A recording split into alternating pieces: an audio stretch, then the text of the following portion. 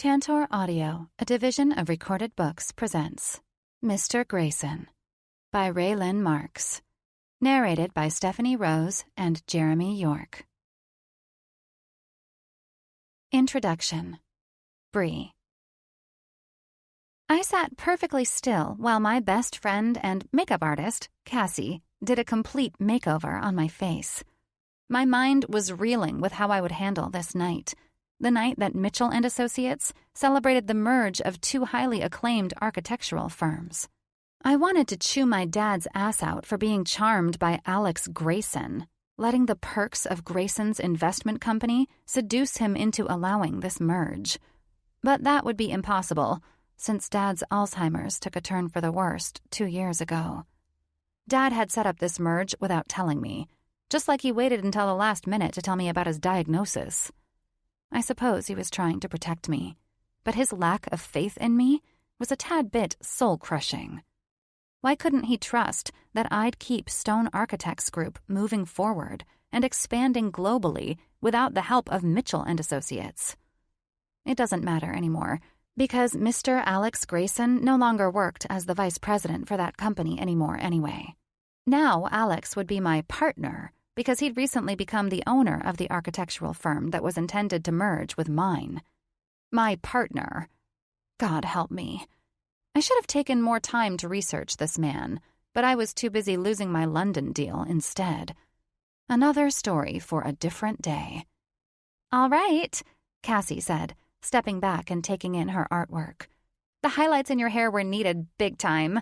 She tapped the back of her makeup brush to her glossy lips. "The eyeliner works." She paused and arched her eyebrow in some kind of warning. "Only because it's an evening party. This shade of eyeshadow makes your green eyes pop, too." "You're acting like I'm walking a red carpet, Cass." I laughed. "You are. The fact that this celebratory event is being held at the Beverly Wilshire makes it so," she said, grabbing my silk gown. "All right, then. The pale color of this strapless dress sets off the hints of red in your auburn hair." She helped me into the gown and stepped back after ensuring it fit, as if I were one of her models that she was prepping for their photo shoot. "Yeah, you're lucky your boobs don't sag because you're not wearing a bra with this dress.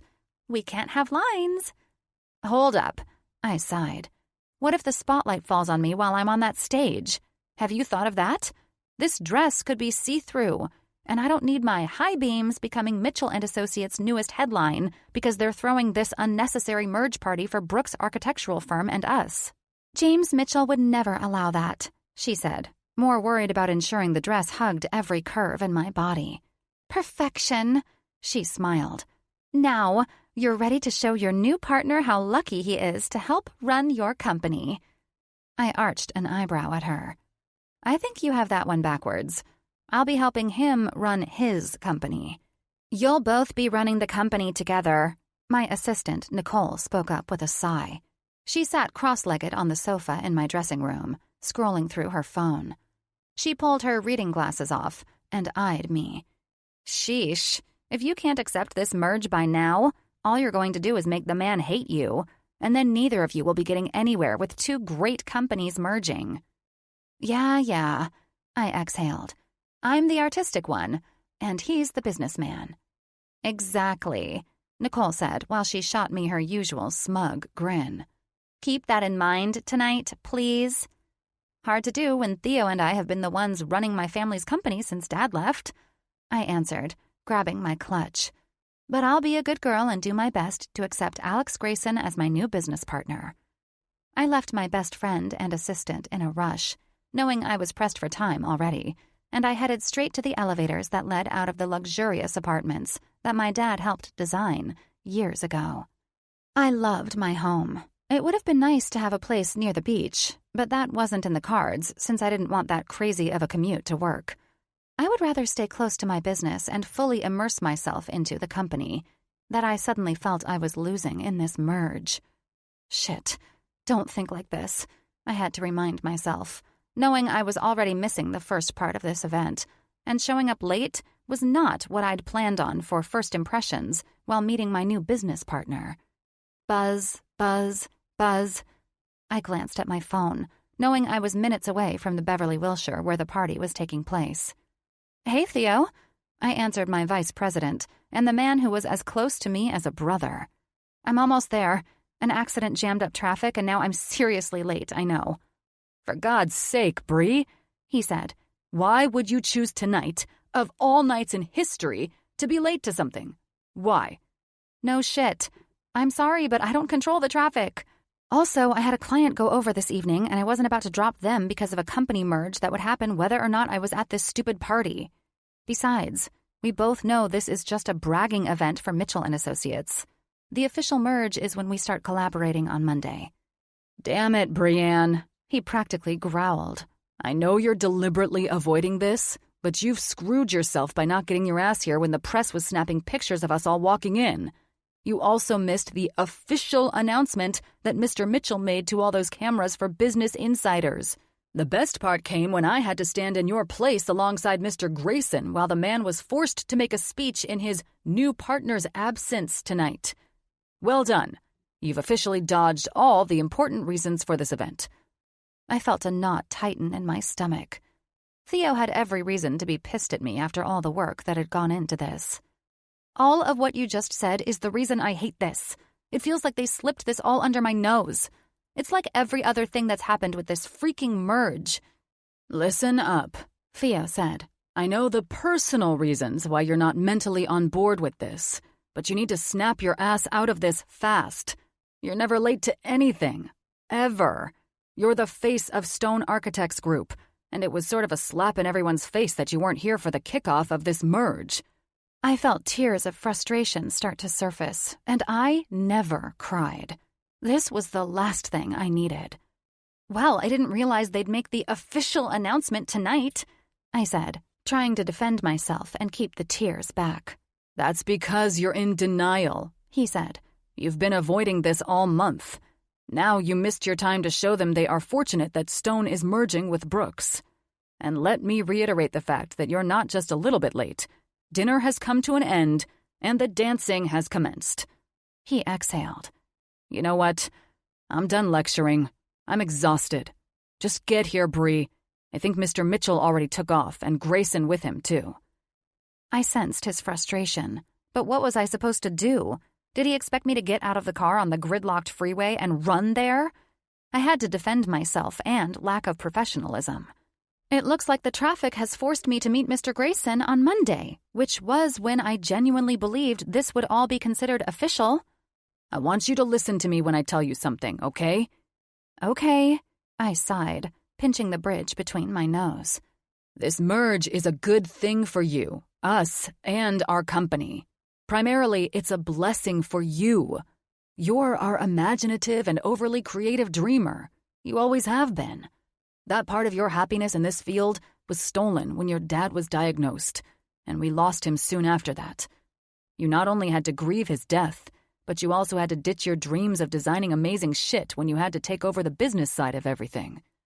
Mr. Grayson will take over in those areas, and you will be free to go back to your first love of creating, imagining, and engineering again. It's a gift, and you keep kicking it in the balls." After tipping my driver, I stepped out of the car, and I glanced up at the magnificence of the Beverly Wilshire Hotel. "You're right," I said. "I'm sorry I let you and everyone down tonight.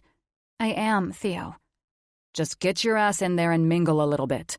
The big guys are gone, but that's not who you are anyway. You're the one who sees eye to eye with the employees who are the core of our company. Enjoy being with them and show them that you are just as thrilled about this merge as they are." "Get my ass in there?" I questioned. "That sounds a lot like you're not in there as I speak to you. Don't tell me you left too." "I handled all of your important business. You know, making excuses as to why you weren't here for the ceremony and shit like that. My part is done, and I'm leaving now that you're here to take over. I have a headache, and I told Stanton it's his turn to rub my feet after the night I've had. He's already drawing my bubble bath, waiting for me at home." God, I feel like I wasted Cass's time with this whole dress-up stuff. "There are still some suits here with eyes on everyone. Flash that pretty smile of yours at them and do your part." "Go enjoy Stanton and your bath. I'll do my part." I rolled my eyes, looking for the signs that led me to the ballroom. I'll see what I can salvage after being Mr. Grayson's flaky new business partner tonight." "That's my girl," Theo laughed. "Owning up like she always does. See you tomorrow at lunch." "See you tomorrow," I said, ending the call. I walked in, music playing loudly. For the first time since Dad passed, I felt almost anonymous in a room full of peers.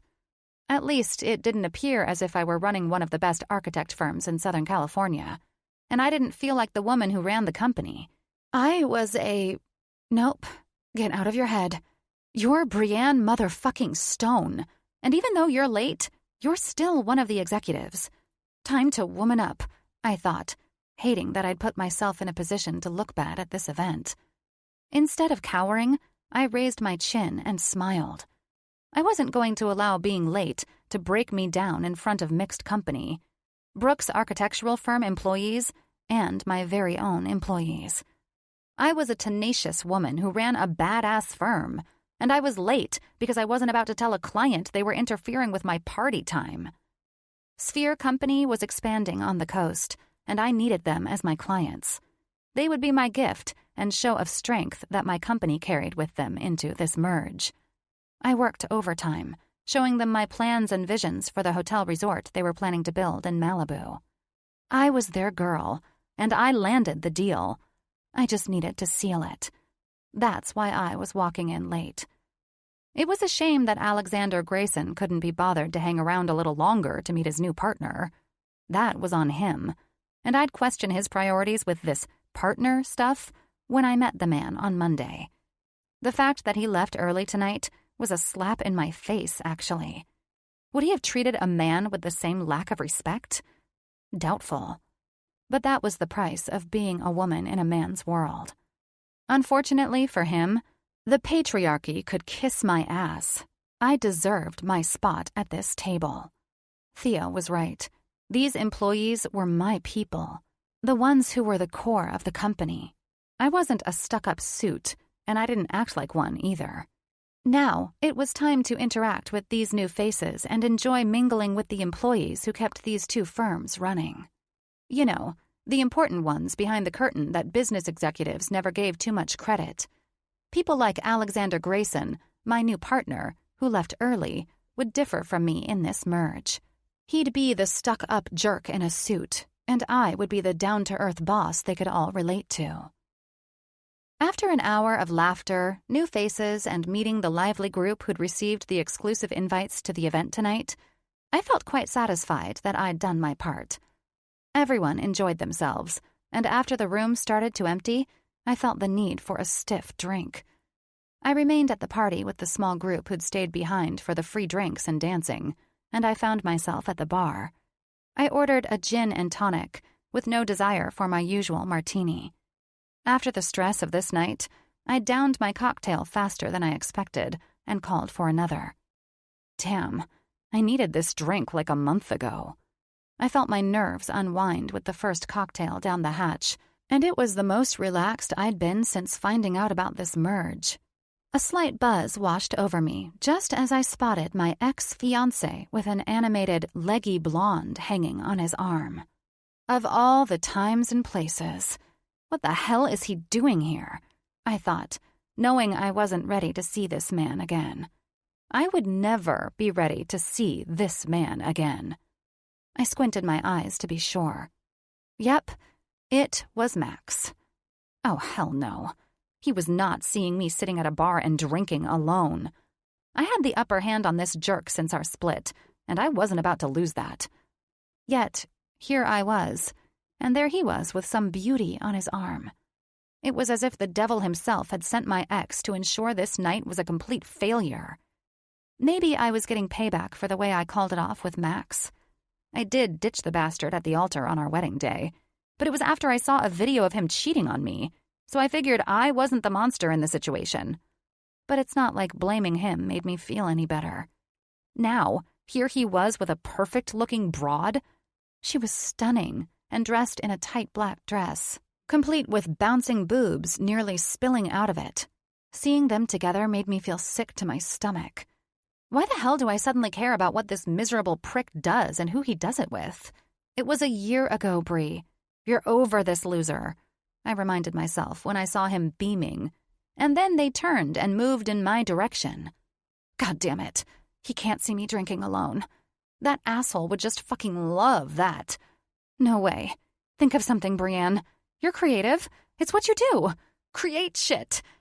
When Max smirked like a cocky asshole when our eyes met, I reflexively turned to my left and saw a young man. I sized him up quickly. He was about my age and dressed sharply in a crisp white shirt, suspenders, and a bow tie.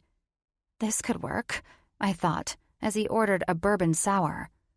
I was running with enough liquid courage that I did something that my sober mind would have never considered. This wasn't creative. This was beyond being desperate to hold my own against my ex, who was currently heading my way. I grabbed the man's sleeve. When he turned to me, my eyes widened when I saw how out of this world beautiful this guy was. Oh, Jesus, you are quite handsome. I spoke the truth out loud like a crazy woman. He smiled at my bluntness, thank God. Brienne Stone, the striking man said with a grin that made the liquor in my system fuel this insane idea even more. Lovely to meet you. His assertive voice carried a deep scratch to it that was as hot as he was. The liquid in my system told me I didn't have time to gawk. My proper mindset told me just to walk away. Buzzed Bree didn't listen to her practical mind, so I accepted the man's gesture and pressed on. I'm happy you feel that way, I answered with a rushed smile. Listen, I don't have time to explain, but I need you to do me a huge favor and go along with me on something. I begged, turning to see that Max and the blonde's pursuit to the bar had been interrupted by a brief, passing conversation. Max's eyes moved over to where I was again, and I was not letting this asshole have the upper hand of happiness on me. I turned back to the guy, who seemed pleased to meet one of the new partners in this company merge. Okay, question. Do you know that man over there? The one in the burgundy button-down and gray slacks with that blonde woman on his arm? I asked. My victim's humored green eyes peered around me as he took a casual sip of his drink. I'm not sure about the gentleman, but the blonde woman he's with works for Mitchell & Associates. So I assume you work for them as well? I asked. Please tell me she doesn't know who you are. No, he chuckled. At least not that I'm aware of. He eyed them, playing along with whatever in the hell I was doing to his poor, handsome self at the moment. I just know that she's new to the company. Good. Then you're my boyfriend. I locked eyes with his wide and playful ones. Can you go along with that lie for me? I promise I will make this up to you somehow, but that's my ex, and it's quite a long story. I cringed at what I just asked of the guy. As I took the time to reflect on the fact that I was obliterating any chance of this divine man ever thinking I was a normal human being, his lips turned up into the most deliciously devilish grin. I had to admit that I loved the fact that he might play along with my immature, liquor-driven idea. The shadow along his cheek and jaw created a razor-sharp, chiseled face that I couldn't help but stare at.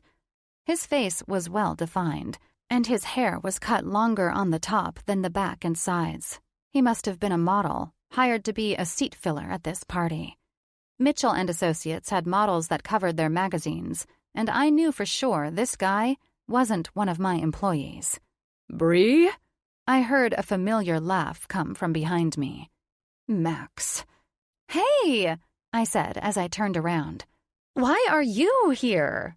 I thought I'd play it cooler than cutting right to the chase, but apparently not. My girlfriend. Bree, this is Haley. Haley's company invited her to attend this event, Max said, smiling at the woman. He looked at me smugly, like the fucker he was. Drinking alone, I see. It looks like you've turned into the lonely CEO I'd always knew you'd become, huh? As they all say, must be pretty lonely at the top. I sucked in a ragged breath, but I suddenly calmed down when I felt the dreamboat of a man beside me pull me into his sturdy side. My lady, a lonely CEO? Hell no. The man I'd pleaded to roleplay with me scoffed at my dumbass ex. I would hardly call what we have going lonely.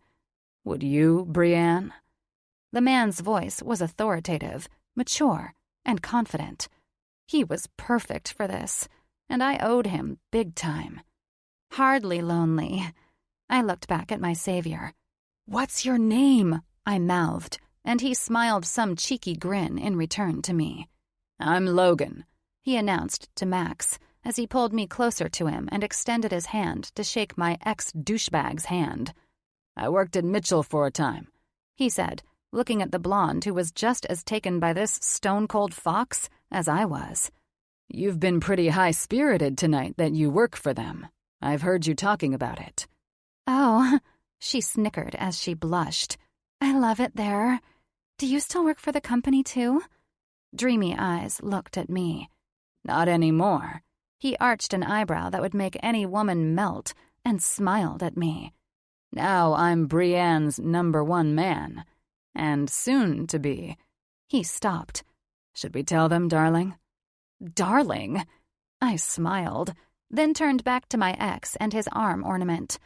"Why not?" I ran my hand down the center of Dreamy Eyes' shirt. Damn, all muscle. I pulled it together and smiled at Logan's sexy grin. "Logan and I are going to be tying the knot?" I looked back at Max. Poor Logan had to deal with me turning him down a couple of times.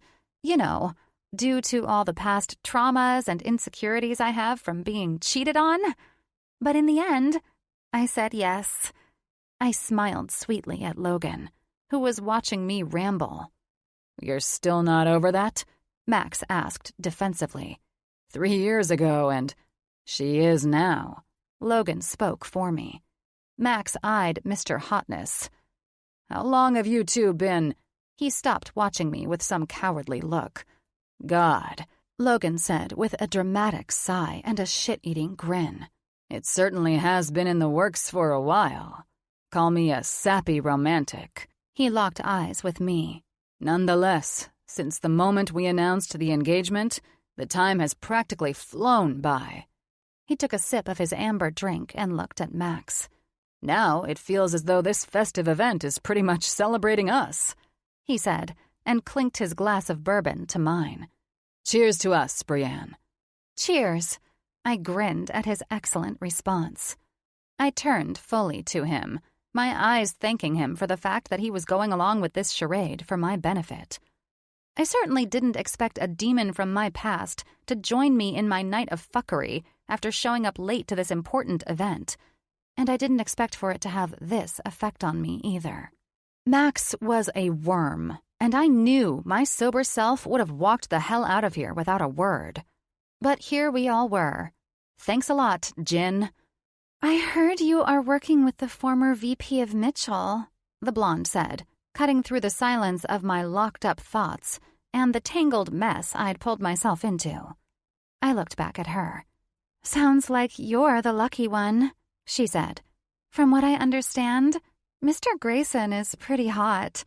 She wiggled her eyebrows, making me furrow my brows in response before I looked at Max. "I hope she cheats on your ass too, slimeball." "What?" Max questioned, stepping up to the bar and guiding the blonde to sit next to him. I almost answered, but instead, I looked back at the poor guy I'd roped into my drama. I hoped I never saw him again. This scenario couldn't have been any more humiliating. What happened to the bold woman I was? Where the hell did she go? I was so out of character that I couldn't think straight, and my buzz was propelling me further into this flaming pile of garbage. So, naturally, I downed the last of my third cocktail. Bad idea? Meh, fuck it. "Hello? Are you still on the planet with us? God, you still space out like a weirdo, Bees." Max insulted me with the name I hated most. "Are you jealous of my new girl? You have seen the man she's spending the rest of her life with, right?" Logan said about our fake engagement. "I hardly believe jealousy is what's on my girl's mind." "Then why are you acting so fucking weird?" Max asked. "It's been a long night with the company merge," I started. "Rumor has it that you weren't even here, and that Grayson dude had to do your job too." Max clicked his tongue after he cut me off. "Bad timing on that unprofessional slip-up." All of my witty comebacks, which were usually at the tip of my tongue, were frozen by the fact that this was getting messier and uglier and more mortifying by the second. I'm sure Mr. Grayson will forgive me for working late tonight. I smiled. You wouldn't know the first thing about working, much less working late, though, would you, Max? Max rolled his eyes. We weren't here for Mr. Grayson's announcement, but word is floating around that he expected nothing less from a woman like you. I felt my fists ball up in response. I was certain Mr. Grayson was especially happy Bree was late, Logan said. In fact, after seeing him tonight and listening to him speak, I'm going to worry about that man working so closely with you. He looked at me and pursed his perfect lips. Alexander Grayson is quite the catch, and I can't lose you completely to that appealing businessman. I smiled, somehow my nerves chilling under this man's steady gaze. Kiss me, I softly said. Did I just ask him to kiss me? Was my drink spiked? What the hell am I doing? Self-sabotaging? Kiss you? Logan softly questioned, capturing me with his daring smile and perplexed expression. Max and Beach Barbie were distracted by her cosmopolitan not being made to her liking, and I was in awe of the perfection and beauty bottled up in this man in front of me. I was confident I must have been possessed earlier and didn't realize it until now. Possessed by the old, wild, and daring side of me that had been stifled since my parents died, and I had to become the responsible CEO. Between losing my parents and Max's final nail in my coffin, I'd turned into a stiff businesswoman with blinders on. But at this moment, I felt like my old self. The fun, friendly, silly goofball. The alcohol was the culprit for taking it to extremes with a stranger, but there was no turning back now. The guy seemed like he might actually kiss me, so I pressed for more, not even remembering the point I wanted to make with the gesture. Yes, I said, kiss me. I arched an eyebrow at him, my eyes playfully drifting back to my idiot ex. He took a sip of his bourbon sour and nodded. Do you want a peck, or a showstopper that'll rid you of the douchebag who's starting to piss me off with all of his derogatory comments at your expense? My eyebrows rose with my smile. I mean, when you need to make a point, it seems like you have to go with a showstopper. Like it or not, I guess. His laughter was infectious, and I couldn't help but join in happily. I hadn't been silly and laughed about something so frivolous in, well, way too long. The sacrifices we have to make sometimes, right? He said, sliding the corner of his mouth in between his teeth and eyeing Max and Beach Barbie. So, when's the big day for you and Logan? Max asked snottily, obviously seeing right through my stupid little game. Then he laughed. You can stop acting like you both are together now. You look like an idiot, Bree. He looked at Logan. Sorry, dude. She's sort of an odd one. Listen, Logan said, taking my hand in his. Your insults prove that you're the one having difficulty losing this beauty on my arm. You can't be serious. He questioned Logan, while I felt the need to run the hell out of here after asking him to kiss me. And now Max saw right through my game. I am, Logan said, steadying me on my feet, one arm gracefully sliding on my back and the other holding my hand. I'm also serious when I say that you're a dick, too. Bree, you're really marrying this asshole? I couldn't answer. My brain was mush. I was livid, and I was embarrassed. We're taking off, Logan answered for me. I think my lady has had enough of her asshole ex questioning her. Hey, I know you don't work for either company present tonight, but it's a known fact that no one questions Brienne Stone. Good night. What the hell did I just do? I said, feeling more clear-headed as we walked outside into the fresh night air. I looked at Logan's tall frame as he followed me out. I swear to God that I'm not that immature in real life. I don't do shit like this ever. And, oh my God, if you work for me? Totally unacceptable behavior to ask you to kiss me. I walked away from the front doors of the exquisite hotel. It was hard to resist, but if you caught my eye when you first walked in tonight, I'm quite sure all eyes were on you at that bar tonight, too. It was for the best that nothing happened," he said, trying to make me feel more comfortable about my pathetic idea. "Well, I'm sorry anyway," I answered. "If you work for me, that could—" "Technically, I work for Mr. Mitchell," he said. "Great. You're one of his models, aren't you?" "I knew it. This is right up there with the lamest way I've ever behaved in my life," I said, finding a bench and sitting on it. "Well, I must say that finding Brienne Stone nearly fall victim to a complete douchebag tonight was not something I imagined her doing when I had the privilege of first meeting her." I was so spun out. I was pissed at my lack of professionalism, the weakness I didn't realize I still had concerning Max, and this entire fuck-up of a night. There was no backing out of this, and nothing to excuse my behavior. "Listen, Logan, I don't know what article you may have read about me or what that man, Mr. Grayson, said about me tonight to put that in your head, but I'm human, too. Humans crack sometimes." I leaned back, pressing my fingers against my forehead. My God, what possessed me to fall apart like this? I'm so humiliated. I kept my eyes closed, willing this otherworldly, gorgeous model to leave and never see me again. "Please, God, can you keep this between us?" I gained the courage to look over at him as he sat at my side. "I'm not the one you should worry about. It seems like your ex might have something to say about you wanting to kiss your handsome fiancé." I grimaced. "I'm sorry I brought you into that and my demons from the past. There's nothing I can say to get you to respect the woman I really am. But hell, this has most certainly been a night I wish I could restart." "Nothing wrong with wanting to kiss your future lifelong partner," he smirked. "I'll keep it between us." He rose. "Hey, will you be okay? That man was a bit off color in the way he should treat a lady." I laughed. I was a bit off color the last time I saw him. I looked up and took in the man's muscular figure and what must have been all 6'4" or so inches of him. "Strange, but I can't imagine that from you." "Neither could any of our wedding guests." "That sounds like a story I want to hear." He chuckled, and it must have been because of my expression. "Yeah, and I wish it was a story I could forget," I said, shaking my head and not wanting to get into it any further. "Then I hope, for your sake, one day you will." He stepped back with a smile. "It was lovely to meet you, Ms. Stone." "Hey!" I called out as he strode away like the runway model he was. "It was nice to meet you, too. Thanks again for role-playing with me tonight." He stopped and turned back. "You're going to be a damn fine partner for Mr. Grayson." I stared at him as he walked off like he owned the world, and I couldn't muster the courage to chase him down. I could have used a night of letting that god kiss away all of this shit. But it was for the best to let him walk on. God only knew what the rumors would be on Monday if that man talked about what I had done.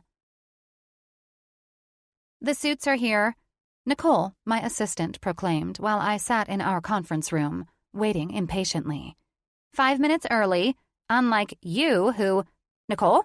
I snapped, pulling my blazer down. "Thank you. I understand I was late for the gala. The entire room is aware of it, as well. We don't need reminders." "Got it." She cringed. "Sorry." "Don't apologize, just lead them in." All right. Moment of truth. Time to meet my new business partner, who I needed to start appreciating for allowing me to go back to my focus on design and engineering. "Are you ready to start the beginning of something new and exciting?" Theo asked, taking his seat next to me. "As ready as I'll ever be." I smiled at my right-hand man. "Are you?" "After I saw the smile that was plastered on your face at brunch on Sunday," Theo chuckled. "I'd think you'd finally met her lifelong partner." A familiar voice rang out as a group of crisp suits walked into the room. I looked up to see Logan. His smile was as radiant as mine must have been after telling Theo my dark secret of how I handled Max's unexpected cameo at the conference. I observed Logan in his 3-piece business suit and stared in confusion as to who the hell this man really was who was sitting across from me. Because he sure as shit wasn't a model if he was in this meeting. Mr. Mitchell remained standing and announced himself, but I couldn't peel my eyes away from Logan. "Logan?" I finally questioned, lost in his dazzling smile highlighted by his gray suit and black tie. I looked at Mr. Mitchell after he softly coughed out a laugh. He was as handsome as Logan was. For a brief moment, I had to wonder where the hell these impossibly gorgeous men came from. "Did I miss something?" I asked, seeing Mr. Mitchell was suddenly amused after I greeted Logan. "And that's my cue." Logan rose, buttoned his suit jacket, and I didn't miss the humored eye contact he gave Mr. Mitchell. I felt ice-cold panic shoot up my spine at the thought that the man I'd roped into an elaborate role play, ending with forced sexual advances, was a goddamn executive. What had I done? This couldn't have possibly gotten any worse. "Good afternoon." Logan greeted us, his voice still that sexy, deep rasp. "Most of you already met me when I introduced myself at the gala." He looked at me. "But for those of you who were late, allow me to introduce myself." His face was commanding, and I suddenly felt played. "I'm Alexander Grayson." That's all I heard after the ringing in my ears made me fucking deaf. Seriously, for the next hour of him talking, I couldn't focus on one single word. I felt like my head was in a barrel and everything was muffled. How, of all people on the planet, was this man Alexander Grayson? Chapter 1. Bree. The nightmare scenario of the other night, from being late to running into my ex-fiancé, wasn't truly mortifying or shameful until this moment when I got the whole picture. It was like the universe had made a massive joke at my expense that night, and I was only now realizing how bad it was. Dignity? Say goodbye to that, sister. It was non-existent at this point, and good luck getting it back. I cleared my throat, stared at Mr. Grayson, my partner, in crime and business apparently, and I didn't let my expression waver. "And now I'd like to hear a few words from my new partner, Ms. Stone," he said. I stood and walked to the front of the room, and I smiled at Mr. Grayson. "Lovely introduction," I said. "Mr. Mitchell, nice to have you join us today. I understand your time is valuable, and so I'll keep this short and sweet." Mr. Mitchell nodded, his deep blue eyes glistening in humor that made me think this Grayson trickster gave him more information than I wanted him to have. "Mr. Grayson," I leveled him with a daring smile. "I have to say, I'm beyond honored that our two companies have merged, and you and I are official now, aren't we?" He nodded and stared at me. "You bastard. You allowed me to fall into your little game and capitalized on me being late," I thought, as the room waited for me to thumb through papers I wasn't reading. Bottom line, everyone, is that I'm grateful to have such an honest man working as my new partner. He's essentially my savior, I said, cupping both hands together and bringing them to my heart, mocking him. "In fact, you have saved me from much more than I believe you actually comprehend." I raised my eyebrows and smiled at him. "Good to know." He smiled that handsome smile I remembered when I was too dumb and buzzed to walk away after I'd seen Max. I grinned at the executives in the room, and I cleared my throat, really trying to nail this asshole somehow. Today, I'm proudly giving up the dreaded files of endless paperwork that I'm forever drowning in, all thanks to my lifelong partner and savior for taking on this task. I widened my eyes and brought them to the trickster in his pristine suit. "So thank you, Mr. Grayson. I'm beyond elated to say that I look forward to this partnership and reigniting my engineering and designing fire and passion. It's been too long since I've been able to work closely with my design team. With Mr. Grayson joining us, I can do just that. With all of that said, I think you can see that I am eager to return to the second floor while Logan—" I cringed. Oh, dear God. How stupid can you be, Brienne? "Excuse me, Mr. Grayson," Works with our marketers, our business development teams, and our finance department. I saw Mr. Mitchell covering a smile with his fist, and Mr. Grayson arching an eyebrow at me. I never faltered against Alexander's expression. But why? Of all the things adding to this shit-fest of him being my new partner, did he have to be so strikingly gorgeous? Maybe it's because he was actually Satan in a suit. Alexander leaned back in his leather chair, relaxing his hands on the leather armrests. I'll gladly take on my duties so you can indulge in your passion, darling, he said with a cocky smile.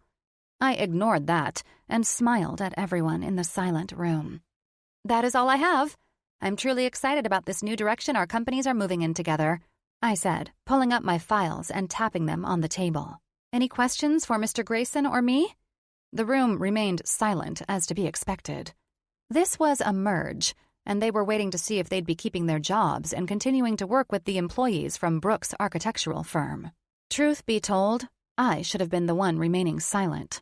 After behaving as I had with Alexander Grayson, I was lucky he was still okay to be the partner of a businesswoman who caved to her lame ex. If only I could change the past, instead of having to learn from it. I think we're all good here. Alexander broke the silence and was the first to stand. The rest followed, helping to conclude our meeting. Theo? I said, with a smile so fake I could tell it was freaking him out. I think you and Mr. Grayson met the night I was regretfully late to his speech. We did, Theo answered, looking at me as if I'd lost my mind. I'm delighted we're all off to a great start. While Theo and I went to leave Mr. Grayson in the care of the suit army that followed in Mr. Mitchell, I overheard Mr. Mitchell speak. You gave her your middle name? Jesus Christ, Alex, you... I'm sorry, what? I stopped and turned back. Logan? That is your middle name? I smirked. Alexander returned my grin. I prefer Alex, he said. Ah, I see. Well then, Alex, I'll be on the second floor if you need anything. Otherwise, Theo can help you with the stack of accounts and invoicing that I'm behind on. They'll be moved to your new office. It's got the best views of the alleyway. You'll love it, I'm sure. Delighted, Alex said. Lovely to see you again, by the way. I look forward to you paying me back someday, also. Excuse me? I asked. You, me, he said playfully with the most handsome smile. That ex of yours and his girlfriend, who Jim had escorted out of his building this morning? It turns out her name is Haley Burns, and she was quite bold to show up to the gala without an invitation. He watched my expression, and his eyes glistened under the lights of the room. She and your ex practically snuck in through the back doors. He slid his hands into his pockets, and his forehead creased in humor. Escorted out of Mitchell & Associates? She was fired? I asked, knowing my expression that always gave me away probably had this liar ready to burst into laughter after he blasted me with another gotcha. Instead, he simply nodded to confirm the woman was indeed escorted out. On top of her attending the gala, we learned quickly that she was not an employee of Mitchell & Associates. His eyes narrowed some. Looks like she slipped under the radar over at Mitchell and managed to procure a job in some filing room. With her mentioning she was an employee of Mitchell & Associates, Jim had his high-tech security detail locate the woman as she attempted to sneak into his building. So, unfortunately, the ex-boyfriend and this Haley woman were sloppy, up to no good, and engaged in conversation with the wrong people. The way he talked was so smug. Looks like our covert operation to deflate the ex-fiancé did a little bit of good, I'd say. Why are you telling me this? I questioned. I'm not surprised in the slightest Max would stoop to this level. He certainly didn't act like the man I was engaged to when he behaved the way he did at the gala. I rubbed my forehead. And as you are well aware, I paused and sighed. I wasn't quite acting like myself, either. He smirked. Well, if it helps, from my vantage point, it wasn't you who showed up without an invite and through lies, of course. But I was late. That's almost as bad as sneaking in the back doors with lies.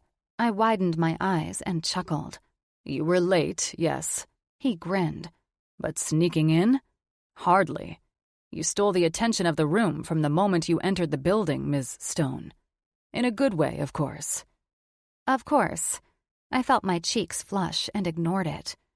Well, I'm glad my unpunctuality didn't raise issues for either of our companies. Ms. Stone, he said, his tone changing to that deep baritone rasp he used when he spoke business.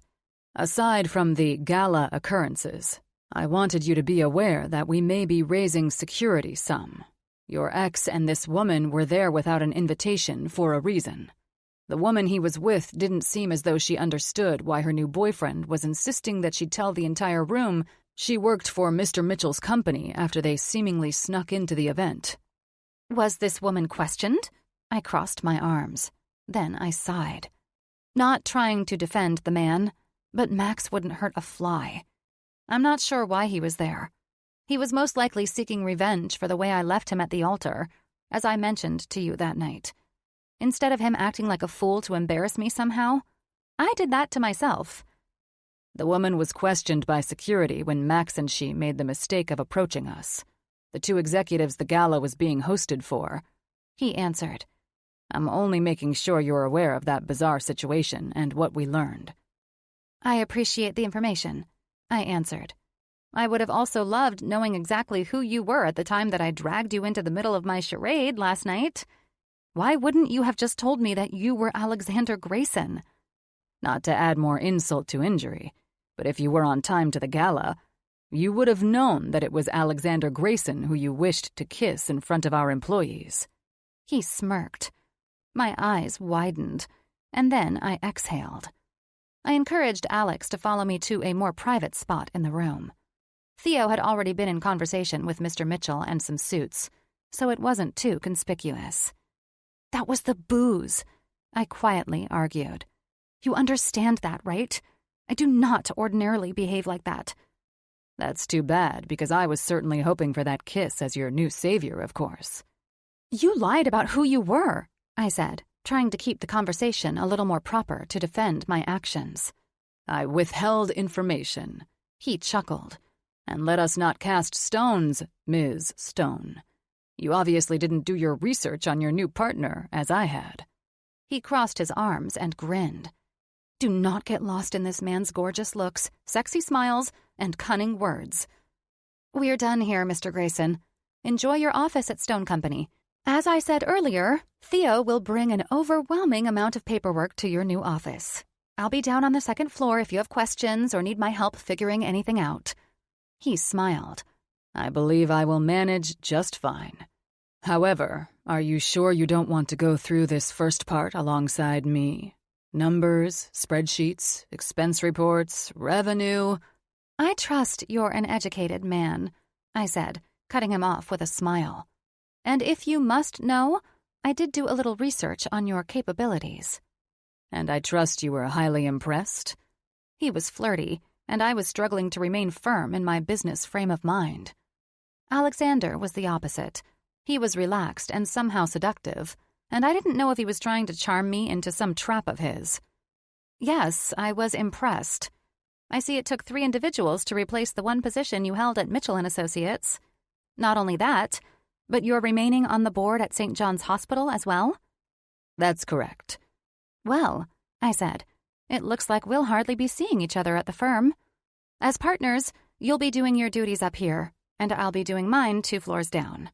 If what you said is true, you will be kept quite busy in your office and behind closed doors. I watched him eye me, but with the sound of someone walking over to join us, he opted to seal his lips instead. I see everything is working out between you two, Mr. Mitchell said, joining our conversation. Ms. Stone, it is great to have your artistic and creative dexterousness merging with Brooks' architectural firm. This will be a monumental merge for both companies. Thank you.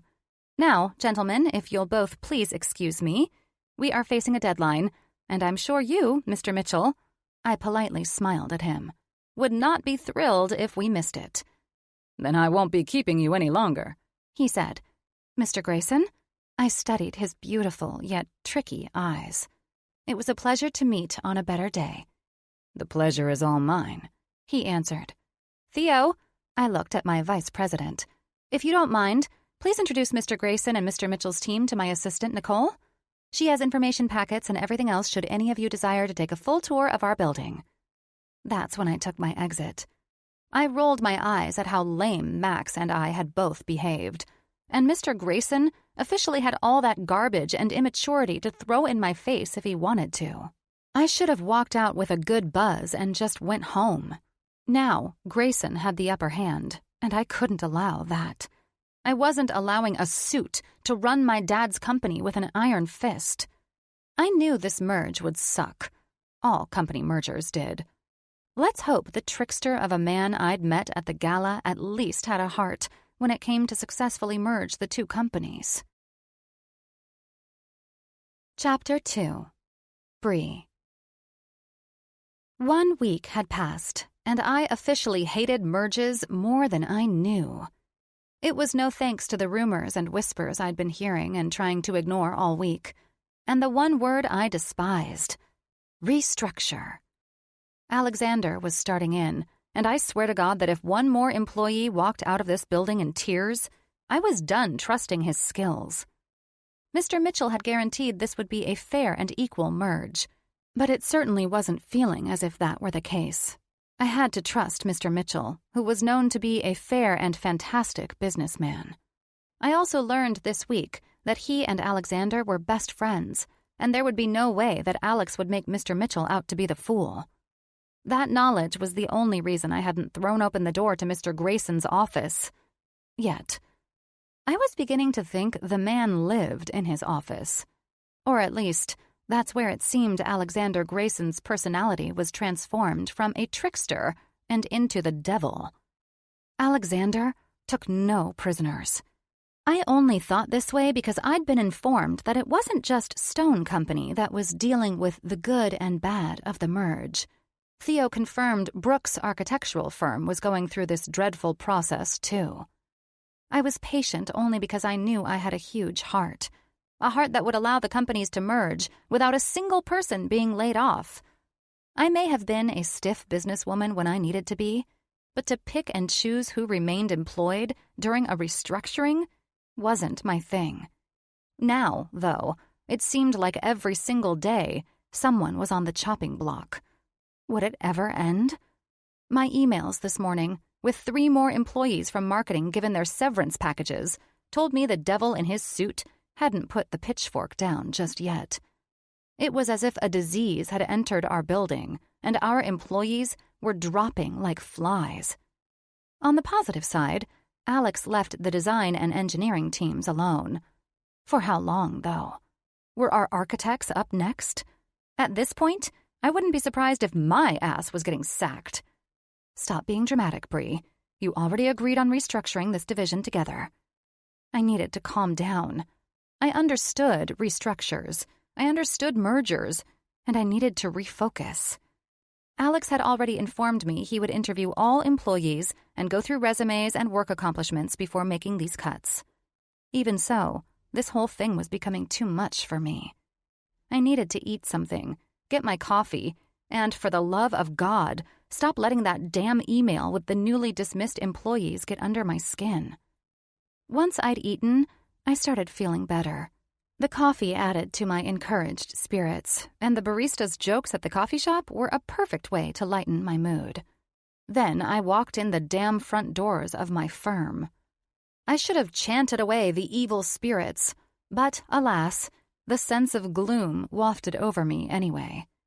I sipped my coffee, looked up at the glass dome in the ceiling, watching the sun's light shining down in our central atrium. I looked around the light and airy space, smiled at our security and receptionists, all while understanding today was the day I would most likely meet face-to-face with Mr. Grayson. The expressions on the faces of employees rushing around to get into the elevators were enough to tell me that everyone felt the unease that I was feeling. Instead of ignoring the tense nerves of the office, today I absorbed them. The fact that everyone's eyes were intense as I walked into the drafting room let me know that this shit was interfering with our creative designers and, of course, It was on the day I was scheduled to give my final pitch to Sphere. If we lost this deal, we might as well go under. I knew the numbers weren't looking good for this firm, and Sphere was the deal I needed to right this ship. Now, I had my entire drafting team looking at me as if they'd caught some zombie virus and were waiting to mutate into the living dead. Damn it, I thought. I felt deflated and more concerned about my employees' feelings than pitching this deal to Sphere and paying the bills. The devil on the third floor seemed to have possessed the team I was working with inside the drafting room. And as we studied the final 3D images for the Sphere pitch, I noted all of their eyes were filled with dread. "That's it," I finally said, unable to focus on the computer screen that showed me the building's blueprints. "I'm heading to Grayson's office. We won't get anywhere if everyone's in this mood. All of you can take a break until I get back. Get some fresh air and take some meditating breaths or something." "We'll be here. Unless, of course," my head architect and designer Dany said before he stopped himself. "Stay in here and keep going over the finals. I need these drafts, and you're coming with me to pitch this to Sphere. So, if you think you can focus, Dany, then please do." I answered him. Just keep this moving forward. We need to be packed up and out of here by noon to be early and make this deal with Sphere happen today." Dany was an asshole, and he'd always stared down his nose at me on projects Dad had put us on together.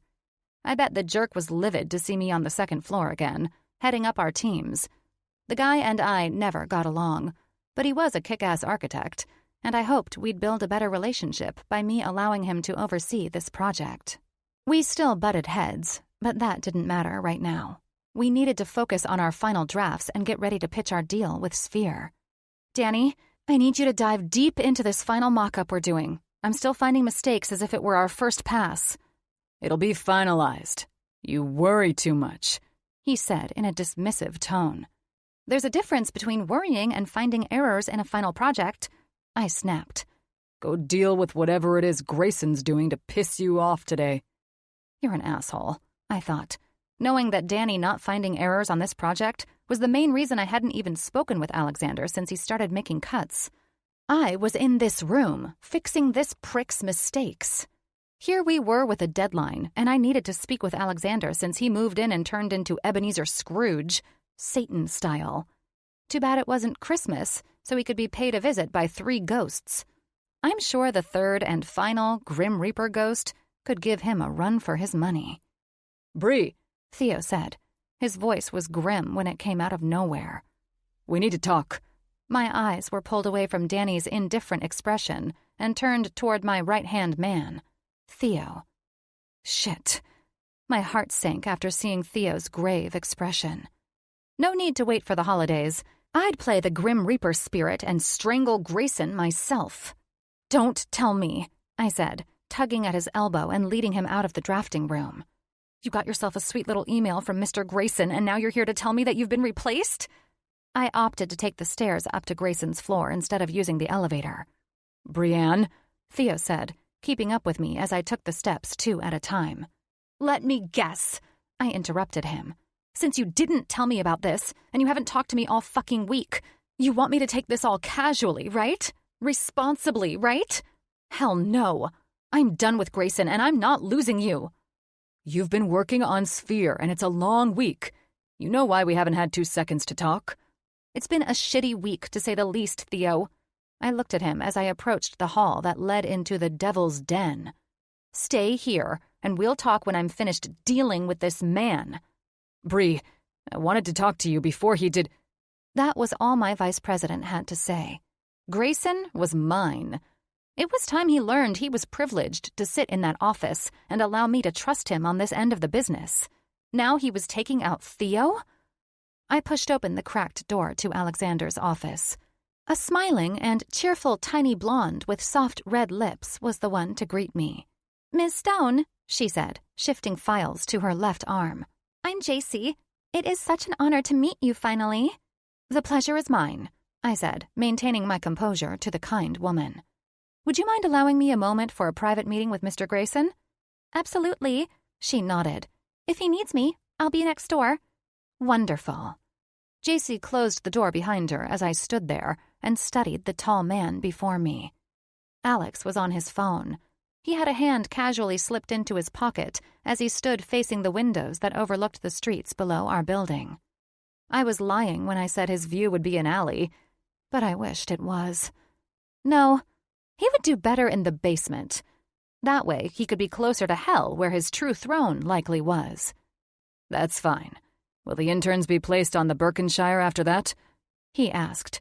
I want their fresh minds, just as I know you do. There's a reason Brooks' firm in London is out there. I took a seat as I heard him casually laugh. The blazing heat was surging in my veins as anger pulsated through me. I needed this fire out, and the only way to make that happen was to handle the freak up here, handing everyone severance packages. He ended the call and turned back to me. Well, to what do I owe this honor of finally seeing my business partner? He asked, sitting at his desk. The once empty office had been transformed. It was immaculate, with computer monitors and flat screens hanging on walls. He'd certainly brought in some high-tech stuff that made even me a tad bit envious. I thought you and I agreed that this would be a fair restructure, and you would be considering everything about where an employee's talents were served best in this merge, Mr. Grayson. We did. That's exactly what I've been keeping in mind while I've been handling the restructuring. Is this why you've finally decided to grace me with your presence? He tried to appease me with his charms. Not today, Satan. Replacing nearly everyone who worked for Stone is not my idea of meeting in the middle on this merge. I understand, he said. However, when you dropped all of the business side of Stone in my lap, I took charge. You, my darling, have let quite a bit slip through the cracks. I'm not even sure Mr. Mitchell or Mr. Monroe know the full details of these financial reports I'm seeing. Why are you firing Theo? My VP was not good enough for you, I assume? I snapped. Is that JC woman your secretary? Is she serving him with his final— Hold up, he said, his face darkening, and goddamn if it didn't make him look sexier. Theo came to me, not the other way around. Excuse me? Theo is practically my brother, so that is an outright lie. I think you and I should probably take our lunch together today. We have quite a lot to discuss, and I'm honestly surprised it took you a solid week to enter this office to question my decisions. I've been busy, and I don't have time for lunch with you this afternoon. I have a ready proposal and— I'll be going with you, he interrupted. Unless, of course, you'd trust me in your place on that job as well. Dare I say that me going alone with Dany, who is costing you that job, would not end well for him. I will be there. How would you know about Dany costing us anything? Dany has done well with Sphere, and the bid is perfect. It's the reason we'll nail this deal today. Interesting. He eyed a paper on his desk. Papers, numbers, and facts on spreadsheets all overrule your opinions about Dany and his bid for Sphere. Opinions? I nearly screeched. If you must be there, we leave at noon. I'll eat lunch and discuss business further with you after I secure that deal. So yes, come along. By all means, I'd love to have your business mind there. Perhaps you'll axe that deal along with Dany in front of me this time. As partner, he grinned that damn sexy smile again. I will be coming along. Dany has a lot to explain in the mock-ups I've seen, and especially with a multi-million-dollar deal on the line for Stone. Now that we've settled that, I said, watching him study the computer and fidget with his fingers. Tell me what's happening with Theo. Theo has requested he speak with you about his future with Stone. I encouraged him to do so, he answered. I know you've only experienced a night of me role-playing and not being my authentic self to you at that gala. I appreciate you being concerned for Theo, given this has been a week of me making executive decisions. In all of what you're most likely hearing, I can see why you're here and wondering about Theo's future. The way you said his name just now, I said, it's almost as though I'm witnessing Mr. Asssuit himself feel bad about all these cuts he's been making. I understand you are prematurely judging me.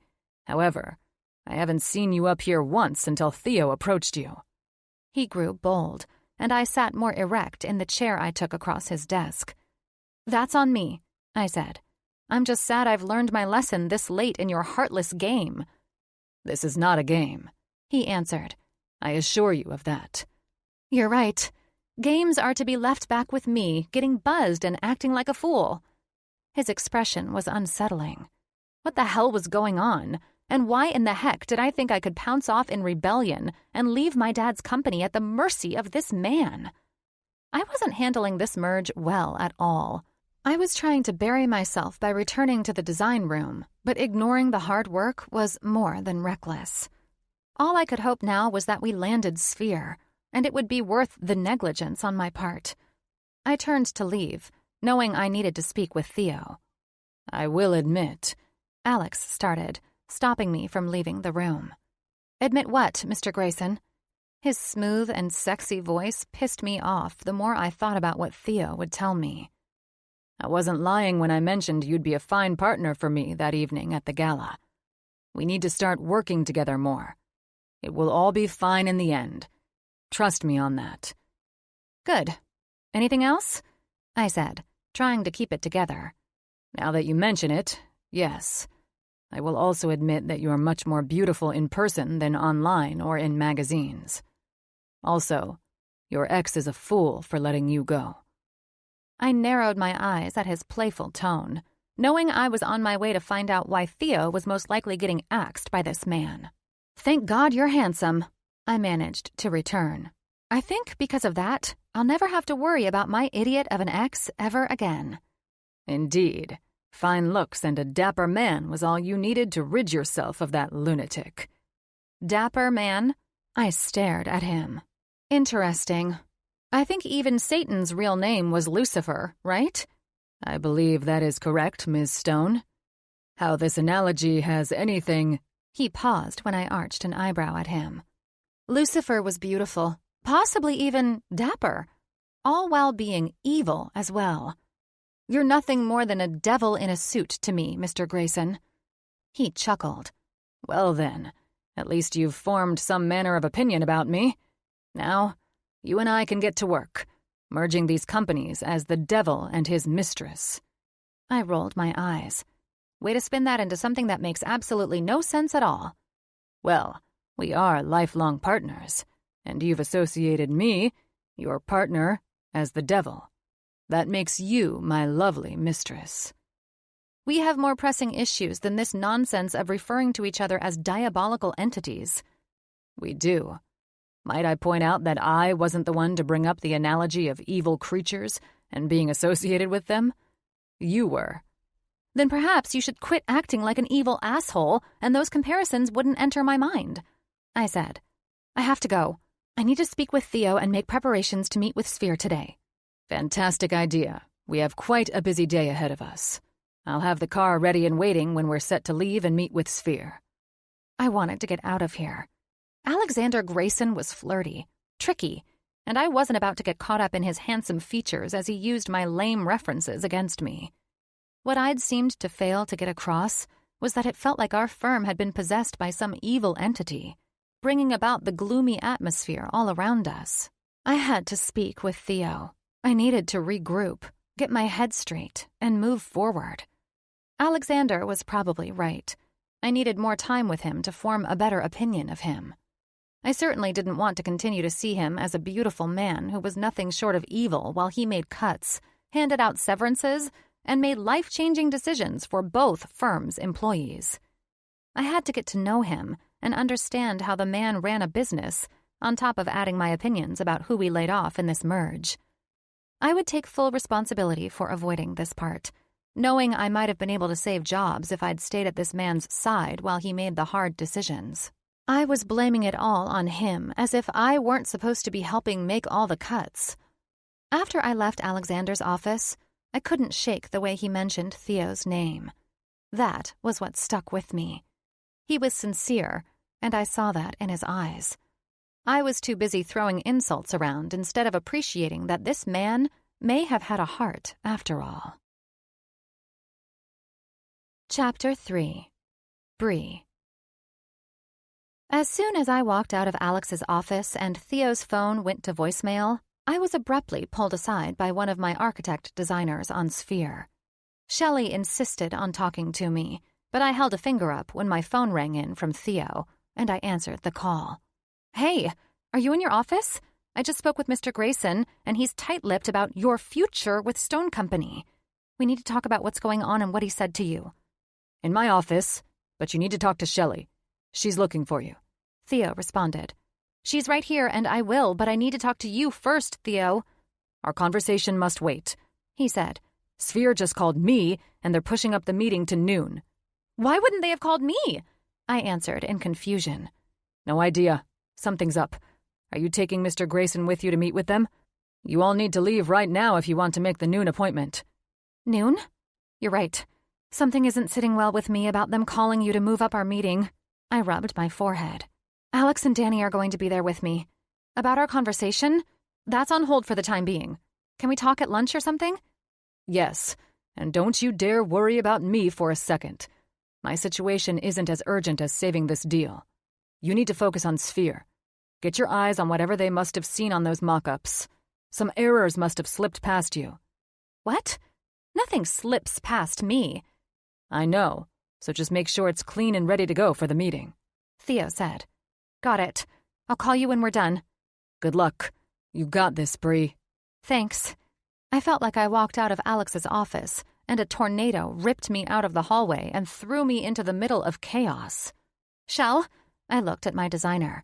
"Send me over everything. Is Dany bringing the—" "I've got everything we need. Thank you anyway, Shelley," Alex said as he approached, calm and assertive. "You ready to do this? We need to leave." "I know. I need to get to my office, grab my stuff, and I'll meet you out front.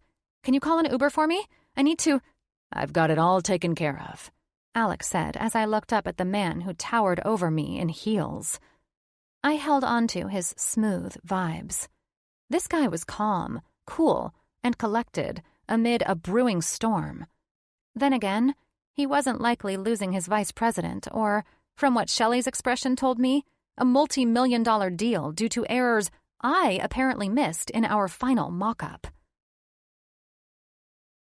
After grabbing my briefcase, I left my office and moved through the building with a steady foot, ready to head out.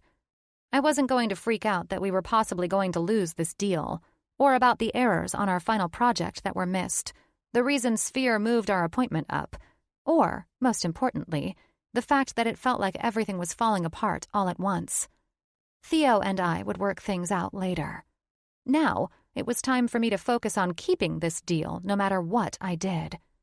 I was known for fixing last-minute errors, and for all I knew, Shelley was overreacting. The vibes in the office these days made it seem like everything was going to hell, so it was my job to rise above and handle business. When I walked out of the front doors and turned to the parking structure, I spotted Alex first. He stood in conversation with a man who appeared to be the driver of the fancy Rolls-Royce parked outside the parking garage. I didn't have time to argue that this wasn't the particular Uber I would have expected, but who cared? It was transportation. I had to sit down, go through these mock-ups, and, hopefully, fix errors during the drive to our appointment. Alex turned to me, easily matching the beauty and stateliness of the Rolls, and before I could sit in the car, Alex moved to where the chauffeur had greeted me and offered his hand to help me into the back seat of the vehicle. I stopped and turned back when I heard Dany approaching from behind us, whistling like some high school guy who was checking out a hot chick. "Sorry I'm late. What the fuck with this badass car?" He smiled and clapped Alex on his arm. "It's pretty damn good to have you around, Mr. Grayson."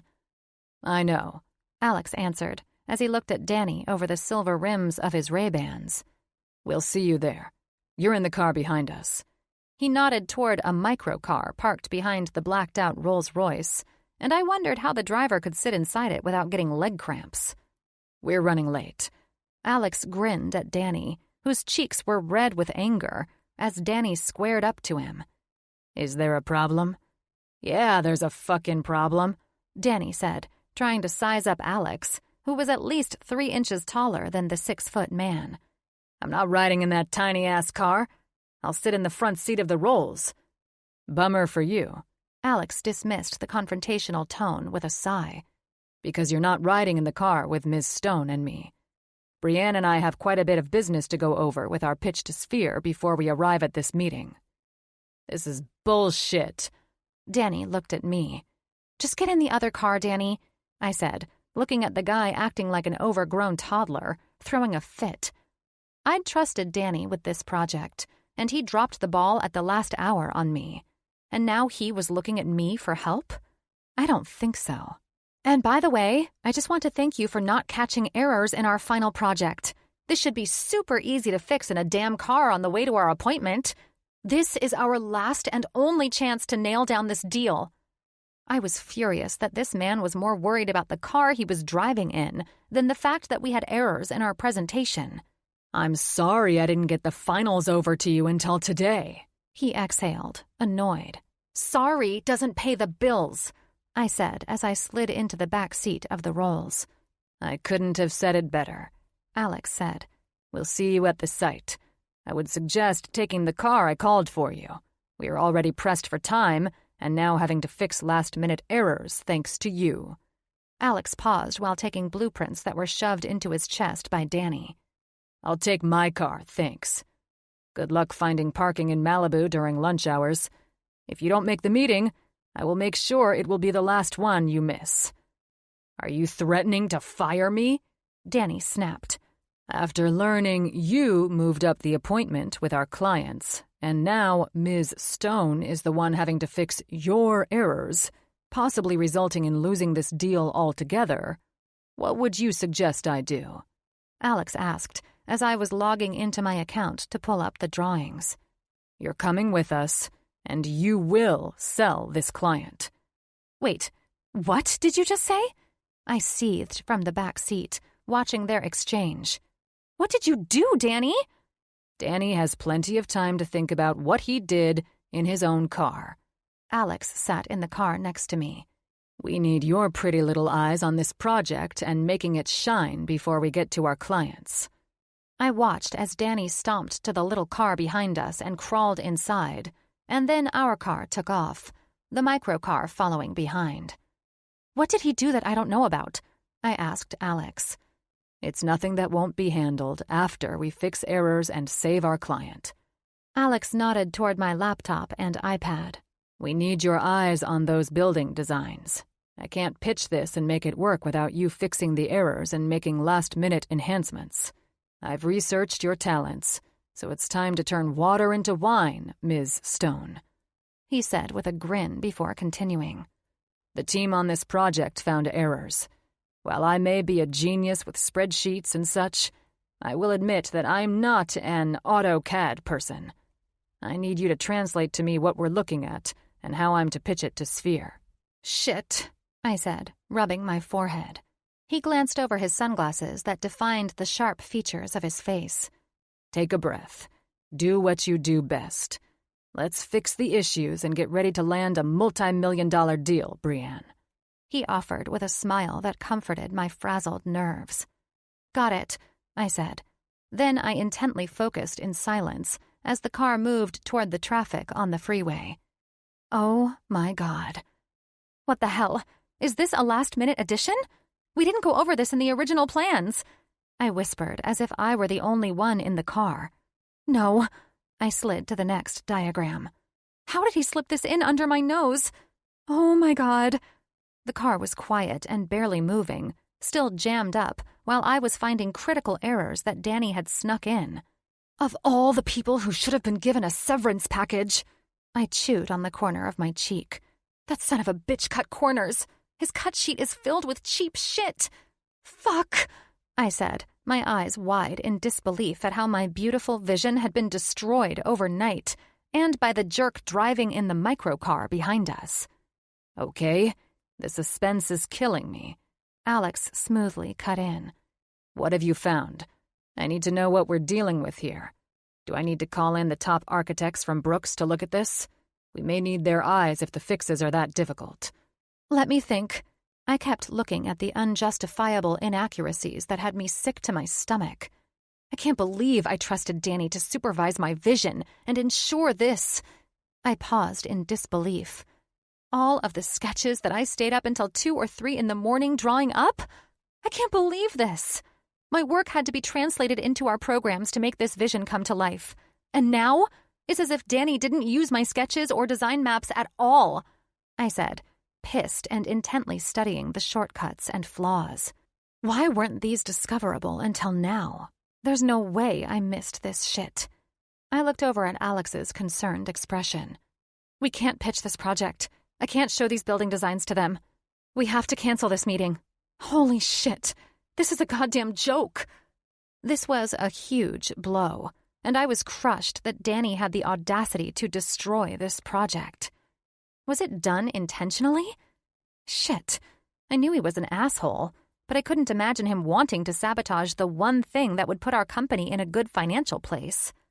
I was baffled at how Dany took such a detailed and beautiful vision and ruined it by being cheap, sneaky, and sabotaging this entire project with errors. We're not canceling the meeting with Sphere, Alex said. From what I've learned about you, you're not a woman who quits either. There are plenty of articles out there proving that you are indeed a woman who overcomes obstacles, not a woman who is defined by them. You think I can overcome this disaster in the next hour or so? It's like he deliberately sabotaged this. Alex casually leaned his arm on the armrest that separated where we sat as I zoomed in on the pillars that would have been disastrous with the way Dany redesigned what I sent him months ago.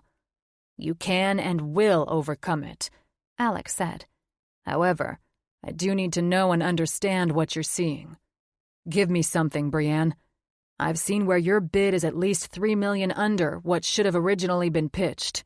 With the numbers alone, this is going to put the firm under. When it is all said and done, you'll be paying them to build this. I have seen that no one else has been able to match your bid. And it's in the bag, yes? Yes, you're right about all of that. I looked over at Alex. And the deal is in the bag because we're going under by shorting ourselves on the bid. Why am I just now seeing this? You and I both know that there's no fixing this without convincing them to give us at least $4 million more. And that's after I tell them we fucked up the designs.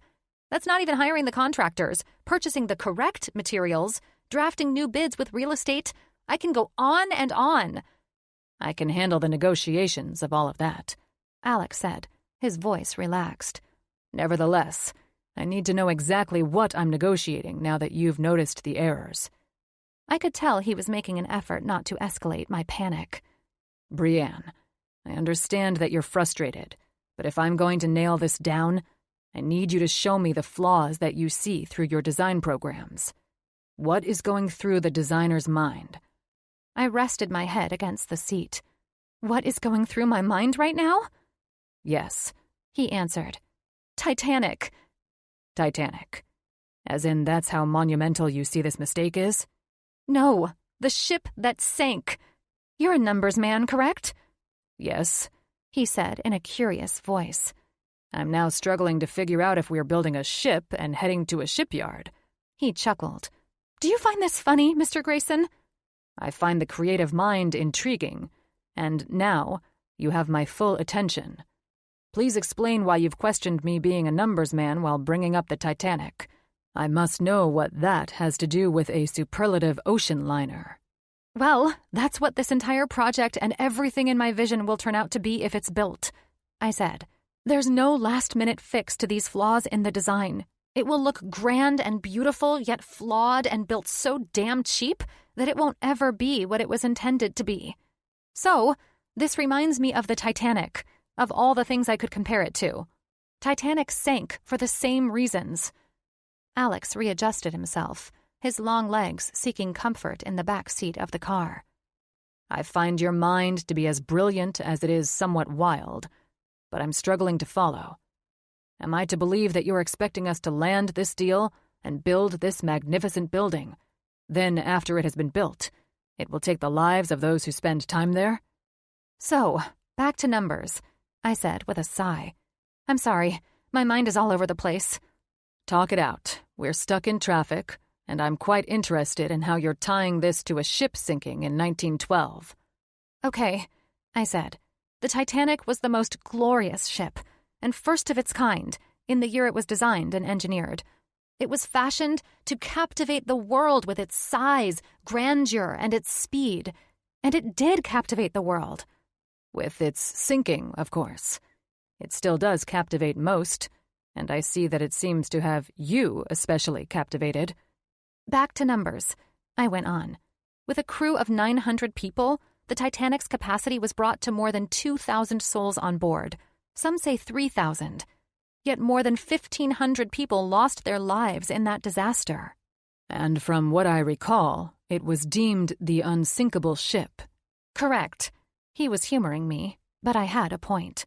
They were careless and too confident, so they didn't allow for a proper number of lifeboats to satisfy saving all lives on that ship should it come into trouble. And now there are laws in place due to that. My point is that they were rushed.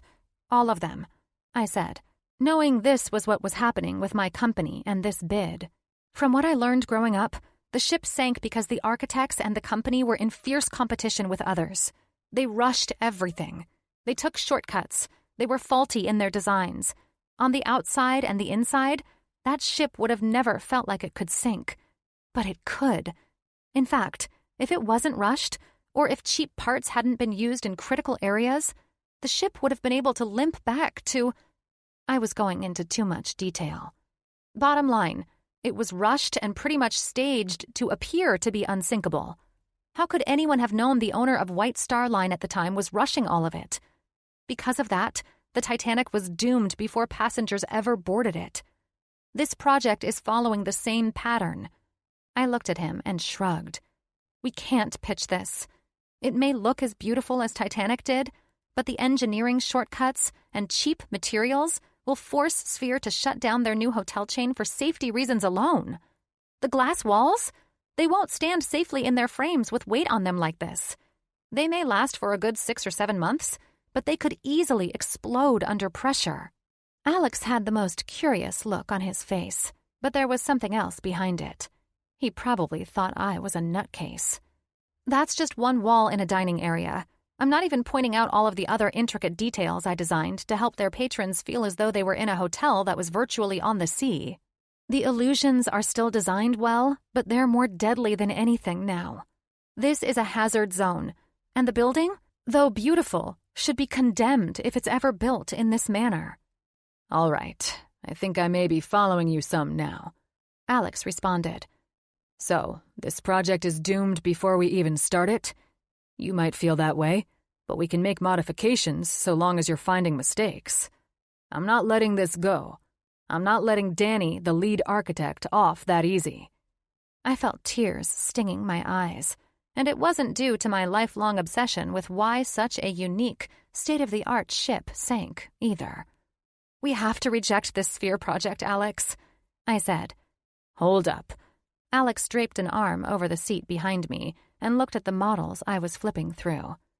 I admit I love the creative mind and listening to the way you see the world and designs. It's intriguing to see things in a way I have never perceived them before. We're doing the same thing they did with that ship. Dany led us all to believe it was coming together. But we rushed it. I handed him the iPad and closed my eyes. Dany was in charge of this. He was cheap on the bid and materials. It's not designed to be constructed well. I stopped babbling and shook my head. The bathrooms are even hazards.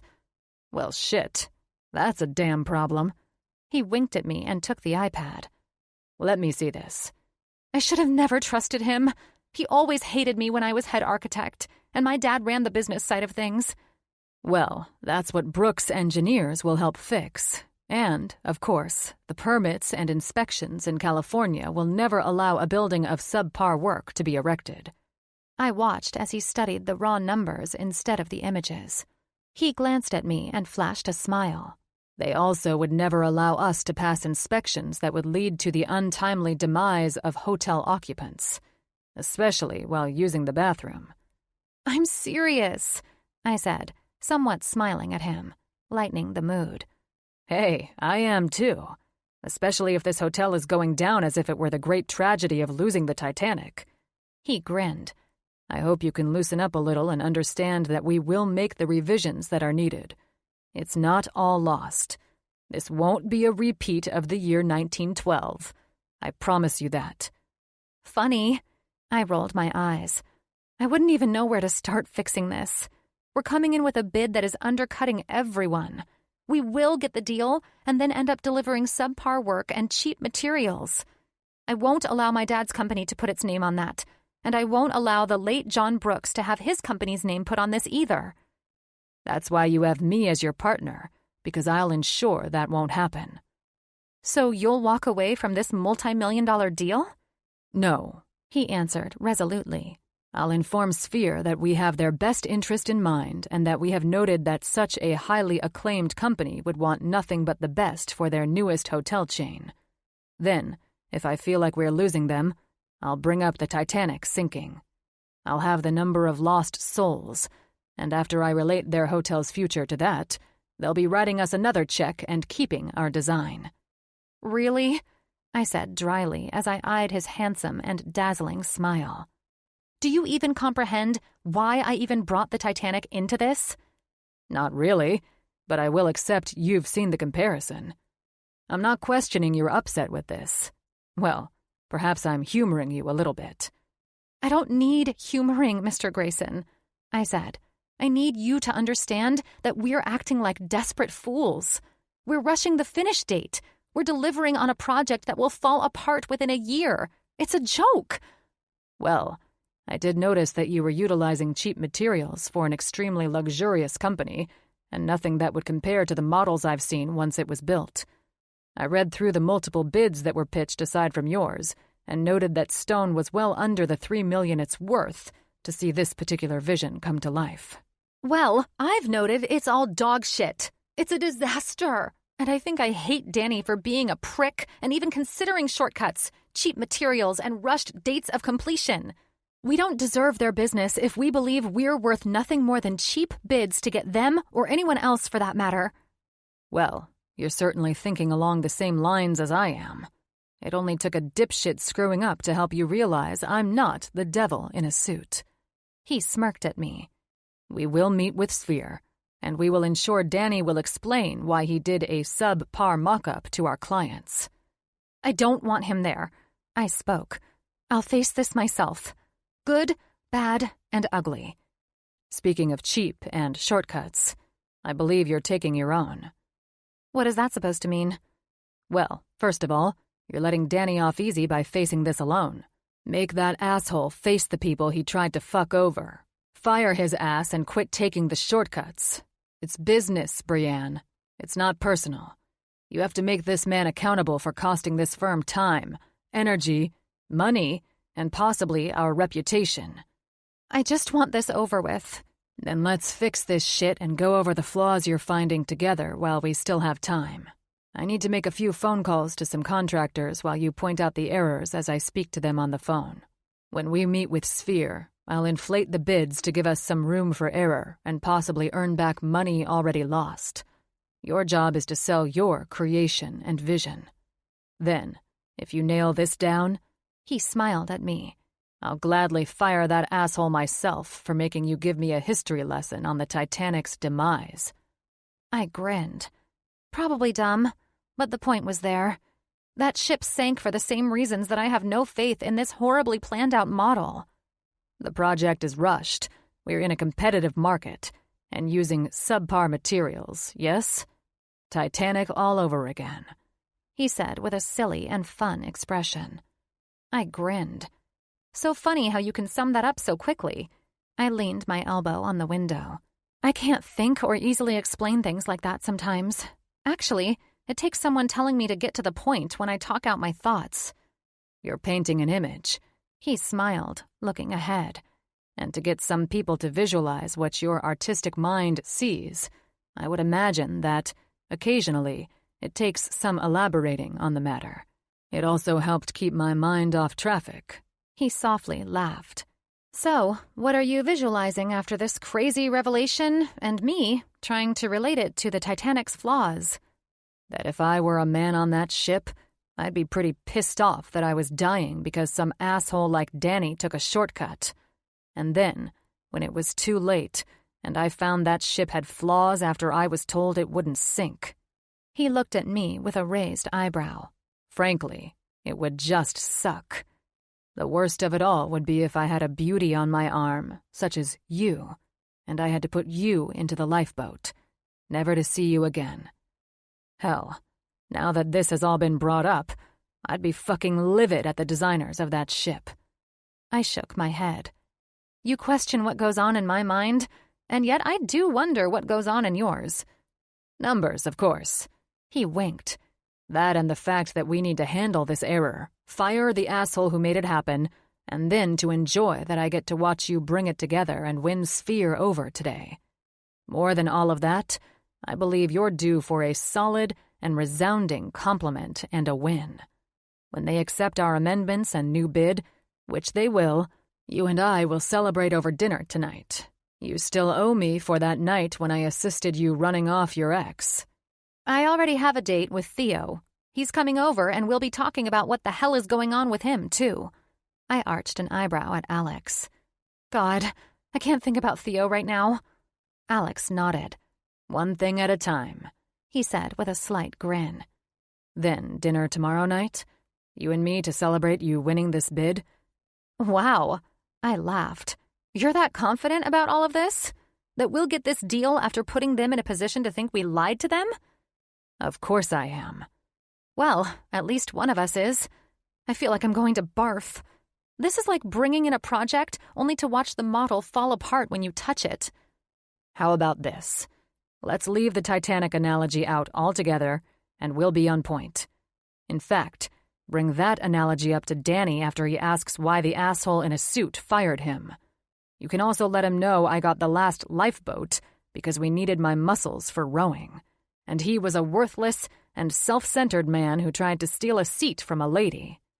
In other words, you'll fire him, and I'll explain our reasons as... He sunk your luxurious ship, of course.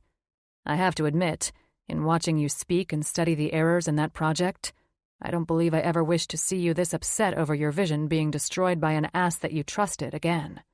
That's straight-up fucking bullshit. I'm shocked you're not firing both of us. See? I'm not the devil after all, am I? No, but you're not to be trusted either. That I can agree with you on, Ms. Stone. He grinned. Perhaps at a later date, you'll learn you can trust me. I would hope my undivided attention during history class today would be good enough to gain your trust after I deceived you at the gala. I certainly did not think I'd wake up this morning, go out to this project, and become educated on the Titanic as it relates to signing papers on a multi-million-dollar deal. God, stop. I smiled. You sound like my dad.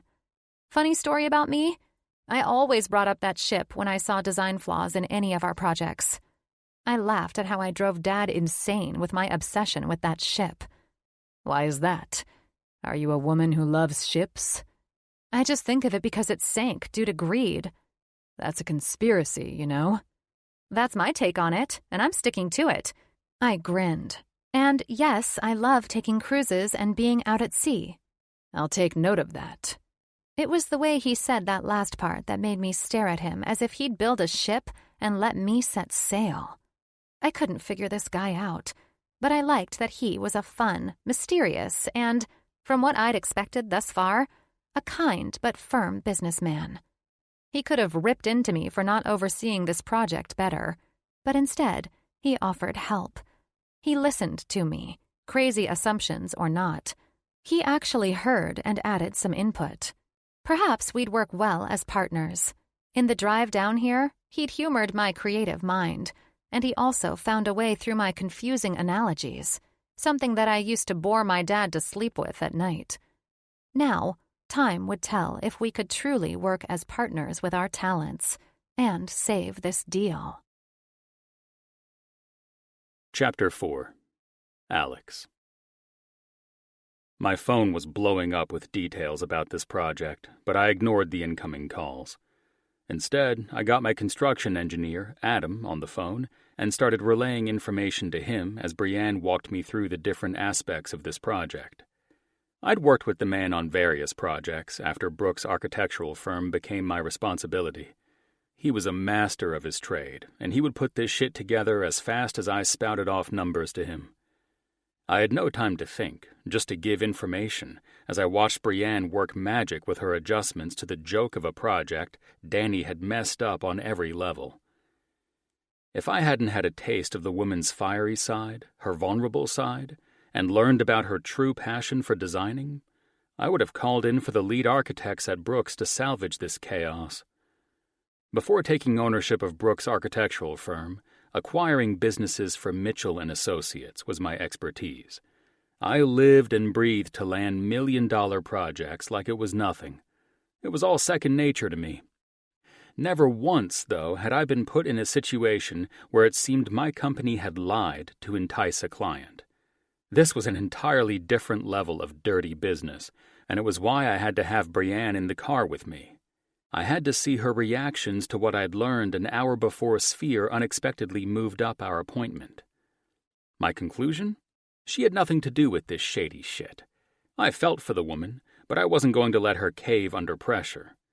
Brienne Stone was known for her creative skills, and she'd helped Stone Company make a solid name under her father's guidance. Sadly, she sat in the business department for too long, and now we had an underhanded snake trying to destroy both businesses' reputations as they were merging. Hell no. Not on my watch. No way would I allow anything to go sideways on this. This shit didn't fly with me, nor was it excused. Dany was about to wish he could travel back in time to undo the shit show he'd orchestrated. The bottom line was that I wasn't losing this client. Even though I witnessed my business partner, Brienne, deflated, I could also see that something had come alive in her just now. Once she got past her wild idea of comparing this to a 1912 disaster for a ship, she refocused, and I watched magic move through her fingertips as she started to create an even better blueprint of this hotel. It was intriguing to watch her design, and what she was tweaking and creating was badass. This 3-story hotel would be built on the oceanfront, spanning for at least a block, and then it would follow regulations to allow for a private, exclusive pier. This was something you'd find in some tropical resort location, not Malibu Beach. Honestly, I was shocked this had made it past city regulations, but it was easy to see it would bring fantastic revenue to the city and increase home values. This would be the first of its kind if we could manage to keep this deal. If not, I'd find a way to salvage Brienne's project, and we'd move this innovative design to a location in another state or some tropical area. I was never one to leave a good deal sitting on the table, though. We would salvage this with Brienne's work and my sales pitches. They'd be fools to walk away, even with our bid increase, and I would ensure they recognized that. My phone kept blowing up, and Brienne's phone started in next. Mr. Nazari, I answered a call from one of the business owners of Sphere. We're almost to your site, and Mr. Grayson, he interrupted me in a pissed-off tone. The deal is off.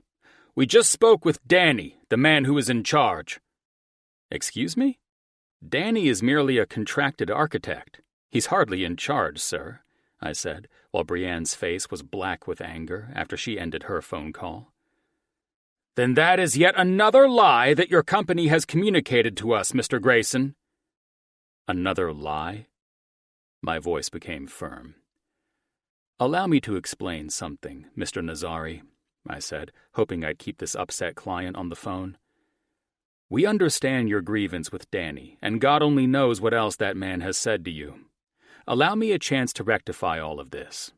I assure you that you will not only approve of our alterations to your astounding project, but you will also accept our deepest apologies for any issues that may have forced you to believe that we have lied to you. I rolled my eyes at the garbage coming out of my mouth. Lied to them? What the fuck did that asshole do? What do you plan on doing to help restore our faith in your company? I'm changing the meeting location. I instantly went into another gear. Time to bust ass, think, and save this shit. We'll be meeting at a Spree in Marina del Rey.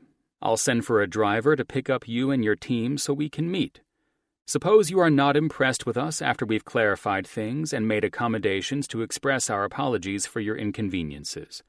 In that case, I will arrange for Mitchell & Associates' luxury jet to fly you home." "We have our own private jet."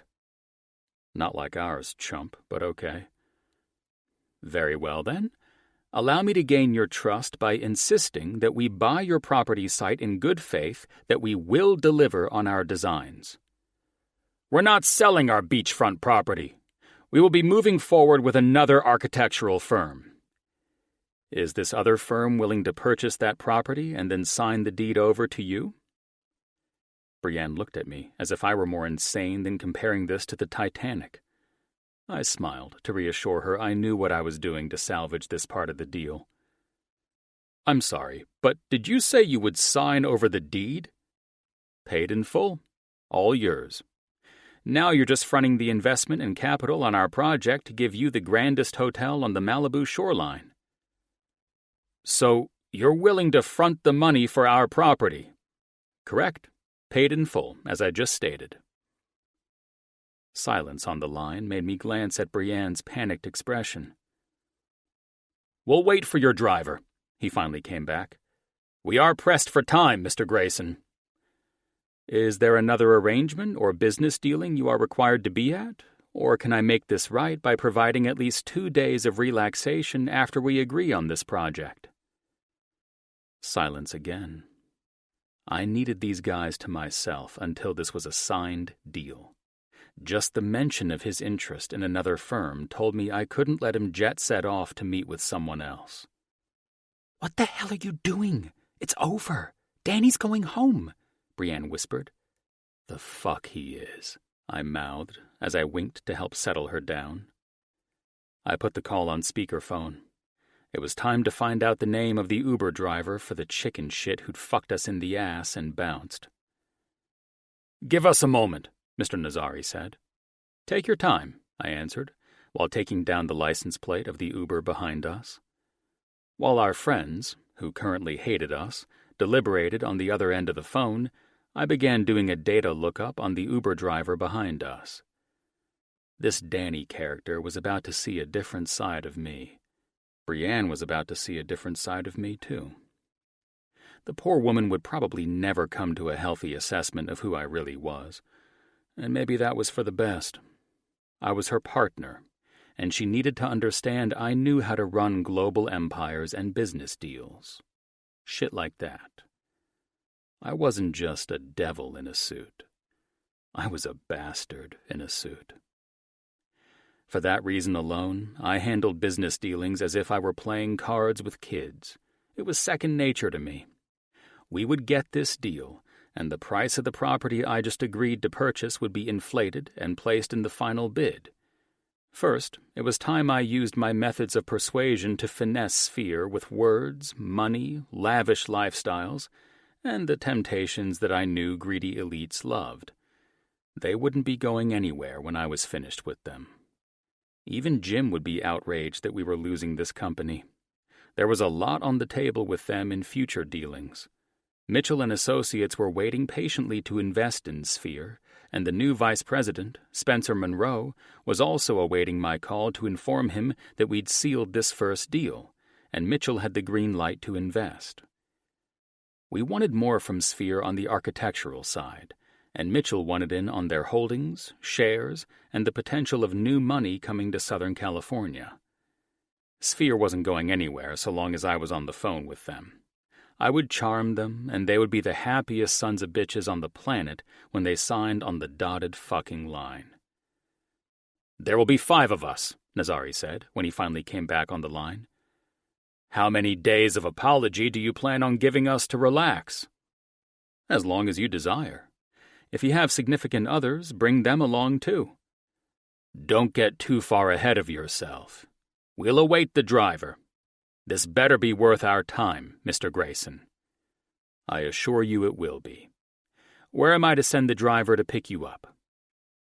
After I worked out the details of picking up the 5 brothers from Sphere's headquarters in Laguna Beach, I dialed the number I'd found for the Uber that was no longer following us. "Henry, change of plans. Take us to Esprit, please. I said to my driver. "Sure thing, Mr. Grayson. We'll be there in about an hour. We have to reroute." "Doesn't matter," I interjected. "I need that time to pull some things together anyway." "What the hell is going on?" Brienne asked with a growl I never imagined her to have in her voice. I held a finger up when Sam, Dany's Uber transport, answered. "Sam?" "Yes, who's this?" "Mr. Grayson, the superior of the man you're currently driving." "Oh, yes," he answered. "Would you like to speak with him?" "I'd rather not," I said. "I'd like to let you know that we lost you driving behind us, and your passenger is unaware of our new destination." I inhaled. "Listen, it's the poor man's birthday, and we've got a surprise for him. So whatever or wherever he's told you to take him, go ahead and cancel that. We'll be at a spree in Marina del Rey awaiting you. I'll ensure your tip is healthy for the last-minute change of plans." "Not a problem, sir. So not a word?" "Not a word. I'm sure he won't even ask, but if he does, inform him that Mr. Grayson has quite the surprise for him. If he becomes obnoxious, please call me back, and then I will speak with him." "He's staring at a computer and a phone, sir." The driver's voice lowered. "Good. He won't have a clue then. Thank you, and see you there." I hung up and opened my texts. "Can you keep Dany on the phone and busy? He's not getting out of this as easily as he thinks," I said to Brienne. "Yes, but I have no idea what the heck is going on." "We're salvaging what Dany did after he called Sphere and chased them off for one reason or another," I said. "Just keep him busy with emails or texts. I need his eyes off the road. Fight with him or something." I grinned at her. I needed to text Jake, one of my best friends, to get this ball rolling and fast. "Alex. I need a favor, Jakey. What company did you use to print that name on your yacht?" "Come on, Jake. Fuck." I was texting him during work hours, and since he was a cardiovascular doctor, that meant he could be in surgery, with a patient, or busy as hell. Thank God, I thought, when the 3 dots popped up on my phone. "Jake. I can't remember. I have them in my contacts. Why do you need their number?" "Alex. Business. Send it over to me." Jake forwarded the number to me, and I dialed out. Time to name a fucking yacht I hadn't seen since Jim and I bought the thing, and it arrived last week. Jim said it was great when he and Avery took it out for the weekend, but they didn't bother to name it. So here I was, and naming a 400-foot super yacht wasn't something I would typically do. I wasn't that freaking creative. "This is Falcon," a woman said. "Falcon," I answered.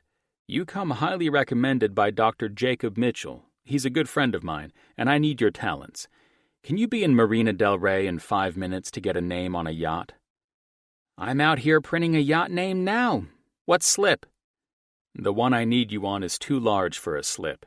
Can you reach the A location? There will be an individual in a small boat who will bring you to my yacht. You can name the price, and I'll have you covered before I arrive. I need this done and finished in 30 minutes. "Fucking executives," I heard her sigh. "Are you willing to do the job or not? I won't listen to your insults if I'm letting you name whatever price you wish." "Sorry. Fine. $1,000, and I'll have it done in 30. "The man in the boat will cover your generous deal. Thank you." I hung up with Falcon and heard Brienne going off on Dany over the phone. I was handling a lot of business and fast, so I was grateful they were both busy. Now it was time to call the main man. "Jim," I said when the CEO of Mitchell & Associates, and my best friend, answered my call. "I heard we're losing Sphere," he said, unamused. "Unless you hear it from me, don't believe it. I'd suggest you stay away from the gossip that's coming from Stone Company." Jim laughed. "What's up, and how are you salvaging it?" "Since you're somehow up to speed, I need you to call in our catering team, the one that we used for conducting business on Jake's yacht." "What are you doing?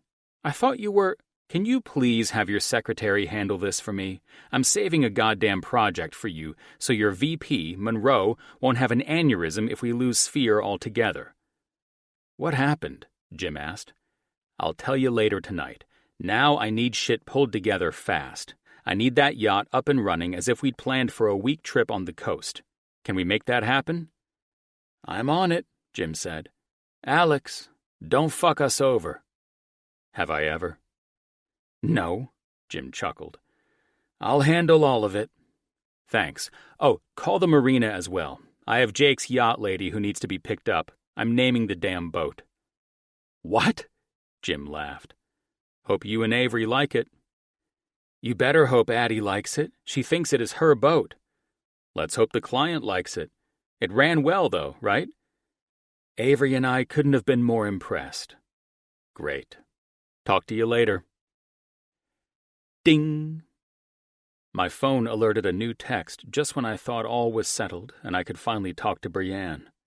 I wanted to try and catch her up with the whirlwind of changed events, major ass-kissing in our future, and Dany being my only target for all of this as I worked to save this deal. I checked the phone. Falcon. "I need the name for this badass boat." I smiled at her changed tone and swiftly accepted my phone's prompt to add her name to my contacts. Funny how money made magic happen with moods and loyalty. I hated seeing shit this way, but in my line of work and with the people I dealt with, it was money and luxuries that kept the large and small fish taking my bait. Alex. Give me a second to think. Shit. What do people name yachts? Falcon. You can always use the first name Jake used for his yacht. Sexy? I smirked at the picture that came through with this chick's contact info, showing a young, hot blonde. It was a pity that I was on a mission for business, not pleasure. I could use a drink and a lady in bed after this day. Think, Alex. I looked over at Brienne. Her Titanic history lesson made my mind jump to using the luxurious yacht to keep these men as clients in the first place. She studied the drawings, and her auburn hair hid her face from me. Just as well. I had no business going there with my new partner. I couldn't even allow my mind to go back to the gala when I observed her in such a desperate state, not knowing who I was. I didn't want to think about the kiss that was so damn difficult to resist after seeing her plump lips and emerald eyes begging me for it. Shit, stop, I ordered myself. I had to come up with a name, or I would be stuck with the name Jake used to name his yacht when he was drunk. Stone? Bree? Sea Stone? Stone Sea? Stoned? What in the hell do I name a goddamn super yacht? Alex. Maiden Stone? Falcon. Heavy, but it needs to be creative. Like Lady Stone? Lady Maiden? Iron Maiden? Maiden... Fuck. Stone Maiden? Alex. What about Maiden Stone? Falcon. Sweet. That's what's up. Alex. Thanks. Handle it quickly, please. Fantastic. I'd officially named the business and family yacht after Brienne. She had no idea we were about to do a sales pitch and wine and dine a deal on it, and I had to hope all of this looked and felt natural to our clients. I couldn't have them questioning my last-minute idea, wondering why I'd bring them out on a multi-million-dollar yacht. I needed to land the deal, fire Dany after making him look like the jackass he was, and then explain all of this to Brienne.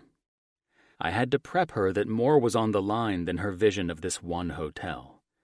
There was a reason I was about to go full-blown businessman on this woman, and I wasn't sure she'd enjoy this side of me. It seemed slimy, greedy, and disgusting, but I had to inform her that you met fire with fire when it came to these sorts of people. These weren't victims. These people took you as their victim if you let them. I'd met with worse, though. If I could survive my childhood, living with the most wretched man alive until my grandfather rescued me, then no man could intimidate me. And no man ever did. Not anymore. Brienne might have her Satan-in-a-suit opinion of me return after everything was said and done today, and maybe she'd be right. Strangely enough, though, I didn't want her to see me as just another dick in a suit. Who knew? Maybe she'd like that I'd named Mitchell & Associates Super Yacht after her. That might help keep that lovely smile of hers present while she boarded a yacht instead of sitting at a table in a conference room with Sphere. Why was I thinking about any of these things? I needed to leave the nightmares of my past in the past and stop worrying about Brienne's feelings about me. It was time to get her on the same page with me in business, and that was it. I needed her game tight, not falling apart after Dany screwed multiple deals with Sphere. This sorry idiot was about to wish he'd never tried to end this without talking to Brienne first. What a colossal asshole. I had a good feeling that a deep dive into Stone would uncover the fact that this jerk was the reason the company was upside down financially, and we were scrambling to climb out of this hole fast. I was calling bullshit on Dany. Too many strange events had happened in too short a time. Sphere was our answer, and my game to seal this deal was just getting started. Chapter 5. Bree. If I'd walked into work today naked, I would have probably felt less humiliated than I did at this moment. On top of the final specs that were engineered having unforgivable flaws, the pitch meeting with Sphere getting bumped up, and Dany trying to ditch us in the process, I'd reached my absolute limit. Then there was Alexander. This man wasn't letting it go, and we were officially boarding a goddamn super yacht to save this deal. Maybe this was Alex's cocky way of bringing this disaster of a proposal full circle on me. I wouldn't know. I hadn't talked to the man since one of the Nazari brothers who owned Sphere called Alex instead of me. Alex slipped his phone in his suit pocket and lent a hand to help me out of the boat we'd taken to get to the yacht. "Follow my lead, and we'll save the deal. Easy as that," he said, releasing my hand and turning back to tip the people who'd brought us to the vessel. I eyed the name of the boat. Maiden Stone? "The clock's ticking, and the Nazaris don't seem as though they like to be kept waiting," Alex insisted when I glanced over at him, climbing the spiral staircase. I followed him, hugging my iPad and laptop to my chest. "What is all of this, and why are we on a luxury yacht?" I asked as the man took 2 flutes of champagne from a hostess and turned back with a smile. "Cheers," he said as he continued walking ahead. I could tell the man was in business mode, but my brain hadn't entirely caught up with him yet.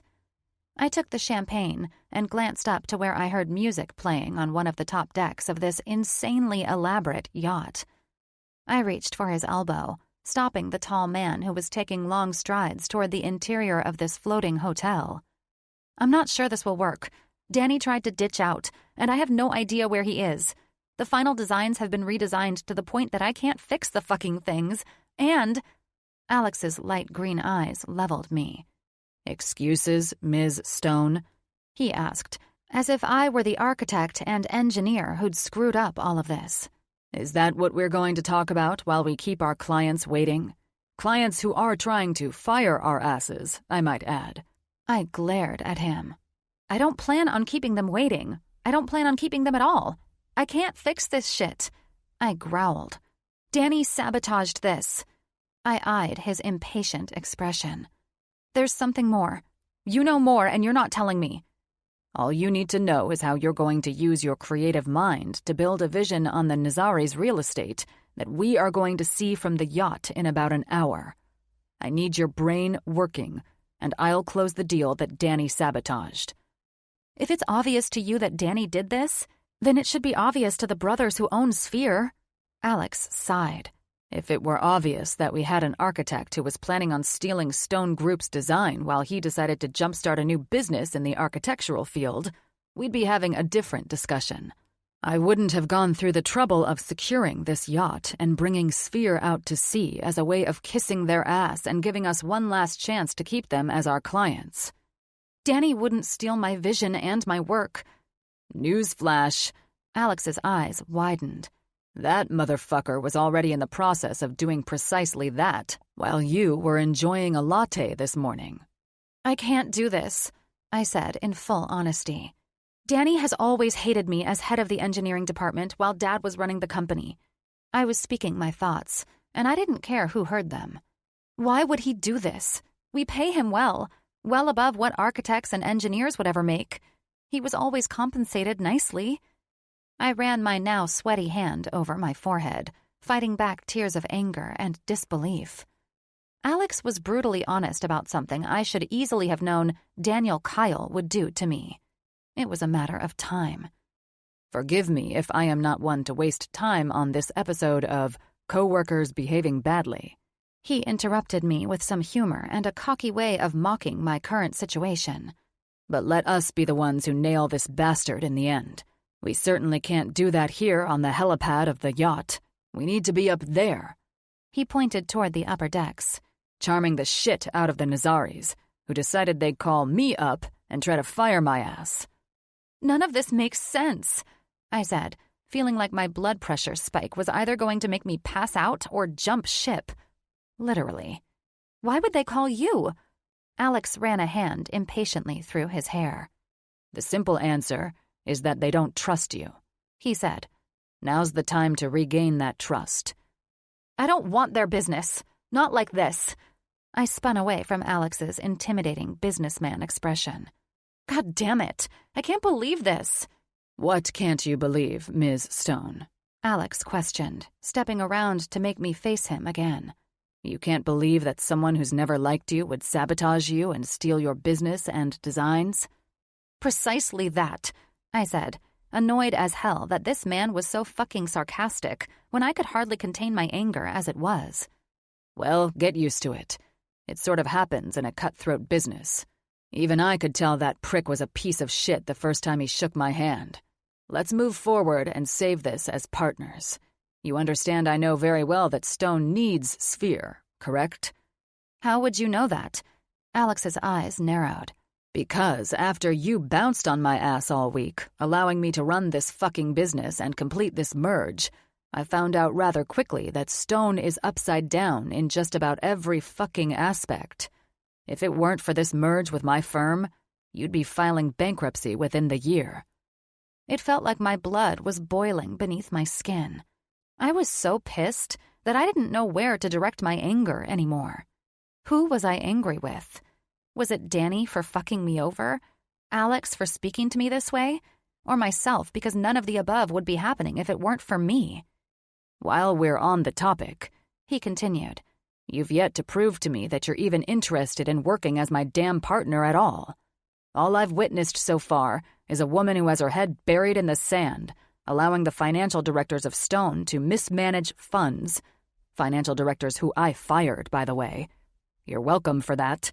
And what about your vice president, Theo? Don't you dare. I will fucking dare, he said. You're falling apart on me. And if I can't get you to step up and own this shit like the badass businesswoman I've heard so much about, then I'll kindly ask you to step down while I save Sphere, and you can work for me instead of pretending to work with me. All of the feelings of humiliation and betrayal that Dany had caused today dissipated that second. As pissed as I was at Alex for speaking to me like a condescending bastard, he was 100% right. I left him to run this company alone, as if I were playing some silly game.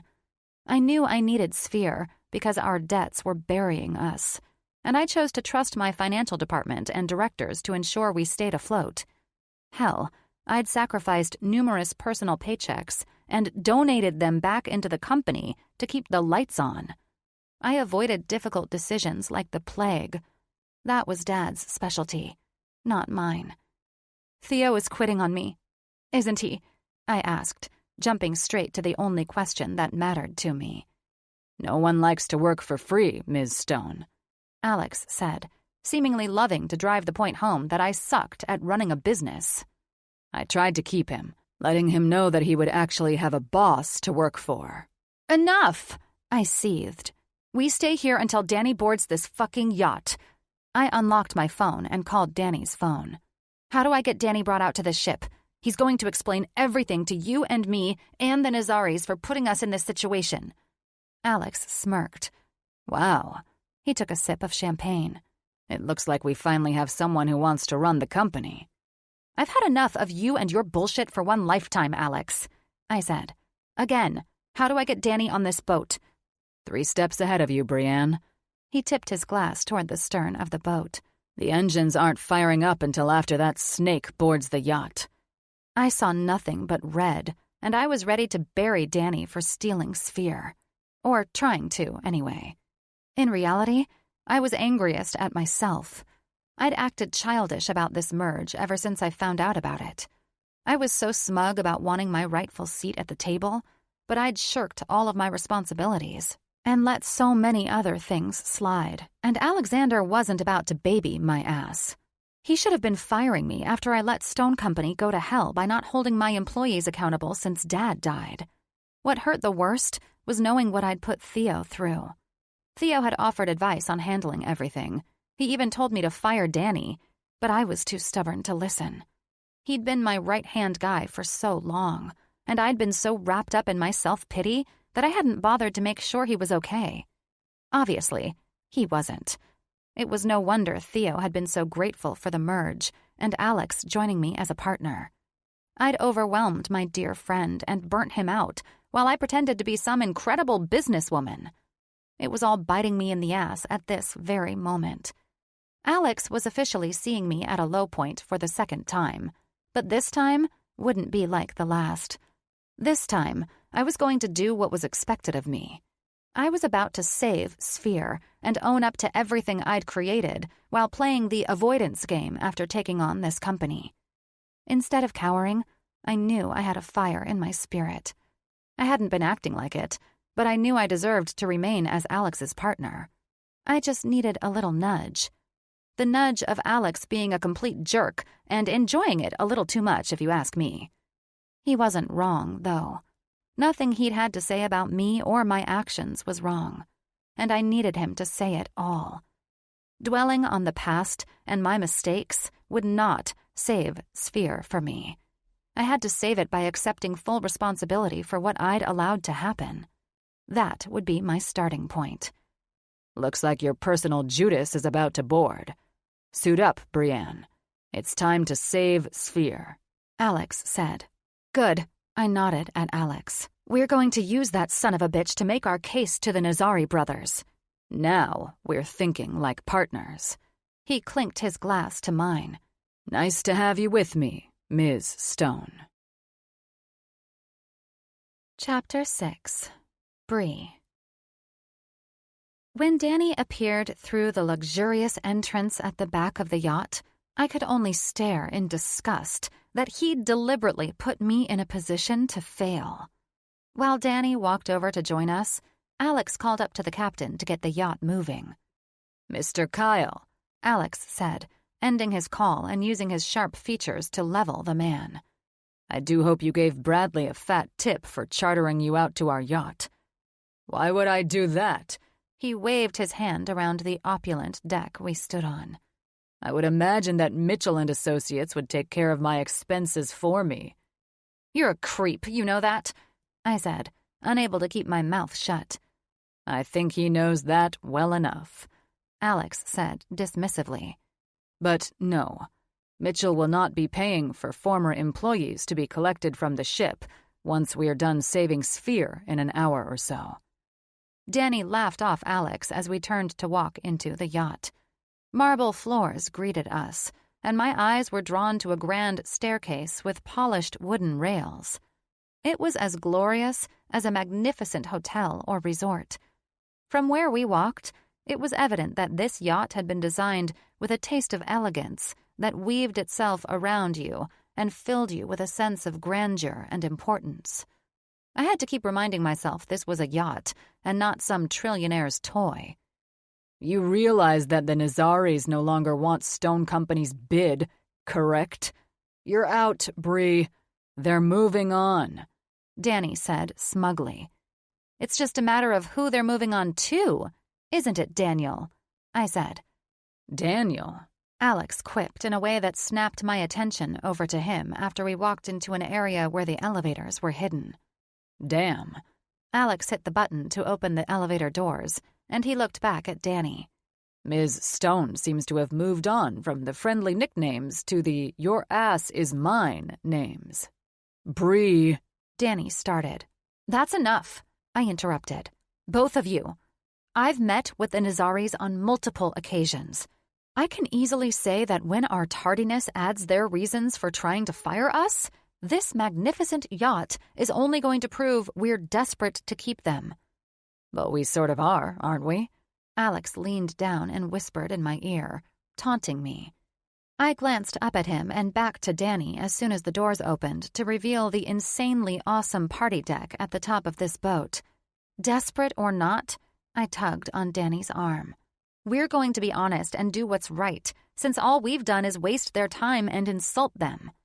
You'll be speaking up first, I told Dany, then looked at Alex, who had a shit-eating grin on his face. The games are over, Mr. Grayson. Please show us to where the Nazaris are, and pray to God that the staff on this boat has kept them. They've been taken care of, Alex assured me. Ms. Stone. Daniel.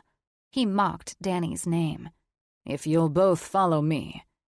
I sucked in a breath, keeping my heart rate down as we moved past a sparkling pool, rounded a corner to see a fully staffed bar, hosts and hostesses, and, at long last, the 5 extremely wealthy brothers from Dubai, the Nazaris. I took the lead once the men rose from the posh lounging sofas, and I smiled at the one brother who always seemed flirtier and more agreeable than the other 4 men.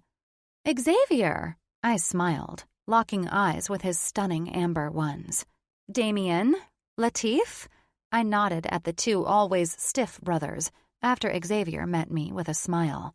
Malik and Cyrus, I sighed when the last 2 brothers smiled and greeted me with a Ms. Stone in return. Who are the gentlemen with you? Xavier questioned, sizing up Alex's 6'4" frame. Part of me was shocked that he'd already forgotten what Dany looked like. This is my partner, Mr. Alexander Grayson. I introduced Alex, who practically hopped with a smile to shake each of the men's hands firmly. This is the head architect and engineer, Mr. Daniel Kyle, or Dany. I watched as all 5 brothers smirked along with Dany. I'm surprised you've forgotten him already, I questioned, feeling like these dickwads were in on whatever Dany had done behind my back. Jesus, don't insult the Nazaris, Ms. Stone, Alex said in a cocky voice as he raised his eyebrows at me, then leered at Dany. It's effortless to forget a man like Daniel. I almost left his sorry ass on the shore when I was taking a call from... He stopped himself as he pointed around at the men.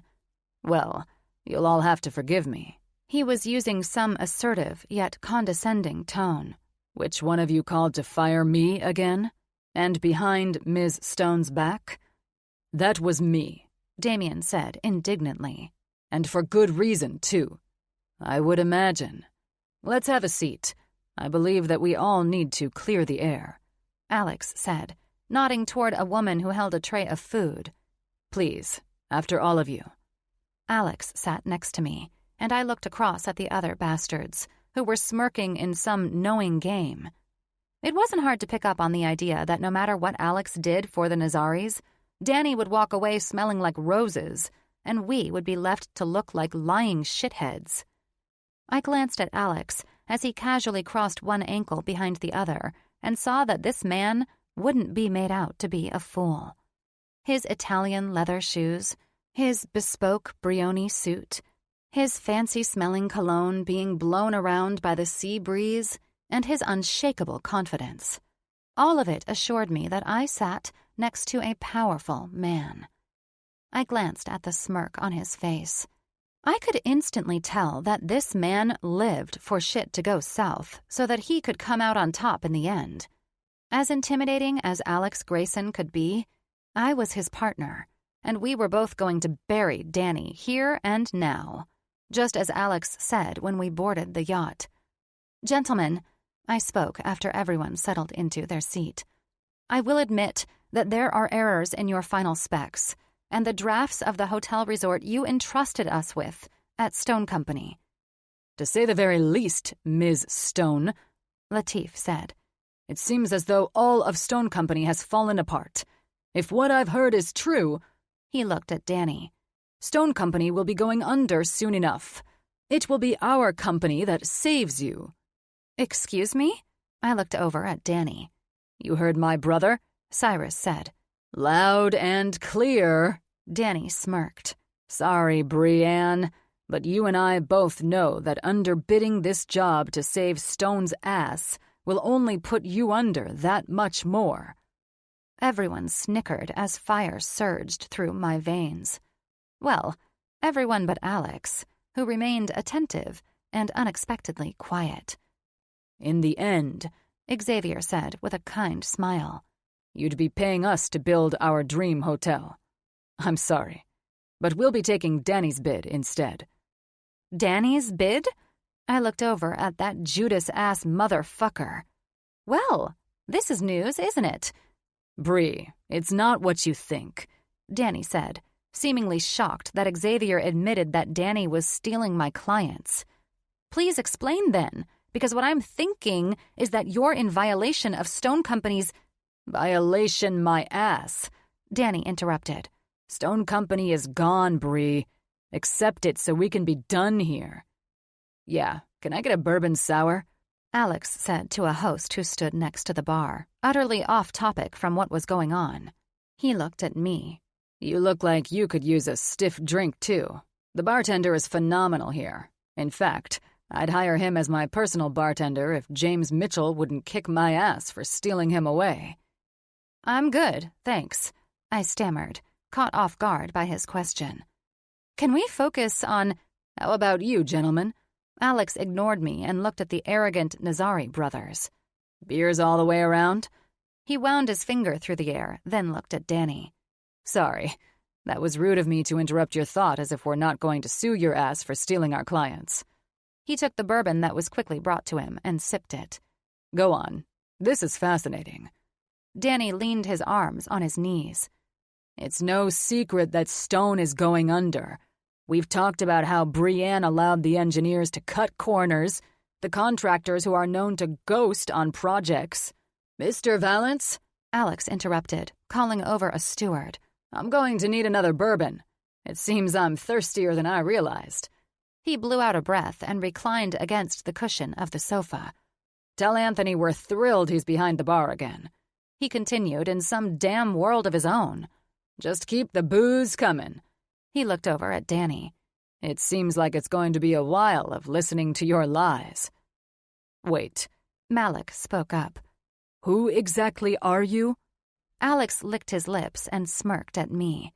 "No wonder you're all being duped into doing business with a fool. Everyone in this business knows who I am." He eyed each of the Nazari brothers. "I'm sorry you men haven't done your research on the most influential and powerful men in business. It's a shame, because if you had, you'd already know that my company has merged with Stone, and the financial concerns Dany has brought to your attention are no longer valid." "Stone merging with another firm? That is a lie. No company would merge with a firm that is going under." Xavier looked at me. "Dany sent the numbers to us to prove Brienne's firm is not to be trusted." "Wow," Alex said. "You're full of surprise betrayals today, aren't you?" "The merge is not official." Dany blatantly lied. "Bullshit," I snapped. "You know goddamn well it is. Now tell me why you believe it's okay to go behind our backs and lie to our clients to secure them as your own." "We're keeping the original design," Latif said, "and we'll be entrusting Daniel Kyle to deliver on his promises." I wanted to punch Dany in his face, but my angered reaction was stopped when Alex used the back of his hand to stop himself from spitting out the bourbon he'd sipped. I pursed my lips and refocused on the shit that had just rolled off Latif's tongue. I glared at him. "Unfortunately for you, Daniel Kyle does not own the designs for the hotel," I confirmed. "The designs you wish to keep are the property of Stone Company, whether you believe we're going under or not." I sat up. "You gentlemen appear to be intelligent. Why else would you be firing a group that you believe is going under? Am I correct?" "Correct," Malik answered. "If that is correct, I cannot help but wonder why you would trust an employee of that company, I said. Regardless of where you believe Stone is, you will need to decide for the vision you have with your grand hotel. With that said, you need to choose here and now if you want my design that encompasses your dreams for the resort in Malibu, or if you want a knockoff from a startup company. I glared at Dany. A company ran by someone who's using Stone's reputation and numerous awards of recognition in concept and architectural designs to build a company of his own. I will tell you, I eyed each of the 5 men's dark expressions. If I find that Daniel, Kyle, and Sphere has taken so much as a millimeter of my design detail for your hotel in Malibu, there will be legal action to follow. You can't afford to retain the lawyer, Dany sneered. No, but the man who owns the Stone firm, this Yacht, Mitchell and Associates, and everything that goes along with that company, can afford it, and he will procure a legal team with fervor. Alex chimed in. I struggle to imagine what your corrupt little self will do once the big guys step in. He looked over at the Nazari brothers, who were no longer amused. I also wonder how you'll fare when you see us building your hotel's vision on Malibu's shore for ourselves, and then kicking your asses right out of my house when we're taking a hell of a lot of business from whatever Daniel Kyle designs for you.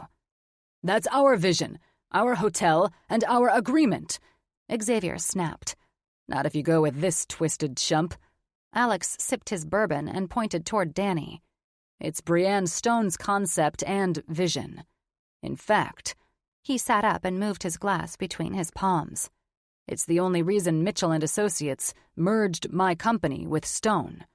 You see, gentlemen, Mr. Monroe and Mr. Mitchell are enormous fans of Brienne Stone's ideas, so much so that they'll gladly keep her as my lifelong partner, even after they both willfully accepted the debts of Stone Group. He looked at Dany. Debts you must know that Brienne's dishonest employees caused. But that's office drama, gentlemen. The yacht is stopping here, and a charter boat is on its way to retrieve the 6 of you if you decide to continue on this foolhardy path. He casually took a sip of his bourbon. Or you can choose Stone to bring your vision to life and let the charter collect Dany's deceitful ass. You've got 5 minutes to make the right call. The right call, Cyrus spoke up. How are we to be assured that if we go with Stone and not Daniel Kyle, that our vision will be put on the shore in Malibu? Lateef questioned. You're Alex Grayson, the former executive at Mitchell, aren't you? Xavier asked, as if he'd had a revelation. The one and only. Now, are you going to play with the executives who have the financial backing to see your vision through? Or are you going to go dream under stars with Dany? Dream under stars? I softly said to Alex. 4 minutes and we've got transportation arriving to bring you back to the docks, gentlemen. Alex said, ignoring me. We want the best. You obviously can't afford the best, I said to Malik. If you could, you wouldn't have accepted Dany's bid, knowing he was burying my company with it. I exhaled. And you sure as hell wouldn't be going with some lying piece of shit employee who works for a company that was going under.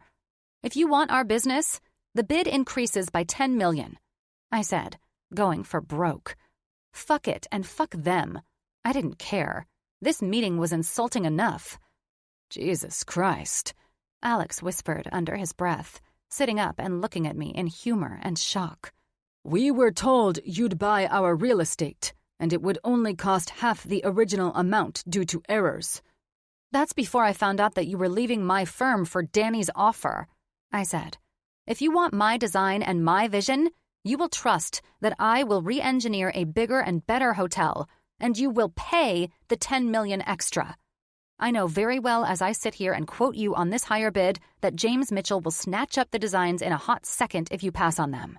What are you doing? Dany seethed. Stating a fact.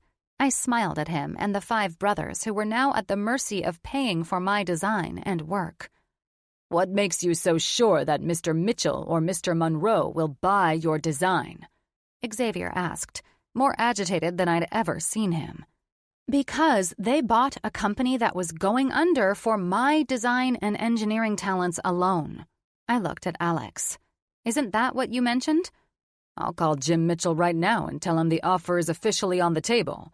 Alex licked his lips in humor. I'm confident he'd gladly pay an extra $10 million to build a new resort on California's coast. Well done. He mused. No, this is our hotel, and the blueprints are what we want. There are no other designs that have captured what we wanted as this one has. Alex stared at his phone and clicked his tongue, feigning horror or whatever he was doing to increase the dramatics on this. I'd hate for my best friend to miss out. He sighed. How about a good faith deposit, and we keep Mr. Mitchell's grubby little hands off your design? We'll give a 50% down payment now to secure you as the firm we'll be working with, Malik said, looking at Dany. You will hear from us on a better day, Mr. Kyle. For now, I hope that boat is here to bring you off this one and back to shore. Boat's certainly here, Alex said. Unlock this for me. He reached for the iPad that I didn't realize I was holding with white knuckles. I need that 50% deposit on the Nazaris. He looked at Xavier. I trust you can have it wired to Stone Company by the time we remove an unwanted rat from the yacht. Then Brienne can use her talents and help you see your innovative hotel come to life. You're all damn fools, Dany said as he rose. Alex waved over security. Get this idiot off the yacht and stay with him on the charter until he's seen to shore.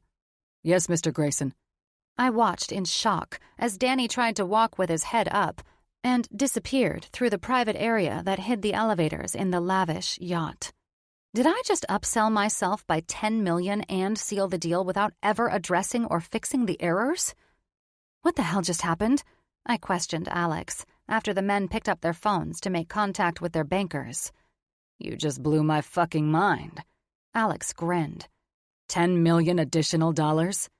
I should have gone for 20, I said with a smile. Jesus, woman. Alex chuckled. Now I know why Brooks lost out on a couple of projects. It turns out you know your worth. That's highly admirable. I don't need your approval, I said. No shit. He nodded with a coy smile. Let's go grab a quick drink, settle the Nazaris in to enjoy this yacht for a few days, and I'll call for the chopper to pick us up and get us the hell out of here. It looks like I didn't need the yacht after all. Talking about getting burned and then rising out of the ashes, I was prouder of myself than I'd ever been, and I couldn't wait to tell Theo, Cass, and Nicole about this. Chapter 7. Alex. Brienne Stone had proven to me that it wasn't wise to piss her off, especially regarding personal matters. The Nazari brothers put the ass in asshole, but Brienne put an abrupt end to their scheming smiles when she highlighted her value as a talented woman. The confidence I observed from her rose far above their petty deceit. So instead of us begging to keep them as clients, Brienne kept their lips firmly planted on her ass, and with the healthy perk of paying her an additional $10 million to do so. Impressive. Once the Nazaris were tucked in for a 4-day cruise, which they were lucky I allowed after the shit they pulled by trying to fire us and hire Dany, Brienne and I left them in the care of the yacht's personnel. After boarding the chopper, I studied Brienne as she gazed intently out her window. I handed Brie a flute of freshly poured champagne and sat down across from her. From the moment we'd left the Nazaris and yacht staff, Brienne's demeanor had changed entirely. The woman who'd worn a smile that was more fake than Daniel Kyle's Rolex now sat rigidly with an intimidating expression. Being one to never waver in the company of pissed-off individuals, I didn't let her current disposition faze me. You handed everyone their balls on a platter today, and I'll gladly drink to that. Nice work. I raised my glass. It's just a shame that you didn't make all those pricks sit through a history lesson about the Titanic to sell them on your designs. Brienne turned to me, and her jade eyes narrowed. You mentioned that my finance department heads were all fired? Yes. I figured that you and I would talk about that on Monday, but if we're going to talk shop instead of celebrating," I sipped my champagne, "then let's talk. Why were they fired?" "They worked with your architects, engineers, and marketing groups to steal from your company." Brienne closed her eyes and rubbed her forehead. As an individual who read body language like poetry, I knew this reaction was because Brienne had reached her mental limit with bullshit. "Perhaps this is a conversation for Monday," I advised. "I need to know what you found while I spent the entire week with my head in the sand," she said, bringing up my accusations from earlier. Her left eyebrow rose. "I want to know how you discovered my employees were stealing from me while I didn't have a clue about it." "You didn't have a clue because they worked the system and did a damn fine job of it." "But how?" I could sense Brienne was feeling me out. She was too protective of her company and seemingly blinded by the idea that the only person who would fuck her over was Daniel Kyle. "No," she held a finger up. "Why don't we start with who worked the system?" "Your architect, financial, and marketing teams. And with smiles on their faces, I might add. They worked together with subcontractors who were giving them kickbacks to underbid the hell out of legitimate companies and ensure you never saw the losses." "But you did?" I nodded, keenly aware that she was apprehensive to believe that I'd caught it, but she didn't. It helps to have a sixth sense for sniffing out hyenas who like to steal from companies. If you must know, these dicks were sloppy and gave themselves away almost immediately. She smiled, and it was the fake Rolex smile from earlier. "Thank God for you and your sixth sense. I'm sure that will hold up when lawyers are involved after I fire employees for you sniffing them out like a dog." "After I sniffed the bastards out like dogs," I eyed her challenging gaze with a smirk, "I gained hard evidence about why your company was in the red with nearly all of your clients. With the right digging and prodding, one of the lower-level employees came clean and basically handed me the whole scheme. The documents that came to you and Theo had been manipulated to show profits instead of loss. Falsified documents, forged signatures." I took another sip of my champagne. "It all appeared to be profitable when it crossed your desk, so you signed off on it. But in actuality, every contract that crossed your desk was costing you hundreds of thousands in kickbacks and subpar bids." I watched her lethal expression die. "Who came forward?" she questioned meekly. "Ryan Miller." "Wow. He was extremely loyal to my father and this company." Her eyes were brimming with tears when she directed her gaze out of the chopper window. "You're sure Mr. Miller's statement is true?" "Beyond a shadow of a doubt.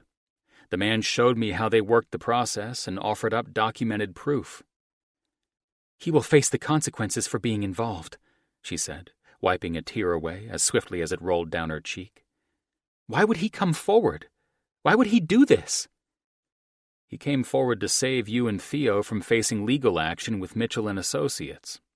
He wanted to ensure that you and your VP weren't implicated in the embezzlement." Her bottom lip quivered. "Why would he even think to steal from my company?" "Greed has a way of making people become the worst versions of themselves." "Brienne," I said, taking the champagne from her trembling hand, "I'm sorry this has happened. However, we can work together and get Stone Company financially topside again." "I'm just in shock that I never knew this was the reason I couldn't get Stone's numbers in the black. I had no idea that while I was working myself to the bone, sacrificing my paycheck, these grifters were eating steak and lobster." "And buying designer handbags." I hoped the levity would let her know I had her back personally and professionally. "Sadly for them, they'll be trading their tailored Tom Ford suits for a county jumpsuit. Those soft hands and toned asses should be a big hit on the convict catwalk." Her lips tightened, so I went on. "To get you up to speed, legal action is being taken, and Mr. Mitchell already has investigative teams and lawyers involved. Daniel Kyle's little ship-to-shore excursion will likely be the last of his adventures in crime. "Fucking unbelievable," she hissed. "Do you know how hard I've worked to run this company only to look like a bag of dicks as a CEO? Well, if you think employees using shady tactics to steal from you makes you look like a dick, then James Mitchell is the biggest mushroom tip of us all," I teased. "This kind of thing can happen in big business. Take a breath. Now that you're up to speed, what I need from you is to get over being pissed off so we can start working together to fix the last of the merge." "Forgive me, but I can't just get over shit like this," she seethed. "Oh my God, everything I've busted my ass to do to keep my dad's company going after he died, and now you have greedy employees taking advantage of that and trying to bury you and your dad's company with him." "Precisely," she answered. "I need to know if this is the reason Theo is leaving." "No, it's not the reason he's leaving. I would let you in on his situation, but I promise to take a back seat and let him fill you in." "This helicopter can't land fast enough." She tucked a strand of hair behind her ear. "I'm sorry if I'm not one for conversation at the moment. Not only did Daniel Kyle succeed in destroying my day, but it seems I can't trust any of my employees anymore either." Let's summarize. Your workers are thieves, your clients believe their lines of bullshit, and your company is under investigation for embezzlement. Though, I held up my hand to keep her from losing her shit, if you're up for it, we can fix these matters with our legal teams and keep Stone and Brooks out of the media. "What do you have in mind?" "You up for playing the devil's mistress?" I smirked. She smiled in return. "Role-playing?" "Why not? We did it so well to ward off your douche of an ex, didn't we?" For the first time since boarding the chopper, Brienne's posture relaxed. "If only this situation were as serious as that," she mocked. "I don't think you and I will ever be involved in matters more serious than getting rid of a bastard of an ex while you're buzzed at the bar." She chuckled as her cheeks turned a healthy shade of red. "How mortifying." Her eyes widened, and the most charming, dimpled smile appeared on her face. "Do you realize that since first meeting you, I've encountered nothing but humiliating situations?" "Now that you bring that up, I'm totally fucked." "Exactly." She was finally lightening up. "How are you ever supposed to find me undeniably attractive?" she asked coyly. "Sucks for me. After all this, I'm still stuck with you as my lifelong partner." "Dreadful," she smiled and rolled her eyes. "Now back to dodging the press. What's your plan?" The fun and games were over, but at least she didn't collapse into a puddle of tears after finding out her employees had completely screwed her over. She was ready to take action on the thieves, and that's where I needed my new business partner. "Now that I've got you in the game, this is how we'll do it," I said. "It's rather simple. The company is restructuring, right? Your architects, engineers, and marketing team already know I'm hot on their asses, so we're going to move into the Brooks Firm building on Monday." "No wonder they were all uptight when I walked in today," she exhaled. "So move our entire business? As in Stone Company will have its front doors locked, building vacated, and a bunch of confused employees will be left to wonder what happened to the company they tried to bury. They'll soon learn they didn't get the exclusive invite to the new business address.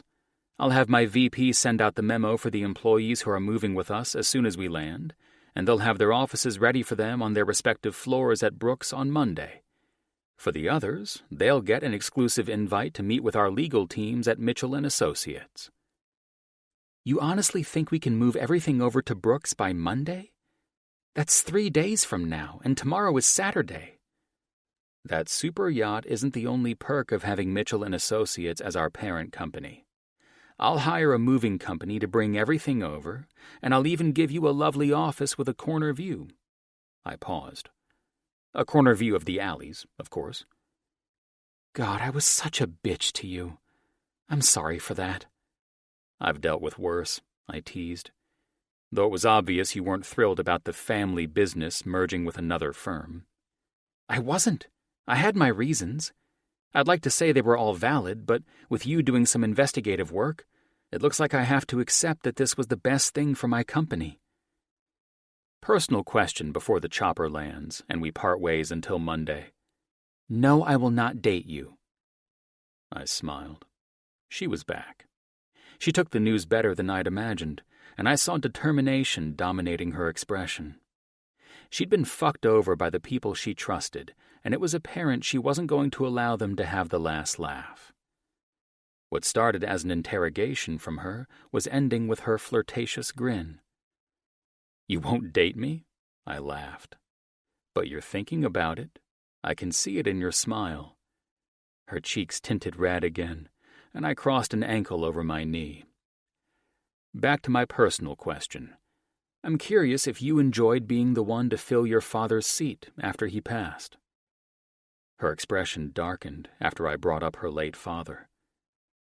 Brienne, I need to know. Do you enjoy this part of the job, dealing with the bullshit? I hate it more than anything. I went to college to become an architect, not to major in business management. I grinned. We need to restructure the company during this merger accordingly, then. I'll handle the dirty side of the business, and you can return to doing what you enjoyed before your father left his company to you. Trying to steal my company, Mr. Grayson? Perhaps I'm trying to steal its owner, Ms. Stone. I arched an eyebrow and watched her eyes widen at my response. In the end, it was good to know that a bomb like this being dropped in Brienne's lap did little more than draw a misty-eyed rant and a few four-letter words. She was tougher than she realized, and it was fucking impressive. The helicopter landed, and I knew Brienne and I would have a lot of shitty details to tackle in a short period. Monday couldn't come fast enough, but for now, I would fill in Jim on everything from randomly naming his yacht to saving Sphere and getting Brienne ready to face the thieves in her company head-on. Being the CEO of our parent company and my best friend, Jim would undoubtedly be interested in this day's events. Events which nearly cost him $10 million in a bidding war sparked by Brienne to checkmate the Nazaris. Chapter 8. Bree. Once the helicopter reached the landing pad on the top of Mitchell & Associates' Howard Building, Alex confirmed that his driver was waiting to take us to Stone Company's offices. As much as I appreciated the offer, I was in desperate need of fresh air and alone time before I met with Theo. With Stone's building being only a block away, I chose to take the short walk to stabilize my thoughts about today's disastrous revelations and events. Instead of feeling weak, mortified, and broken, I felt a wave of confidence overrule all of that. I'd love to say my change of attitude was fueled by the cocky poise that Alex displayed from the moment we stepped on the yacht and up until we landed, but I knew that wasn't it. At first, I didn't believe the man when he started throwing out accusations about my employees, but as much as I appreciated Ryan Miller, I'd noticed the man's attitude toward me change a while back. He went from being a fun, friendly, and admirable architect to a cocky bastard who spoke to me like I were an ignorant child. I was never overly familiar with the man, but he was a respectable employee, which made me question what I'd done to piss him off. The only time I'd ever asked him why he'd talked down to me, he quickly apologized and blamed his uncouth behavior on personal issues. I should have kept my eye on him then, and that's why it all clicked into place when Alex laid the truth bare. I owed Alex a debt of gratitude for not judging my character after all of the embarrassing shit he'd witnessed since we first met. Instead, he asked the one question that only Theo cared to know. Was I happy running this company that I inherited after Dad's passing? If I hadn't known that Alex was on my side after seeing the Nazaris and Dany exchanging their smug glances at my expense, I probably wouldn't have trusted the man with my answer. Instead, Alex ran significant interference by obnoxiously ordering drinks and cutting off Dany's lies about my company and me. That slimy bastard had intentionally underbid, And then he underhandedly placed flaws in all of my final concepts so that Sphere wouldn't trust me. What a fucking unbelievable son of a bitch to have the audacity to pull that shit off in front of my clients and me. I had no idea, nor did I give a damn at this point, why Dany had the nerve to do what he'd done. The man would answer to my lawyers for his actions. I had to wash my hands of all of this and move forward with Alex. God only knew what the man's genuine opinion of me was, but after I loosened up and began to appreciate my new partner, it seemed we were on the right path. In the presence of the ridiculously handsome man all day, I held my own against his sexy appearance and the enticing tone of his voice. Not once had I gawked or lost myself in Alex's deep green eyes. Not until his tone changed and he grew sincere about the one thing Theo knew too well about me. He understood that I wasn't programmed to run the company while dealing with bullshit, but I was primed to immerse myself in designing concepts that blew our clients' minds when I captured their visions. When Alex said that he'd handle the administrative stuff and allow me to do what I do best, my love for being an architect came rushing back to me. And this time, it was without the threat of a merger stealing my company away. I didn't know what Theo was about to tell me, but thank God I had the renewed hope of wholeheartedly appreciating my job again. I rolled up to Theo's place around 7 in the evening and walked into his pristine Beverly Hills home. The only thing that was different about his and Stanton's mansion was the for sale sign that had been planted near their curb. Honey, Theo used his usual nickname for me. Get your ass in here and tell me everything. I walked through the open foyer and into the den, where Theo had candles lit and my favorite lavender tea was steeping in a glass pot. He poured me a cup and sat in the bend of his sectional, eyeing me for all the dirty details. Without hesitation, I offered up all the specifics from the minute I left the office this morning until I parted ways with Alex. So, that's everything from Daniel Kyle openly revealing how he'd undermined us to Alex delivering the behind-the-scenes dirt on half of our employees stealing from us, I said, finishing off my second cup of tea and dropping my head back against the leather sofa. I turned my head to him. All right, you've kept me talking about this for at least an hour. It's your turn to tell me what is going on with you. His lips turned down, and he glanced over at his unique black and white cat sculpture. I want to say I would have gone to you before Alex on this matter. He looked back at me. But your head hasn't been in the right place since the merge was announced. For that, I'm so damn sorry. I felt tears stinging my eyes for behaving like such a selfish bitch about the merge. I don't have the right words to apologize, but I love you, Theo. So much it hurts. Theo rose and walked over to me. It took the familiar fragrance of one of my best pals' cologne and his firm embrace for me to finally come to reality. I'd been too absorbed by my issues to check in with those who mattered most. Poor Theo never had a chance to talk to me about what was going on with him, because I'd been dodging just about everyone. I pulled up and brushed my hand over his soft, cotton shirt. Damn it, the shirt must have cost you $100, and I've ruined it. He smiled, offering me some tissue from a box. And from what Alex has uncovered, it seems you can't afford to replace it either. I chuckled. That's the damn truth. I dried my wet cheeks and sniffed. All right, spill it. You have to tell me what's going on. Stanton was offered an amazing opportunity to model in France for a huge agency. My eyes widened, knowing this was a profound dream come true for Stanton. Oh my God, how long have you known? He's been working with agents, the agency, and numerous others to secure a 6-figure deal per shoot on this. They wanted him, and Stanton made them pay for it. He grinned proudly. Well, with a body like that man has combined with his good looks? I poked Theo in his chest. You're lucky he'd rather have you instead of me. He chuckled, and I nestled securely in his side. So that's why the house is up for sale, I'm guessing? I paused, unprepared to say the next words. You're moving? To Paris, my darling, the city of love and fashion. And what will you do while your man is posing for all the camera peeps to drool over? A smile spread on his face. I spoke with Alex about resigning my position, knowing Alex already had an amazing VP, and there was no need for a company with 2 VPs. Alex came back the next day with an offer I couldn't refuse, whether or not Stanton had gotten the job in Paris. What? I asked with a bashful smile, thinking that maybe Alex Grayson was starting to shed the devil horns, and a halo was about to replace them. An offer? Was this before or after he found out that everyone we've ever known has been stealing from Stone? It was after he and I discussed things, and I sat in on that snake, Ryan Miller, as he confessed.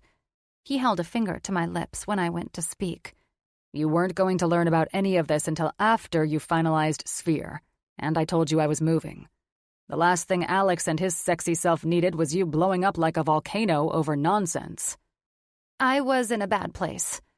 And it took you finally behaving like Alex's partner for you to appreciate him in this merge? Pretty much, I said. He shook his head and smiled. Well, after I declined Alex's offer in the Brooks architectural firm London office, Alex nearly grilled my ass and raked it over hot coals. He smirked. In a good way. He wanted to know all of my history with Stone, your dad, and you. He gave me a playful wink. And I gave him my credentials.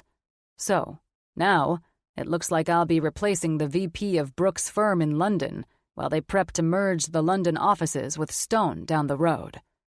They're merging us with Brooks in London? I said with shock. That's quite the commute from Paris. How will you manage that? Stanton and I have kicked it around, and it'll be easiest if we live in Paris. I can spend a few days per week in London for work. It'll be long hours and one hell of a commute, but we both adore Paris, and... Won't that put a strain on your relationship? Only seeing each other on the weekends? The perk of having a top model as my boyfriend is that Stanton can travel to London and stay with me there if he only has a couple of days of shooting. And there are sister agencies he can book shoots for in London anyway. We're both pretty flexible, not to mention there are plenty of things I can do remotely on a swing day here and there. Alex understands that you'll live in Paris and not London. Alex wants Brooks and Stone to get their hands dirty in Paris, too, he said. I'll be heavily involved in opening doors for us to begin designing in France. It's something Alex said that John Brooks was throwing around before he passed. Brooks lost their fire after that, and Alex saw something in me to help reignite those passions while he busies himself with you out here. This has to be a dream come true for both of you. I hugged him and held back my tears, feeling that this was worse than Theo leaving the company. He was moving out of the damn country. I'm going to miss the hell out of you, I said. As Alex's partner, I playfully crossed my arms and smiled at his beaming expression. I'm going to insist that I visit you to make sure you're not, embezzling company funds and things of that nature. It's going to be imperative that I keep a close eye on you. God, I will miss you and your adorable Jen Aniston style, girl. He chuckled, referencing the celebrity he always compared me to. You better quit comparing me to her. What will the people of Paris and London think when I show up to visit, and I'm nothing like that lovable actress? My darling, you've got nothing but lovable energy surrounding you. You get emotional if I swat a fly, and your heart is always overjoyed for others' happiness as if it were your own. You think you have me all figured out? I've known you for 20 years now. You're practically my sister. I know I have you figured out. Though, I have to say, it's nice to have you back. This bitchy Brie business was hardly tolerable for the last month. More like over-dramatic Brie, I teased. Gosh, so you're really going to leave me, huh? He started humming Somewhere Out There, as if we were in the cartoon An American Tale, with the two mice living under the same sky, but still being worlds apart. The man always knew how to get an unexpected laugh out of me at the drop of a hat. I continued to smile at Theo's humming, and I determined that any crying I might do for the remarkable life change that awaited Theo and Stanton would be here and now. It would be reasonable tears of happiness, and not me losing it again. Sure, I'd let the tears rip when I saw them both off at the airport, but I wasn't going to allow this to deflate me. It was time for all of us to turn a corner in the right direction. and I planned to do just that. Tomorrow night was Cass's birthday, and we were going to spend it at the exclusive club Tobias, where all the little socialites loved to come out to play. Life moved forward, and I understood that well. It was time to move forward with open sails and welcomed breezes. Chapter 9. Bree. I probably looked like any one of the wealthy socialites who sat around me in this bar. However, I was far from that. I couldn't even afford to eat from a value menu at a fast food restaurant thanks to the pricks who'd been stealing from my company. Because of my bullheaded determination to keep my dad's business afloat, I'd sacrificed my paychecks to pay the bills at Stone Company instead of my own. Every last dime I had saved was gone, and I'd been a complete fool to allow things to go on in this way for so long. I'd been running with some blind mentality that if I didn't cut myself a paycheck, we would lock in a promising deal to get Stone back in the game. Sphere was that deal, and thank God that we landed it because my bank account desperately needed to see some money again. Now, all I had to do was pay off all the debt I'd accrued since I went flat-ass broke. Hopefully, I'd be back on track in a month or 10. I was in a pretty shitty, delinquent situation. I wanted to stay home and wallow in my pity after surrendering my leased car to the dealership. But I'd made a promise to Cass that we'd celebrate her 30th birthday as if we were all turning 21 again. And goddammit, that's what we were going to do. Turning a new corner and having the wind in my sails was what I was working with tonight. I had to remind myself of the positive thoughts I'd left Theo with last night. And even if I'd gotten a brutal slap in the face from the dealership wanting their car back, I had to remind myself that shit happens. Life fucking happens. To the best of us. I should have never allowed myself to get sucked into the personal side of the company and sacrifice my paychecks. But I did. Why? Because I couldn't bear to see any of my hard-working employees do what I did today. Turn in their car and pray to God they could scrounge up enough cash to get their utility bills paid to current. It was so damn hard not to bring my anger with me tonight. All I could think about was that after all the monetary sacrifices I'd made for my employees, they'd been stealing from me. I'd been worried sick about their welfare, and they were the reason we could never pull off a profitable job. So, from here on out, lesson learned. Time to adopt the saying that I'd always felt was so cold. It's not personal. It's business. It was business. It had to be only that. Bree, Natalia, one of my 3 very close girlfriends, said. I looked to my right, where the beautiful blonde raised her cosmopolitan toward me. I know you had a couple of shitty days. She smiled as she used her usual sultry voice on me. But tonight is Cass's night. Smile, babe. I raised my martini glass to her and grinned. Sorry, I was mentally working on that before you interrupted me. I took a sip and then spooned a bit of caviar on a cracker and took a bite. We'll talk it out later. We gals are all here for you, and you know that. I'm just pissed you never told us this shit was happening too. I softly laughed and rolled my eyes. The one day my best friend shows up to buy a Mercedes, and I'm there turning mine in. She gave me a fun, challenging expression. Well, thank God you've merged with Brooks, cleaned out the garbage who tried to bankrupt you, and have that fucking hot. She leaned over and purred those last words in my ear. Alexander Grayson as your new partner. I smiled at the patrons who were starting to filter into the place. The entire area was set up beautifully. Pink roses placed in beautiful glass vases were the centerpieces and theme for each table at Tobias tonight. Cass worked with the owners and somehow enforced that anyone who went to the lavish hotspot tonight would enjoy the splendid decor of Cass's choosing. The candle-lit table was a great finishing touch, and our table, positioned next to the large window overlooking the ocean below, couldn't have been more perfect if I helped design the layout myself. This was the restaurant portion of Tobias, and the next building over was where their club was, a club that everyone stood outside in line for hours with the hope that they'd be lucky enough to get inside. I'd never visited the nightclub here before, mainly because the nightlife seemed to be a thing of the past for me, once I noticed Stone Company was going under. Tonight, I would have to put on a brave face when we migrated to that section for the second part of Cass's birthday celebration. God only knew how that would work out. I was rusty and in no frame of mind to mingle with the single elites of Southern California. I was 31 years old, for Christ's sake. You'd think my friends and me would have been over this lifestyle by now. But, alas, we were diving into it while we celebrated the last of our group turning 30. The night was for Cass, and I wasn't going to argue with how she wanted to spend her birthday, even if it meant acting like we were 21 again while screwing off in a club. So, I wore my best smile and my best strapless dress to match. A new chapter might as well start with a bang.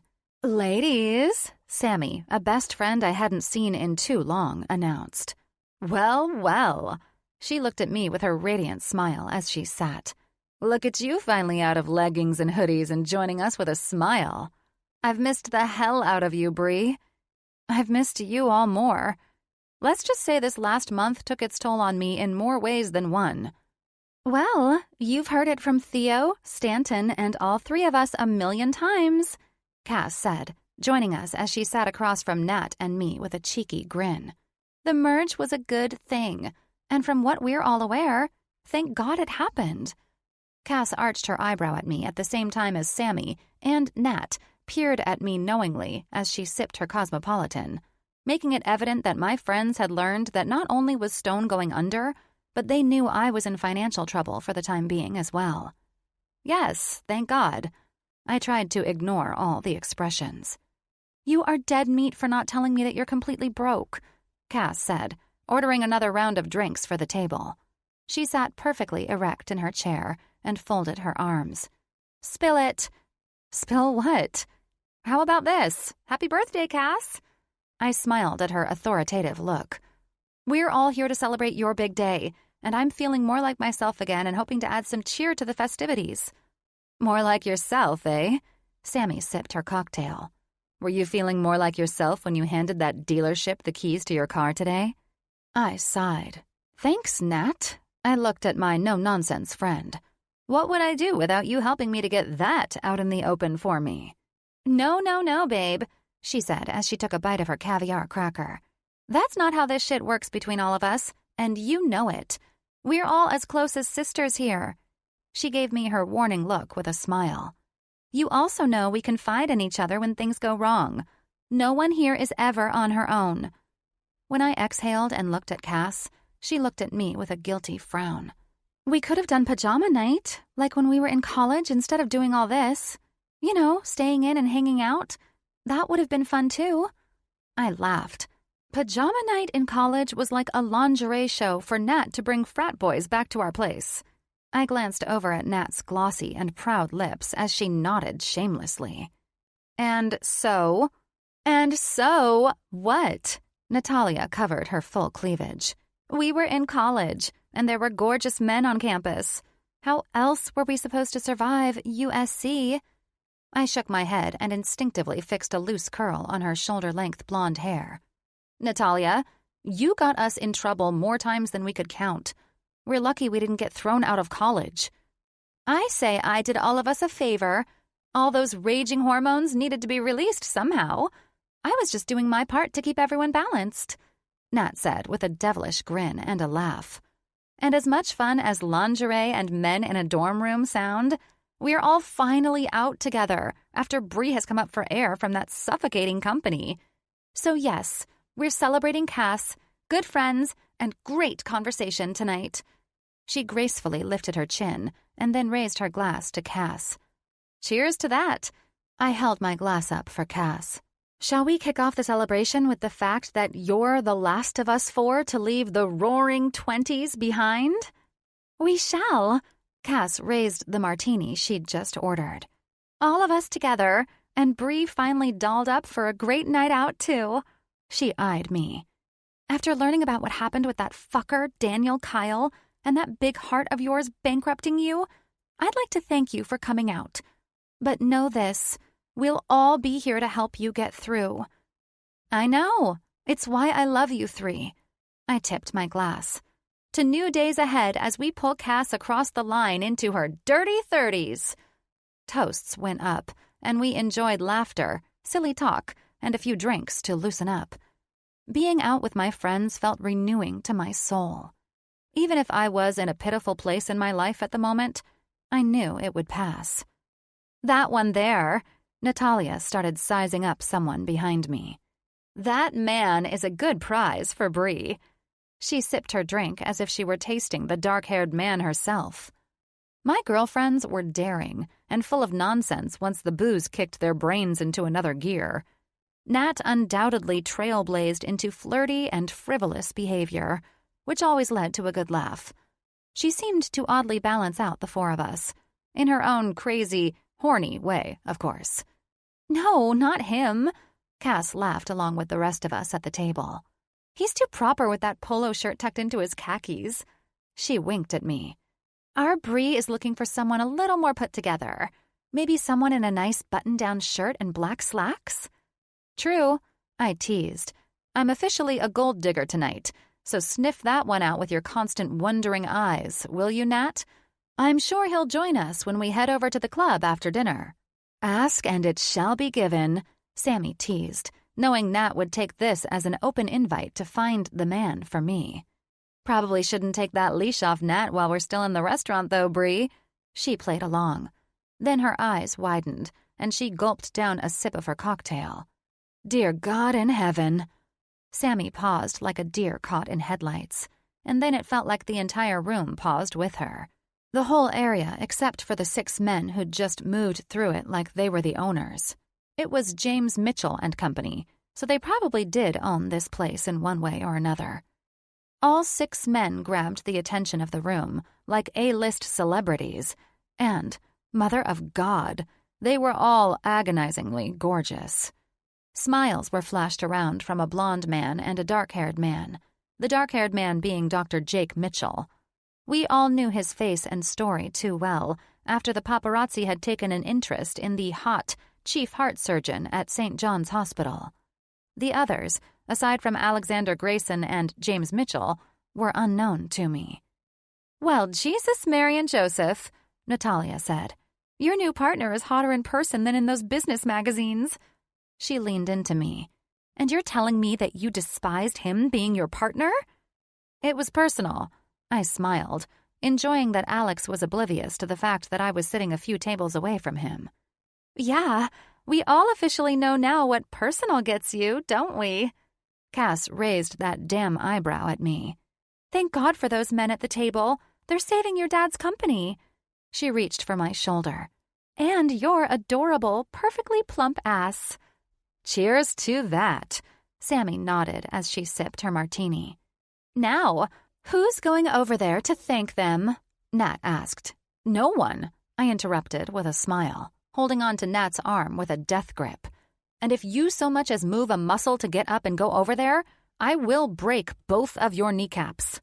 Shattered bone, do you hear me? Relax, Nat countered with an eye roll. As a matter of fact, excuse me, she called for the server. We need to kick this off with a round of shots. She slid her arm out from my grip and placed it on my shoulder. Make them all blowjobs.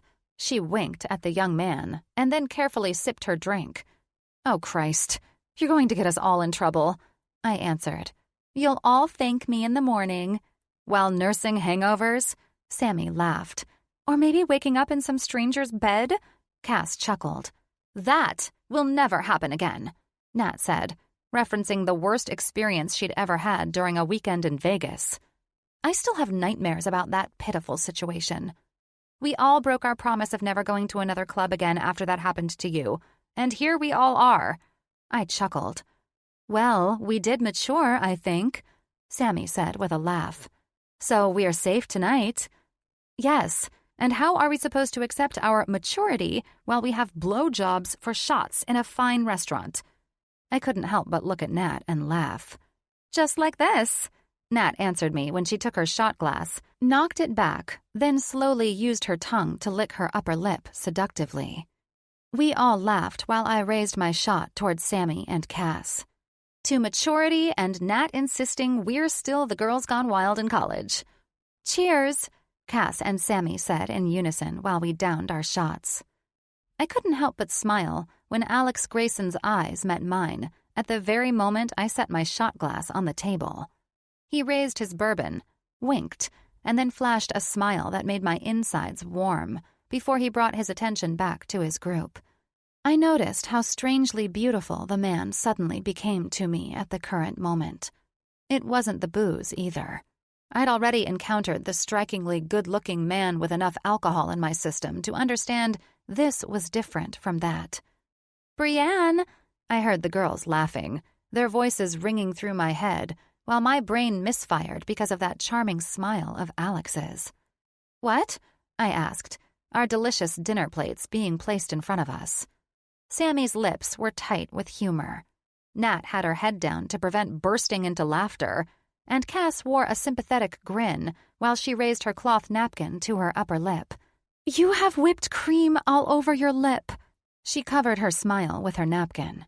"And if I were going to point out a fact, I'd say that Alexander Grayson was certainly appreciative of the white-lipped smile you just gave him," Nat said with a soft laugh while pushing the tomatoes around in her salad with her fork. "Too bad you missed the opportune moment to lick that off your lip for him."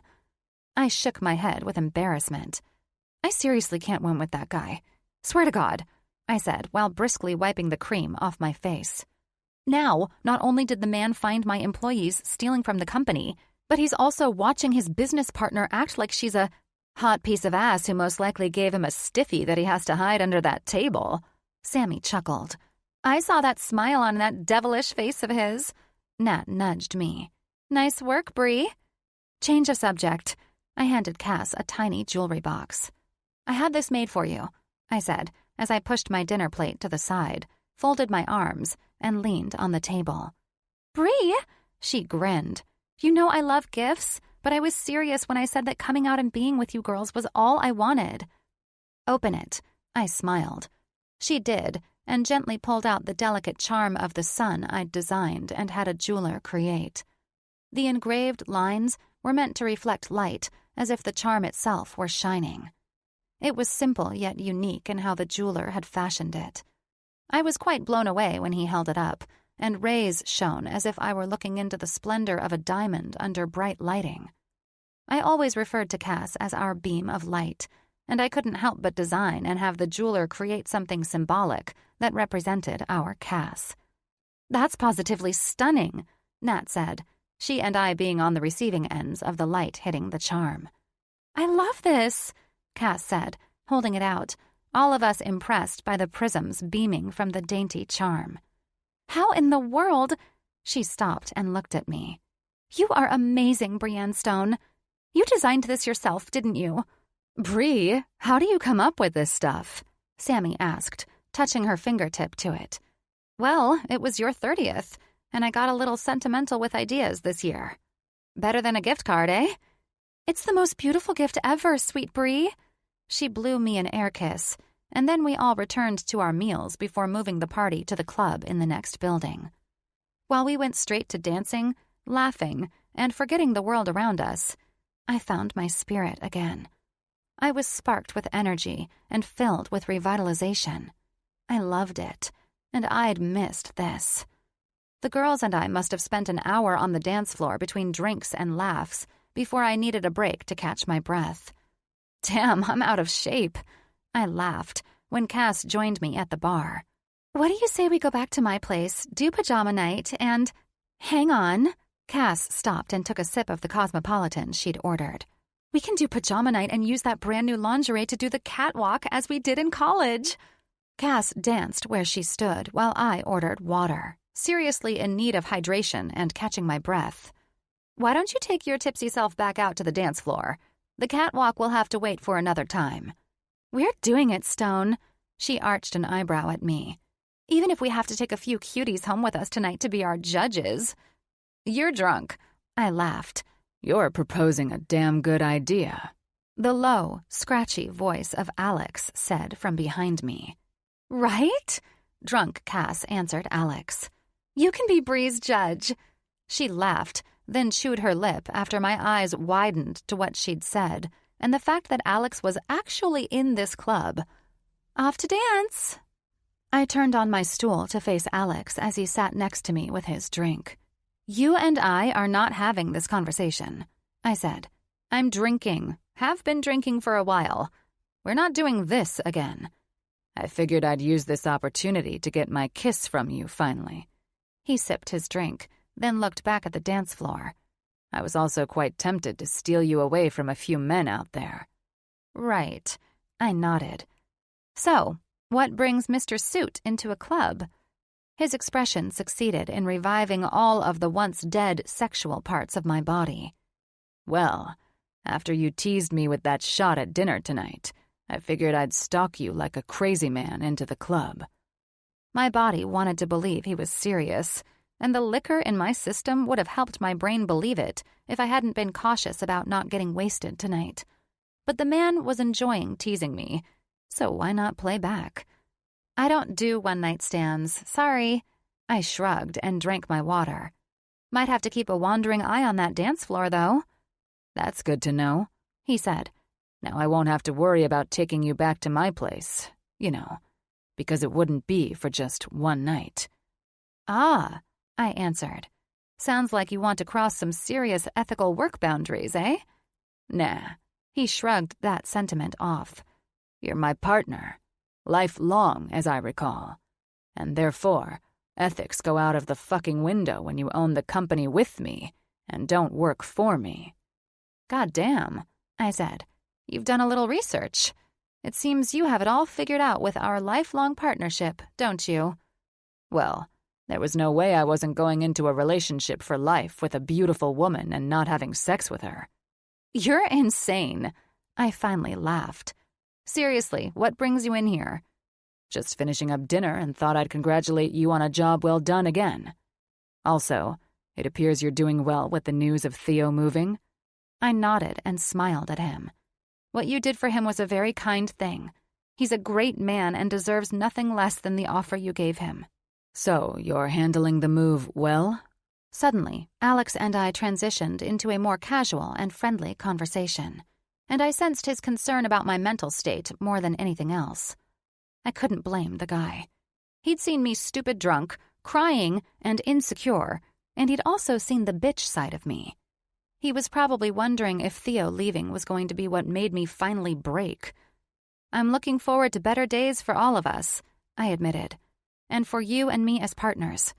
Tonight is my best friend's birthday, and what better way to turn the page in one's life than to celebrate the happiness of another? He licked his lips. His eyes seemed to swirl in their emerald color, and he let out a breath that made me believe he wasn't expecting to hear that from me. You're a unique woman, Brienne Stone, he said, before he finished the last of his drink. I believe my car is awaiting me, and I'm glad you're doing well. Turning the page, I smiled at him. That's an ideal way to look at it. Enjoy the rest of your evening, and you have my number if some douche wants to try anything stupid with my girl. Your girl, huh? Lady? Lifelong partner? It's all the same. He arched a friendly eyebrow at me. And in all of those things, you're most certainly mine. For life, I softly said, my brain trying to process his expression, tone, and gentle nod. Absolutely, he affirmed. As quickly as Alex Grayson appeared from out of nowhere, he disappeared in the same manner, walking through the crowd in the massive club area, and I was left to wonder what the hell had just happened. Chapter 10. Alex. I had watched each of my close friends have life-changing occurrences which led them down a path of finding love in the most peculiar ways. As a bystander who'd watched everything my friends had gone through, I decided long ago to take what I deemed was a more straightforward route, not allowing a woman in at all. Quite frankly, I enjoyed the less problematic method of happiness by not bringing a complicated woman into my life. I could never become that man, the one I'd watched all of my buddies transform into. The man who was blindsided by love and all of the complications that waited on the other side of that word. Don't get me wrong, what my friends found with their ladies was priceless and worth it for them. I was a pragmatist, however, and there was no way the lucky lightning could strike all four of us. I suppose they had what I don't, though, which is a willingness for love to find me in the first place. My childhood was made up of horrors I wouldn't wish on my worst enemy. So the idea that I might have to share those experiences with another was a reason for me to avoid relationships like the plague. The pieces of the trauma I hadn't blocked out were enough to make me suffer from night terrors for as long as I can remember. Night terrors that made me jolt awake, drenched in sweat, and feeling like I'd been trying to outrun the hellhounds that tormented me endlessly. I didn't want to have to explain the occurrence to anyone. Weird things like night terrors lead to questions, and questions led to the truth. And the truth was something my family didn't talk about. I tried to make things work with Summer, but ultimately my attempt at that confirmed what I've always known. I don't have it in me. In the end, I looked like the asshole I was because she desperately tried to change the game on me. We were supposed to be having casual fun, but it didn't take her long to sink her claws into me and try to transform me into the perfect boyfriend material. That's when it all went south. What started as fun with an uncomplicated woman ended up being a suffocating relationship driven by her insecurities and desire to fix me and make me into the man of her dreams. I moved on from that for her and myself. If she wanted a man to share forever with, she should have easily known I could have never been that man. Now, I was dealing with Bree. From everything I'd come to know about her, she was my definition of a complicated woman. She'd had a messy wedding day breakup, she was a mess at work half of the time, and I'd seen her on the verge of falling apart more times than I'm sure she'd have liked. And even though she's everything I usually steered clear of when it came to women and my so-called version of a relationship, I'll be damned if she wasn't drawing my sorry ass in despite the walls I'd built to keep myself guarded. I wasn't entirely her victim, though. Well, perhaps I was, because Monday morning couldn't have come fast enough after I saw her out with her friends. I'd seen many different faces of Brienne Stone and was either annoyed or amused by her shifting moods. After seeing the veil of the woman's business side dropped and catching a glimpse of the lovely demeanor she displayed with her friends, I knew I was headed down a road I swore never to travel, taking an interest in a woman who I could never make happy. Why was I fascinated by her so suddenly, the most complicated woman I'd encountered in far too long? She's your fucking partner, that's why, I reassured myself before shaking this wild tangent of thought from my head. This was the last possible thing I needed to be thinking about. Ring, ring, ring. I glanced down at my phone after stepping out of my car and seeing that Brienne's new parking space was empty. Hey, Theo, I answered. Everything good on your end? I'm going through the proposals and wanted to thank you again for this. Should I drop it by Stone or Mitchell? Fax it to Mr. Monroe at Mitchell. He's handling the restructure in the London office while I deal with the shit that went south with Stone. I glanced at my watch and then back to Bree's empty parking space. Quick question, I said to Theo while shouldering my leather briefcase. Anything. Is everything okay? Bree told me you guys are opening up in the Brooks Architectural Building today. Yeah, I answered, still confused as to why the hell she wasn't yet here. I'm curious about whether or not she's a creature of habit, and maybe she showed up at the wrong building this morning. She's not here. I heard a sigh on the other end of the line. Complicated women. And this is who you thought about for your entire commute to work this morning? I thought with a roll of my eyes. What's up, Theo? I became more direct. If something is going on with her, I need to know. I'm getting ready to head up to my office, and I wasn't expecting her to be late on a day when her faithful employees are here to report for work. I shouldn't say anything, but... He paused. I'm a man who doesn't beat around the bush. Tell me what is going on with Brienne. She's at work. She's already there and said she loves her office. She's been there since 6 this morning. Ah, I answered, listening to the man stammer, holding something back. Why isn't her car here then? Is she so humble that she parks on the second floor in the garage with the rest of our employees? She'll kill me if I told you, but after the way you've taken care of me, I know you'll understand her unfortunate situation. I stopped from entering the front doors of my building and walked toward one of the pillars that faced the valet stand. I'll kill you if you don't tell me, I teased. Seriously, I need to know what I'm walking into. What kind of unfortunate situation is Brienne facing? She's broke as hell, Theo sighed, while my eyes widened in shock. Broke as hell? I repeated. As in living on the streets? I saw her at a ridiculously expensive restaurant on Saturday night. What'd she do, gamble her life away in Vegas on Sunday? Alex, I can hear the humor in your voice, and this is why she would kill me for letting you in on this. It's not humor, it's more like disbelief, I answered. What are we looking at? The woman is an executive for a large architectural firm. On top of that, Mitchell & Associates pay rather well as our parent company. Well, after her girlfriends told me she surrendered her car to the dealership on Saturday, I wanted to chew her out. Her best friends are very close and will help her financially until she can fix this. I need direct answers, Theo, not gossip column BS. How broke is she, and how did this happen? Does she not understand the meaning of investing money? Paying bills? What? I was becoming firm, because this was the most insane thing I'd ever heard in my entire life. At this age, and with all of these opportunities that had been made available to her, how the fuck could she be flat broke? Bree has a huge heart. All of the money she had to her name, down to every last penny of her father's inheritance, she invested into her father's company.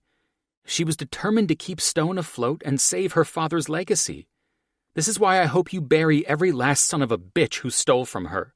While they pillaged, she was donating her paychecks, life savings, and selling off stocks so they wouldn't lose their homes or cars. I could hear the man choking up. Jesus Christ, I finally said. Don't you dare be an asshole to her. Theo's voice sharpened. I don't need that job in London, and I will risk losing it to tell you that I will kick your ass if you tell her you know and if you're a condescending dick to her about this. I smiled. Someone threatening to kick my ass while talking business was normal, but a CEO being flat broke after donating their assets? That was not fucking normal. My lips are sealed, I assured him.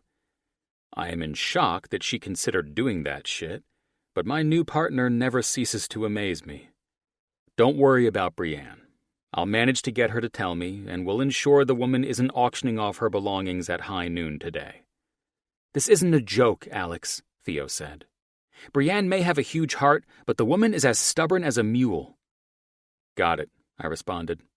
Maybe over a few Moscow mules this afternoon she'll confide in me, and we'll get the bills paid and a company car offered in her new bonus package. She'll see right through that, Theo warned. She won't drink during business hours either.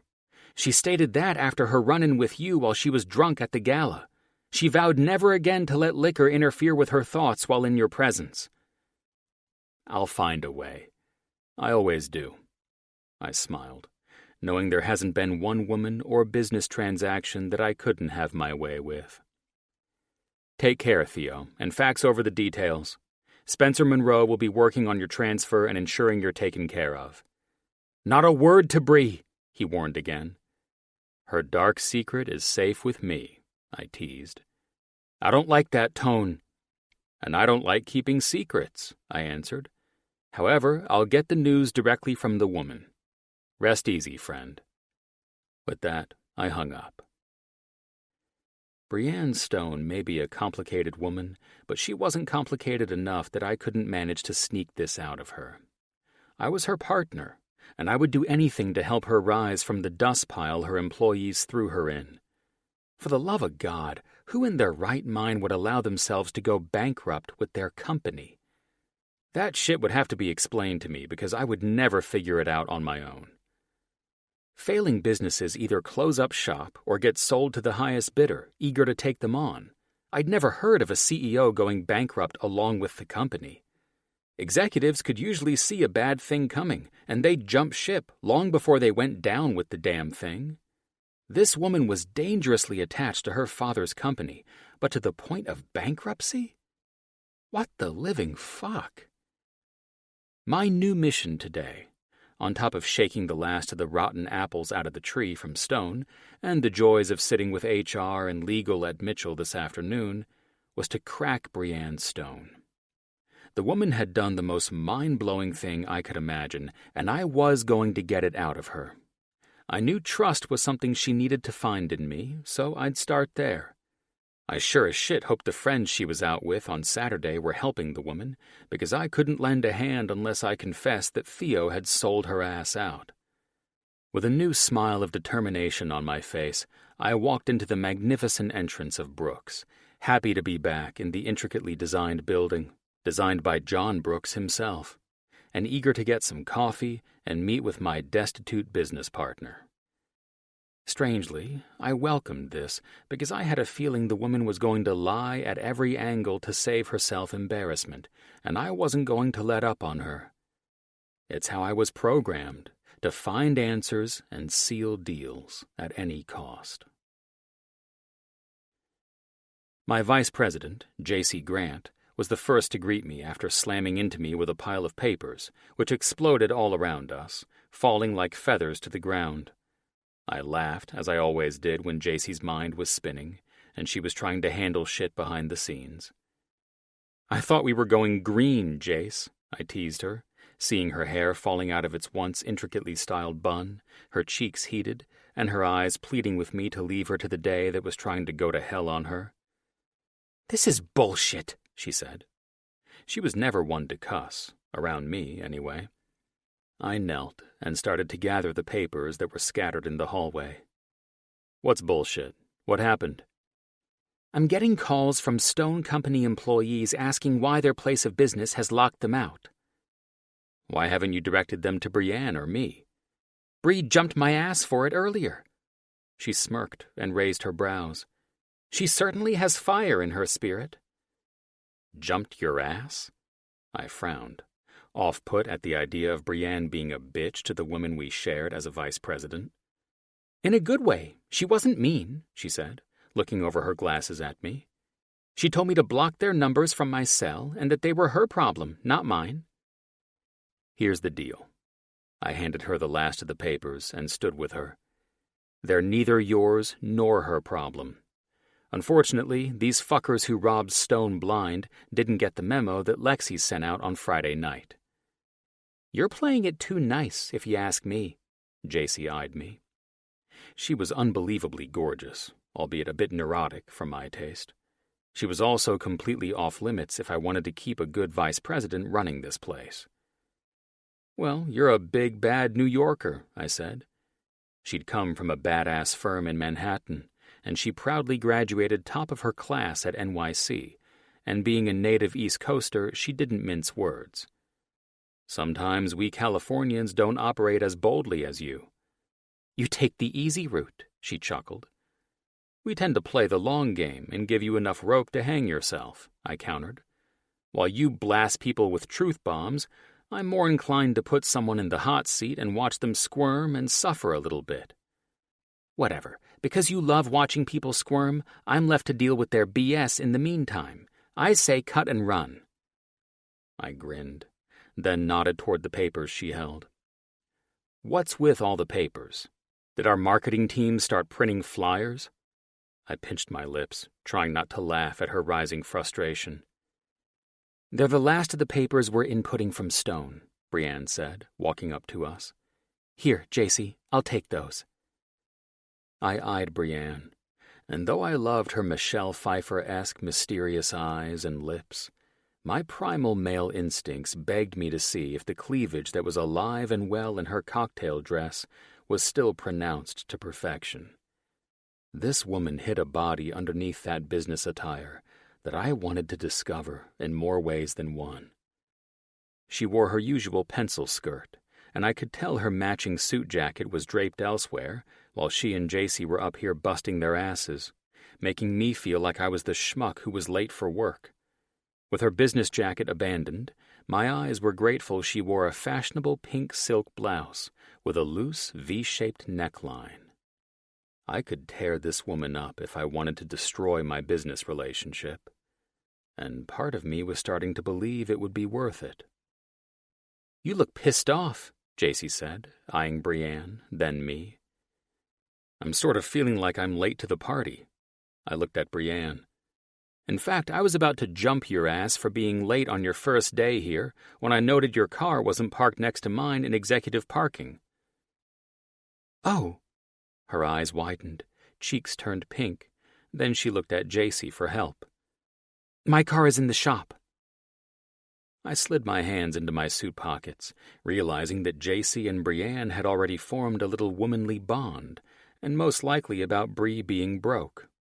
Their body language and eye contact, Brienne thanking JC and JC giving a quick nod in response, confirmed it. "Your car is in the shop." I interrupted the women's telepathic glancing. "Oil change?" "Nah, it broke down." She blew out a breath. I refrained from smiling. "That sucks. Where did you leave it broke down at?" I toyed with the word broke, seeing her eyes narrow at me. "Does it matter?" JC shot off, jumping on Bree's bandwagon.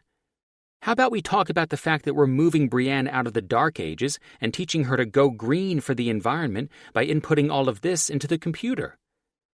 "How about that?" I smiled at the two. "Let's spend the entire day inputting jobs into a computer instead of allowing our PAs to earn their paychecks." "Confidential paperwork," JC said. "So we'll see you later." "Hold up, both of you." I turned to face where they were headed. "Let me see the papers." What the hell were they all secretive and girlfriendish about? Who knew, maybe JC and Bree both preferred women, each other, and in the end, I'd be the damn joke. JC shoved the papers into my hands, and I started to fan through the pages. Most were outdated projects, bids that needed approval, and some were mock-ups that the architects had fucked us on that would require the legal team. I eyed Brienne. "First of all, you'll have to ignore JC and her love for the environment at times, especially when it comes to us needing this hard evidence in the hands of legal for this afternoon when we meet with them." I looked at JC.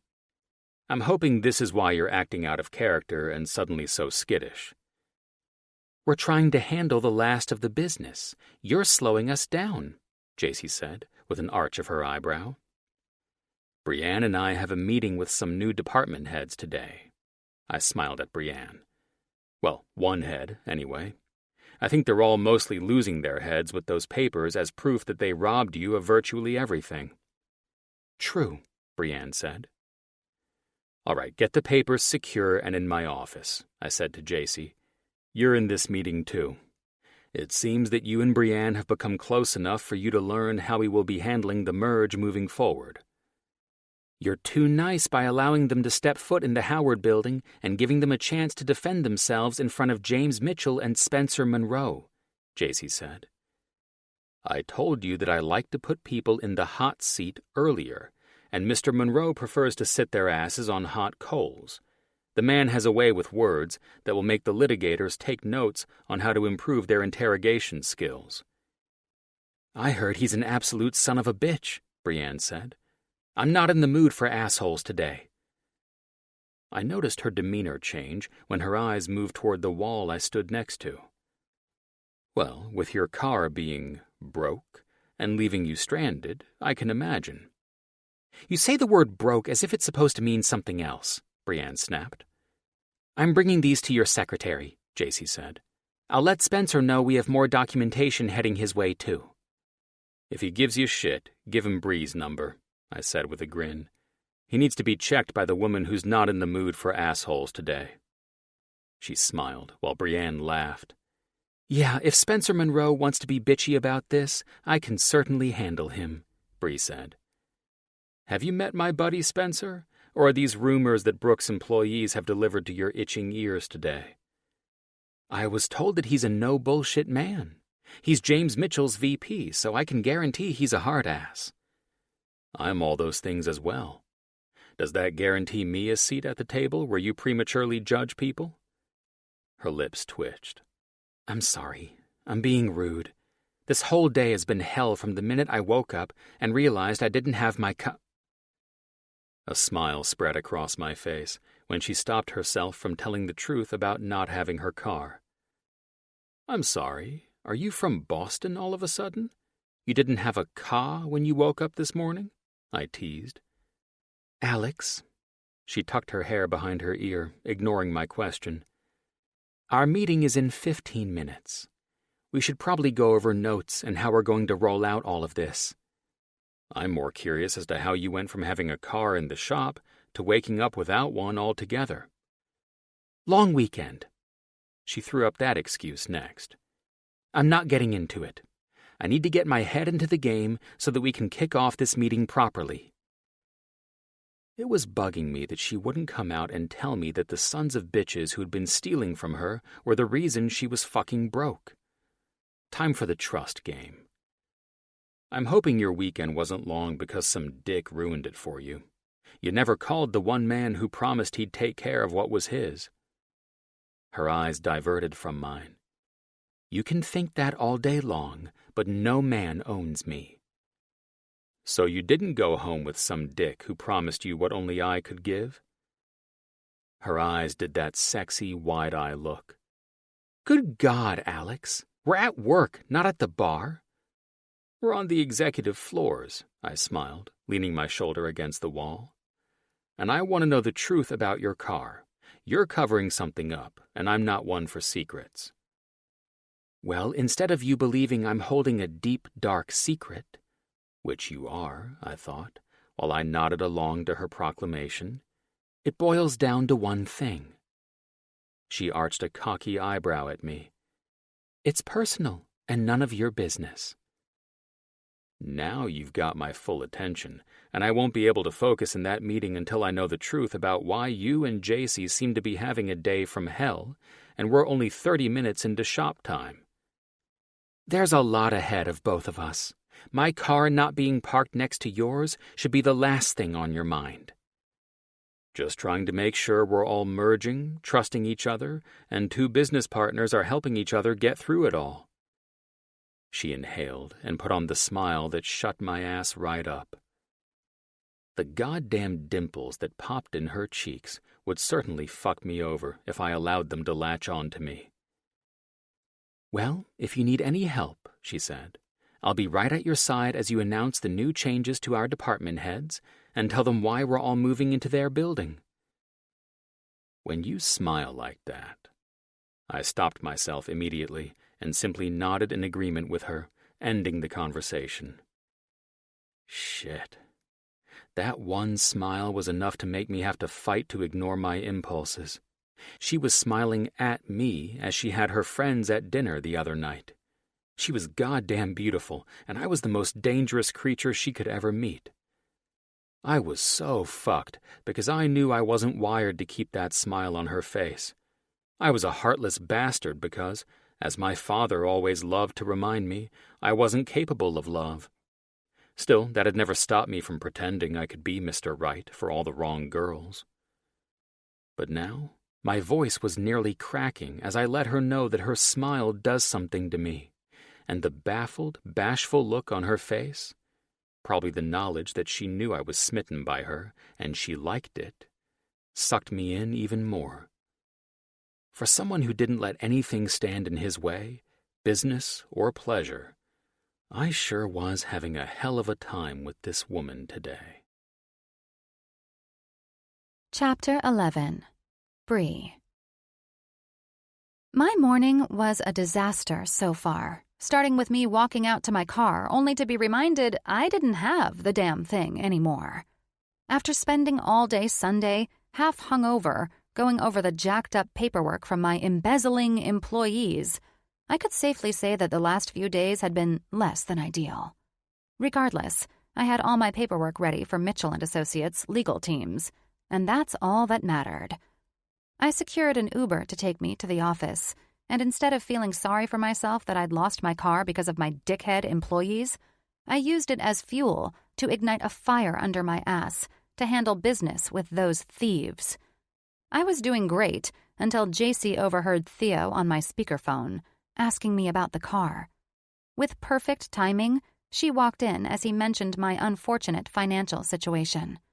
She was an angel when I ended the call right then and there with Theo and explained in vague detail how managing shitty employees had bitten me in the ass.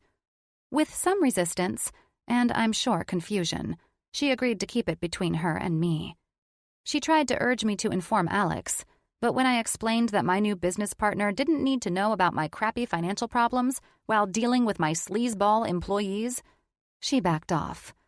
We left it at that. I wasn't used to being broke or accepting charity of any kind, so when Natalia offered to let me use her BMW, one of her extra cars, to say I was humbled was an understatement. Maybe a bit of my pride was bruised, but that was no one's fault but my own. I was wholeheartedly grateful to have such understanding friends in my life. My only problem was that I wouldn't get the keys until today, and it wouldn't have been a problem if good old Alex hadn't been prying into the whereabouts of my car all fucking morning. He was the last person on earth I wanted to know about this.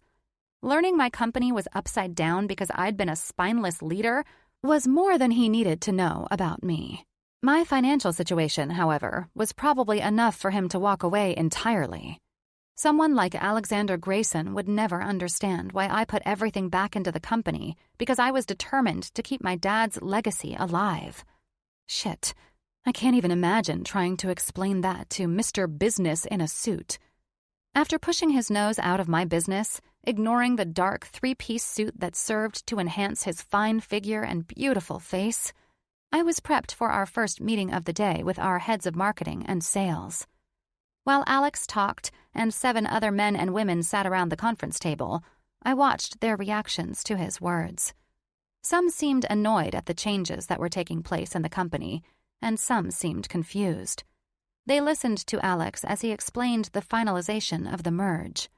After rounding everything out with my company moving into this building, the only thing left to do was to continue to shake things up, push out complacent employees, and perhaps find some dirty ones working for Brooks' firm, too.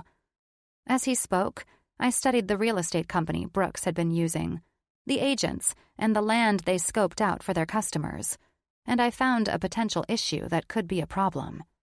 "Mr. Grayson?" I spoke after he asked for input before moving forward.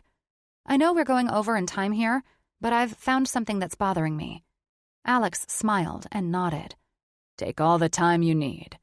He took his seat at the head of the long glass table while I stood and walked toward the middle of it with my iPad. "Would you like to share what you have on our big screen?" he asked, trying not to laugh at my lack of technology savviness, coming from a company that didn't hold meetings in such a way. "Go ahead." I handed it to him. After he ran his fingers over the touchscreen, the corner screen in the room projected the real estate that one of our team members was working on for a project. It was a horrible plot, not at all acceptable for this project, and I was shocked marketing and sales had allowed it to move forward. "What are we looking at here?" a man named Greg asked. "We're looking at a project site for a brand new outdoor mall," I answered, walking over to the screen that displayed the images of the land. "This isn't good real estate, and I wonder if the architect who's working with this client understands that." "That site was the best in the valley, according to the agent. Our clients want an outdoor mall on a larger scale, and this was the biggest piece of land. It came at a great price," a woman named Tish answered.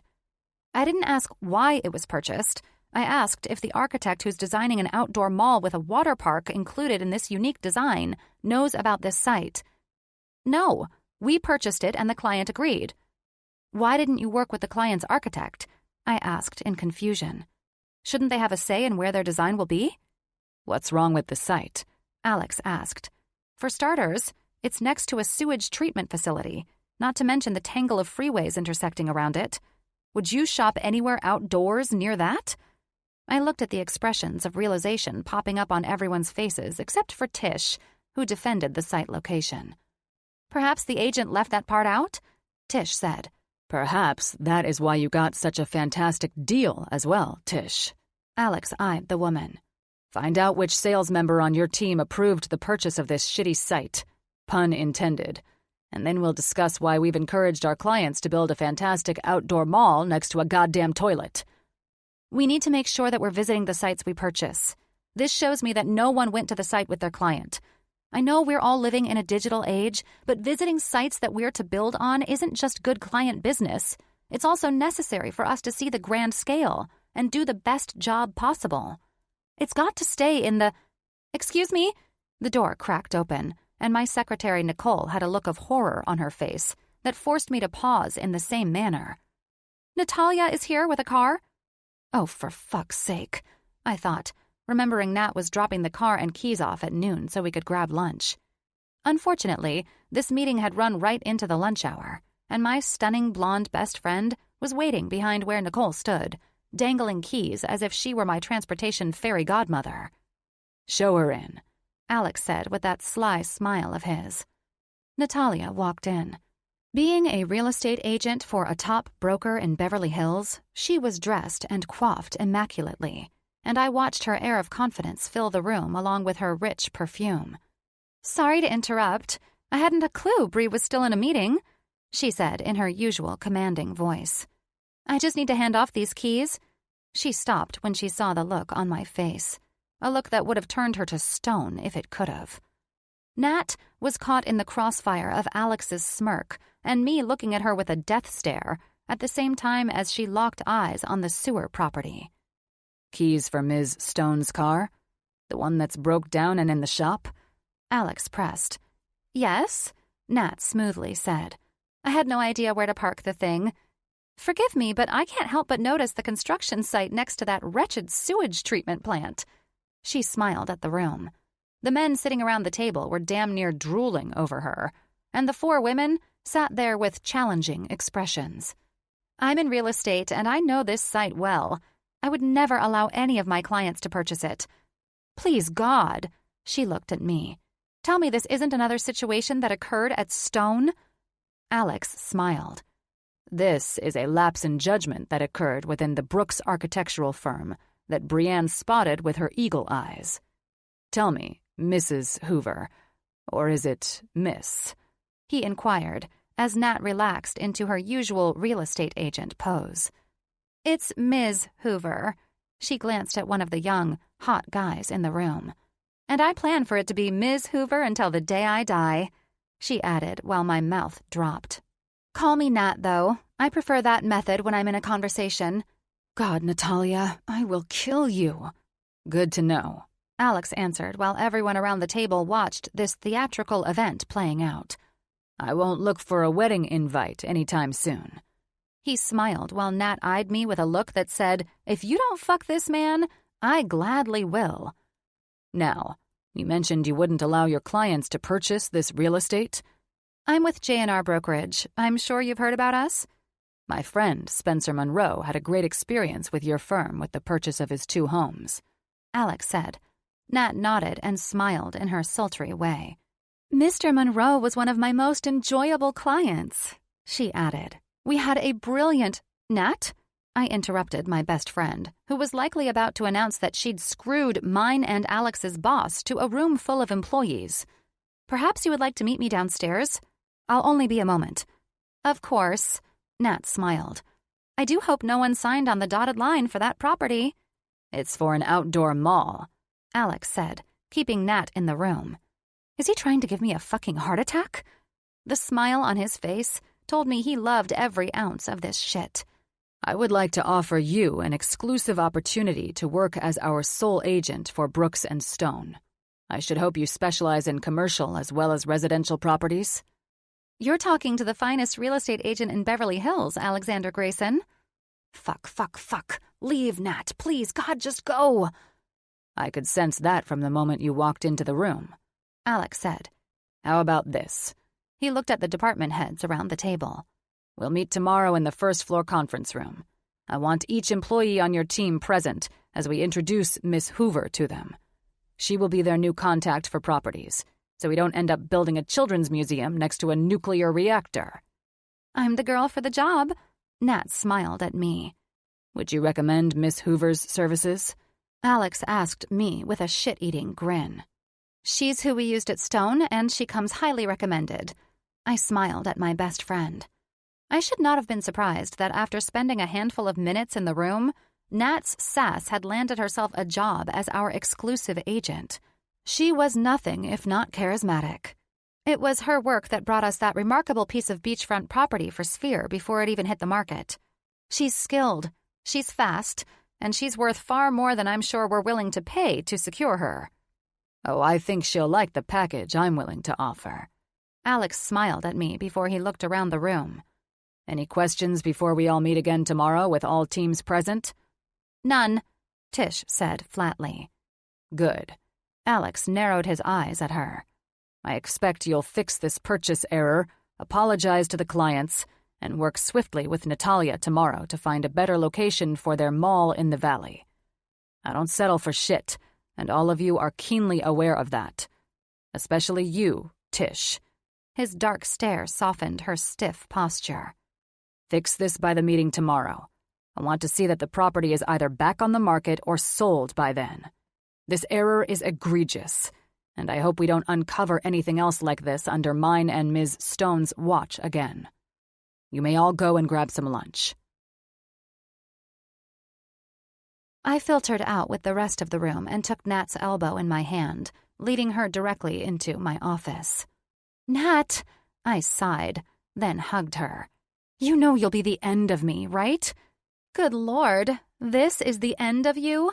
This room is fucking heaven on earth. She raised her hands and walked toward the corner of my office that had floor-to-ceiling windows.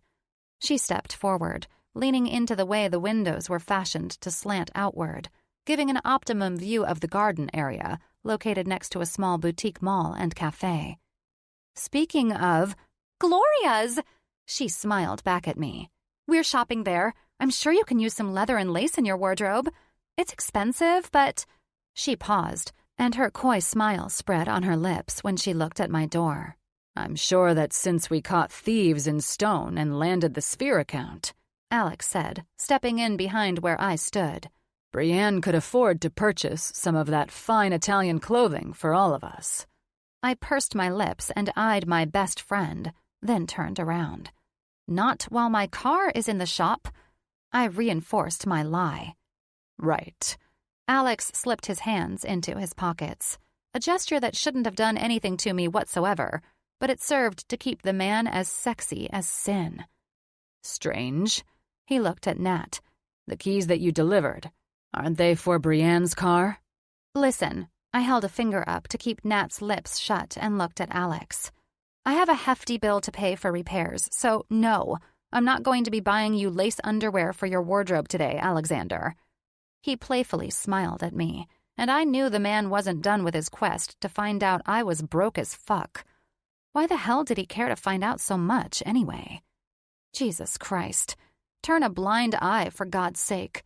Something told me that it was probably morbid curiosity, like watching a horrible reality television show, that kept his attention. The constant, shitty drama in my life was like a train wreck he couldn't look away from. Damn it. Maybe on a better day, then, he said. So, Miss Hoover, I must know the details of your friendship with my good friend, Spencer Monroe. Spicy Spence? She did her sexy yet contagious laugh. Then she caught herself when she realized she'd revealed her sex name for our boss. Spicy Spence? Alex laughed a laugh that made this stressful situation fade in that instant. God in heaven. I thought I would never have anything to hang over that man's head. I don't plan on seeing him again. Nat's eyes darted to me for help, but she walked into this game I'd been in the middle of since Alex and I first met. I might as well watch her squirm in her confidence a bit. So please do not mention I'm working as your agent. Was he a dick who dumped you? Don't tell me that because of his lack of good judgment, I'm going to lose my partner's friend and someone who appears to be an excellent real estate agent, too. Natalia might not be our number one choice here, I interrupted. If she's had a relationship with Mr. Monroe, then that could potentially be a problem, and we can't have any more drama than we already have. I looked at Nat. You'll most likely be seeing him again. Are you up for that? She chewed on her bottom lip. Monroe was a great time, but the man answered a call in the middle of... She paused while Alex softly laughed. Sex? Alex said. Yes, she answered. It doesn't get any more humiliating than that. I'm an amazing real estate agent. I finished Nat's sentence, stopping her from treating Alex as if he were Theo or one of the girls. And I would like to keep you involved. We need to find a way to have you help us secure deals, but not quite working with a man you screwed. If I weren't allowed to work with men I screwed, I'd never have any work at all, Nat said with a laugh. And there it is, I added, covering my face with my hand as Alex laughed loudly at my shameless friend. Well, I'm starving, Alex said, breaking up this conversation. Brienne, I would take you to lunch to discuss what Mr. Mitchell and Monroe have planned, but I believe you and your friend here have some job details to work out. Alex rocked back on his heels as I nodded. The lawyers and Monroe are set to finalize the things, and we're just going to be there for the entertainment. Enjoy your lunch, ladies. I'll see you at the Howard Building at 2 o'clock. Alex nodded, and then he left like he magically floated on air. Nat, what the living hell? I said to her. What? I screwed Monroe, and I thought I was amazing, but the son of a bitch still stopped in the middle and answered a goddamn phone call. That's what you get for screwing wealthy businessmen to close deals. Brienne Stone, she snapped. He signed the agreement first, then we had cocktails, and the liquor drove me into his bed. Being in my boss's bed is bad enough. She looked over at my door. I can tell Alex is still part of Mitchell & Associates, and he's more of a boss to you than Spicy Spence could ever be. What does that mean? I asked, closing my door. It means I have a suspicion that Alex, your partner, not only works here, but he also has his tight connections with your parent company. He's best friends with the owner, for Christ's sake. I'm so done with this day, and I haven't even met with lawyers and ex-employees yet. I rubbed my forehead. I have no appetite, and I probably should go hunt Alex down and figure out exactly what's going to... You're having lunch with me, you're going to relax, and you're going to appreciate that I see how Mr. Alex Grayson looks at you. Your cute little expressions, your horrible poker face, all of it fuels that man to want you, and in delicious ways, I'm sure. I smiled at her. Everything is sex to you. I grabbed my purse. And I'm not you. So if Alexander Grayson thinks he and I are going to have sex while he answers his phone, then he is sorely mistaken. Nat chuckled. I highly doubt he will be answering phones while you're riding him to the extreme heights of ecstasy. We're walking out of my office now, I warned her. No more sex talk. And no talking about the loaner car you brought me, which... Thank you again for that. No problem, she said.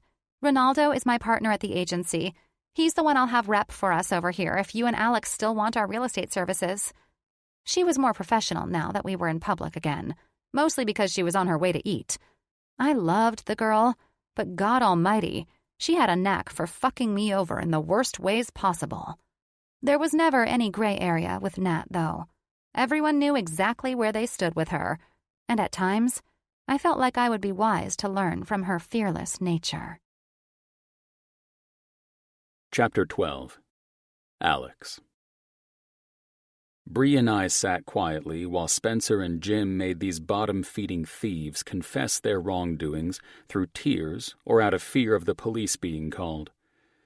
It was quite enjoyable to watch Spence and Jim play good cop, bad cop, but I could see that this shit was taking its toll on Brienne.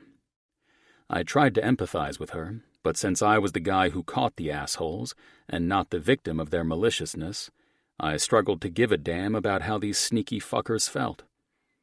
Brienne was face to face with the people who'd all but bankrupted her, believing that she was to blame for her company not paying its bills. That's the main reason I was enjoying watching Jim and Spencer ream these pathetic losers. The woman who sat stiffly by my side couldn't pay her bills because she thought she needed to protect these sons of bitches, so these people deserved every ounce of karma that was about to crash down on them. Any other day, I would have happily jumped in alongside Jim and Spence to make these dicks suffer more guilt and fear for what they'd done. But oddly, my gut told me to sit this one out. It was more useful in this situation for me to be a bystander with Brienne, and offer her smiles of reassurance that Jim, Spencer, and the lawyers were going to fix the problem. After the last jerk-off walked out in tears, offering Brienne one final pathetically guilty nod, I rose and thanked the lawyers for their time. Brienne was behind me, and I could sense the woman was utterly drained after listening to this shit for 4 hours. "You okay?" I quietly asked, after the lawyers left me, Jim, and Spencer with her. She lifted her chin. "I'm good," she said, fake Rolex smile plastered on her face. I glanced at her hands. "Your hands are trembling." I instinctively covered where she folded them together to prevent Jim and Spencer from seeing her at a breaking point. "Tell me this is from nerves of excitement and not guilt." I sucked in a breath when her eyes lifted to mine. Of all the emotions I'd seen in her, I'd never seen this expression. It was as if she were holding back tears, but her eyes seemed to plead with me to hold her, as if the woman were mine to protect. The act of covering her hands with mine brought about a revelation that damn near struck me upside the head. I loved the idea of her being mine to protect from any shady bastard who would dare to hurt this woman in any way. The sentiment was a total shock to me, but it wasn't unwelcome. "Nerves of excitement." She pulled her hands away from mine after we shared some weirdly intimate eye-locking moment. "That's all." "Liar," I teased, resorting to humor, knowing that if Spence and Jim had seen this thoughtful and unbusinesslike situation I'd lost myself in, I'd never hear the fucking end of it. Jim was the first to walk over while I turned to see Spence on his phone, finalizing the details of the pricks we'd spent the last of the workday dealing with. "Jesus Christ," he said with a half-smile. "I can't believe that shit was going on at Stone." He looked at Brienne. "You had no idea this was happening?" "No idea," she answered firmly, holding her own against Jim's usual no-bullshit expression. "And if I'm honest, it was difficult to keep my mouth shut while they made their excuses." "Well, I'm glad you did," Jim answered with a smile. "Sometimes disgruntled and lying employees have a way of turning their former boss's words on them." I grinned. "You're not alone, though," I said, gripping my best friend's shoulder. "Jim has had his fair share of sitting with lawyers while I was the one doing the interrogations of the shady employees." Jim softly laughed. "From the sound of it, it seems like you had difficulty sitting through it and keeping your mouth shut, too." "Nah," I half-lied. "It was quite enjoyable to watch your dick's side surface when those thieves started to use Brienne as their excuse for not understanding why their fuckery got them fired, and some of them facing jail time." I glanced at Brienne, the woman still holding a stiff business posture. The best of it all was watching Monroe blast their asses with facts and making them all feel like the pieces of shit they are. Jim glanced back at our friend from college. "I don't even want to think about the years I wasted with you doing that man's job instead of him." I laughed. "Nice try, fucker." I paused my bantering with Jim when Brienne's demeanor proved she wasn't in the mood for it. Strangely, I gave more of a damn about her current state of mind than I did catching up and throwing jabs back and forth with Jim at the moment. Nailing these bastards to the wall for the last 4 or more hours should have made her relieved it was over so she could move forward. It should have cued that dimpled smile that was sure to be the death of me. Instead, the woman was expressionless and unwavering in this death stare that seemed to be looking at something other than Jim, and I loosened up and in conversation. Who knows?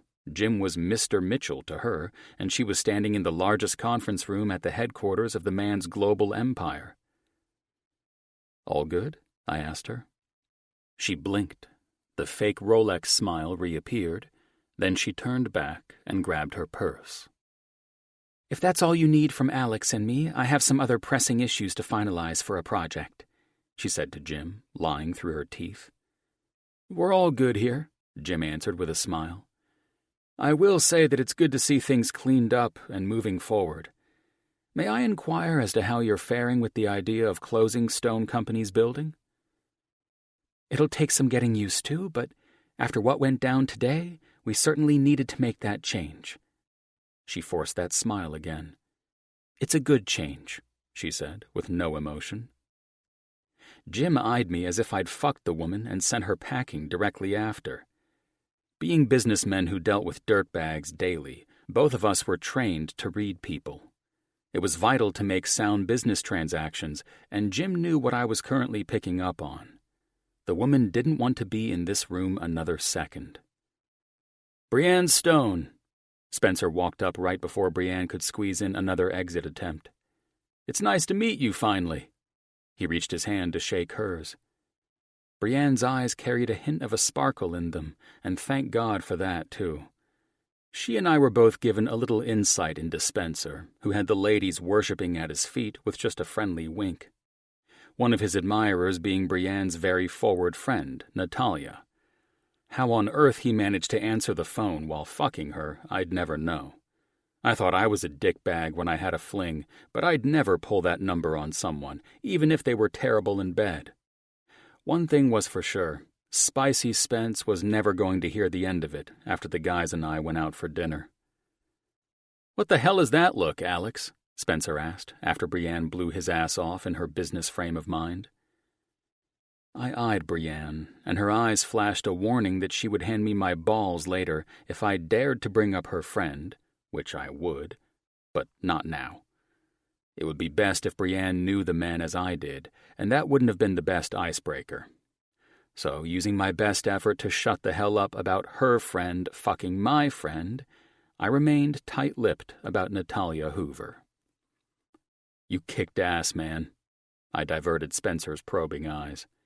"It's good to watch you in action again." "That was a shitty situation." He looked at Brienne. "I trust you're feeling somewhat better now that your company, along with Brooks, will remain profitable. The bottom feeders are no longer in a position to hurt you or your father's incredible legacy. I have to say, you've done an effective job of running that company, even if there was financial trouble due to the issues we uncovered." "I'm glad it's over, and they're gone." She smiled at him stiffly. "All of you were great today. I'm grateful we have you on our side." "The feeling is mutual, Miss Stone." Jim reverted to a more solemn demeanor. "If you'll all excuse me, I have to attend to a few business matters with Mr. Monroe." He nodded to Brienne and then to Spencer. "We've a few things to go over before we can get out of here." With a glance of concern from Jim to me, the men made their exit. Jim knew Brienne was not fucking around at the moment, and he knew it was up to me as her partner to ensure the woman didn't have ill feelings about the fallout that had taken place. My expression answered him with a look of knowing that I could handle Brienne. At least, I thought I could. If the woman would bust out the truth on me, she'd quickly learn that she was in the presence of 3 powerful and wealthy men who would do anything to help her, especially after listening to all the hell these idiots put her through. All she needed to do was say the word, and she'd be taken care of. I remained quiet as I trailed Brienne to a red BMW. I would have ordinarily walked to my car and allowed her time to cry on her friend's shoulders, but no. One damn sniff, watching her fighting with her key fob, bubbled up some unfamiliar emotions inside me.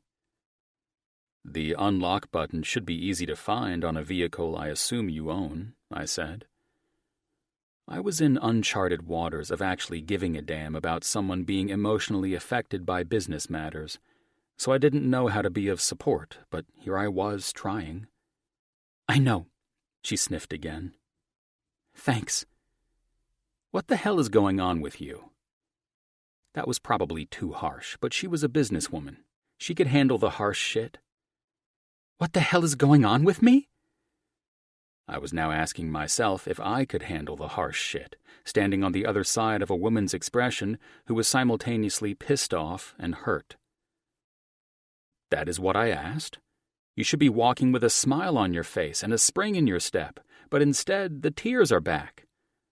I was a dick, but I couldn't help but react to her cold bitch behavior. "I'm not going to lose my shit." She glanced toward the expensive cars in executive parking at Mitchell & Associates. "Certainly not in this parking garage, and certainly not in front of you again." She eyed me, and her mysterious glare was sexy as fuck. I'm not a weak person, Mr. Grayson, but I've spent the better part of the morning here listening to those fuckers finally admit that they stole from me. After all the goddamn motherfucking hard work I've done to take my father's seat and all the personal fucking sacrifices I've made for their families, their betrayal cuts deeper than ever. She was officially breaking, and I would be a liar to myself and the rest of the world if I said I wasn't breaking with her.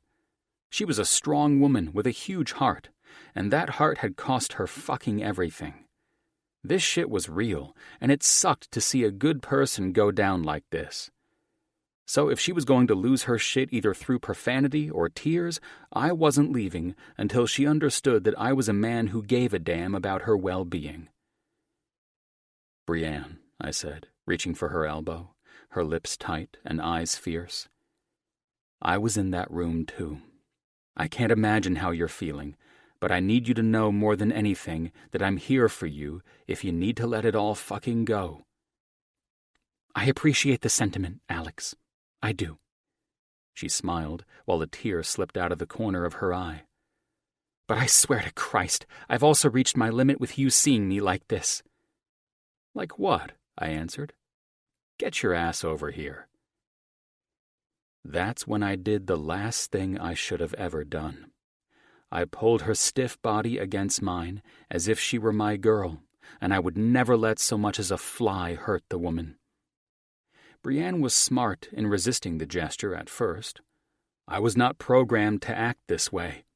I was the man who was programmed to bring out her tears and exacerbate her feelings of brokenness, as I had with every other woman I'd been with. And God knew I could easily do that. I had nothing to offer but disappointment and a tortured past. I had no business trying to be happy or make anyone else happy. My toxic thoughts were washed away once her rigid body relaxed into mine, and her fresh scent filled my senses. Maybe I was possessed? Who knew what the fuck I was, but this felt good.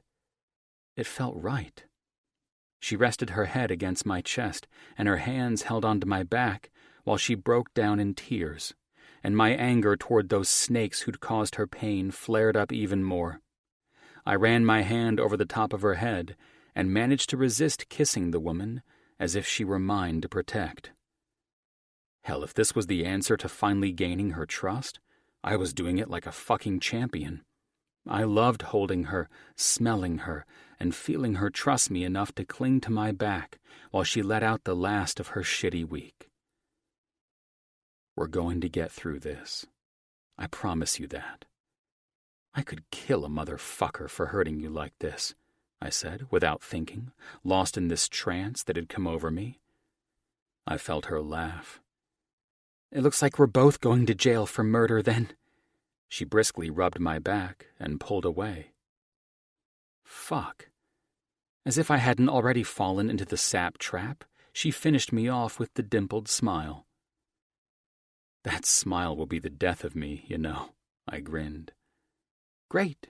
Then add another dead body to my list of casualties." I chuckled. "I'm serious, though. It's over. They're gone. It's you and me now, and we're going to kick ass together as partners." Her eyes were glassy as she smiled up at me. "You're damn right we are," she said. "Sorry I ruined your expensive suit." "I'll charge it to Jim. He's the one who made sure I had an emotional business partner," I teased. "I swear that I'm not usually an emotional person. You have met a side of me I don't think I've ever let any man see except for Theo or Stanton." "And you've just met a side of me that I didn't think I would ever see." "Well," I answered, moving past the supportive man I'd suddenly transformed into, "I believe you owe me dinner now." I knew she was broke as fuck, and I wasn't going to let up on that until she gave it up and I could find a way to help. Tobias is my restaurant of choice as well. "Bummer for you," she smirked. "I'm in no shape to pay for a dinner that expensive." "I'll take care of the mechanic's charges for the car. You'll take care of my appetite." "Nice try." She flashed a new smile. one that sealed the deal on the fact that I wanted this woman on a personal level, and now. "You at least owe me a kiss," I pressed. "Or a 10, now that you've destroyed my suit." She pressed her lips together. "Oh, God, we'd be in trouble." She then gave me a flirty smile and opened her car door. "Because I don't think I could stop at one kiss with you and that gorgeous Johnny Depp look you have." My face fell. I hated that everyone always insisted that I could be the man's doppelganger. It wasn't a bad thing to be compared to the finer-looking Johnny Depp, but Jesus Christ, were there any women out there who could see past it? Maybe it had just gotten old to me by now. Perhaps it was because my stupid friends always suggested I dress up like Jack Sparrow or Edward Scissorhands for Halloween. All I knew was that I despised it. Brienne's laugh was the most beautiful noise to enter my sudden thoughts of frustration. "Oh, damn! That does piss you off, doesn't it?" She laughed again. Then her hands ran up the side of my cheek. "Don't worry. Harrison Ford is my Hollywood crush." "Who told you I despise being compared to him?" I asked. "A little birdie." She gave me a silly look, slipped into the car, and winked at me. This peaceful moment is yours. Rest in it, breathe in it, and let it soothe you before the story resumes. So love me or leave me, I'm standing alone. Can't shake a feeling that lives in my bones. Lie to me, tell me you wish you could, but nothing you gave me is worth what you took. 'Cause I want love.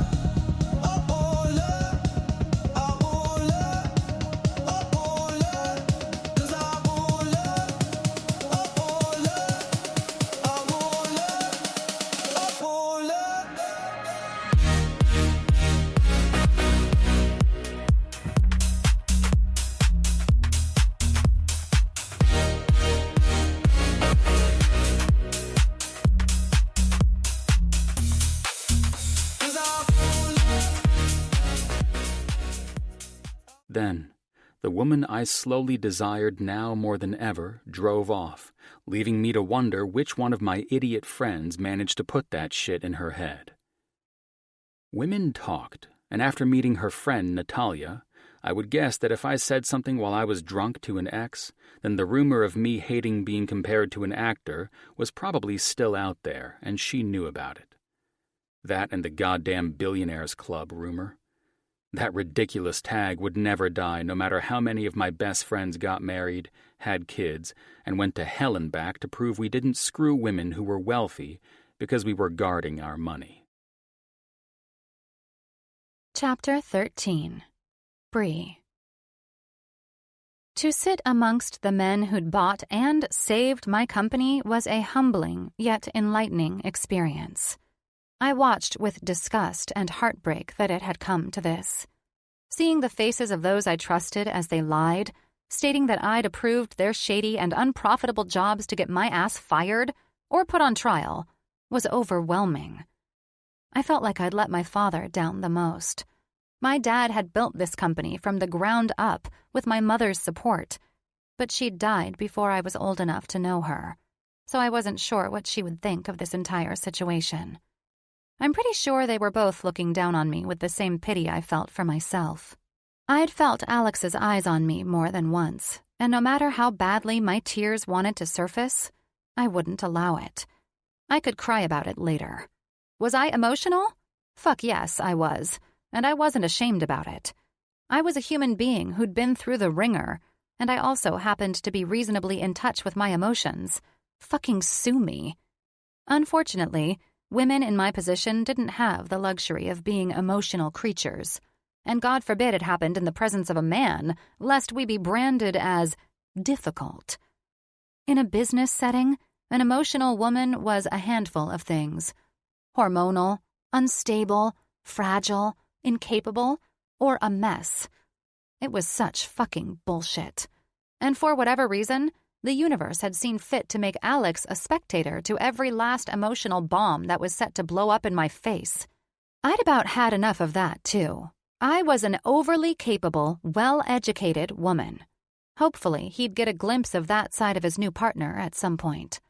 The lawyers were extremely clear that I wasn't at fault for any of Stone's wrongdoings after Mr. Monroe annihilated these thieves. Alex had uncovered the most critical pieces to their lying puzzles. Thank God. And that information saved mine and Theo's asses. Fraudulent paperwork that had slipped right past us. If only I were an extreme businesswoman who micromanaged everyone instead of trusting them not to screw me over. If I hadn't trusted them, perhaps I would have uncovered that they'd hijacked my finance department and paid them under the table to change the job bids so I would approve what I thought was profitable. The more Mr. Mitchell and Mr. Monroe spoke and pulled out the truth from these sons of bitches, the more shocked I was that it could have happened.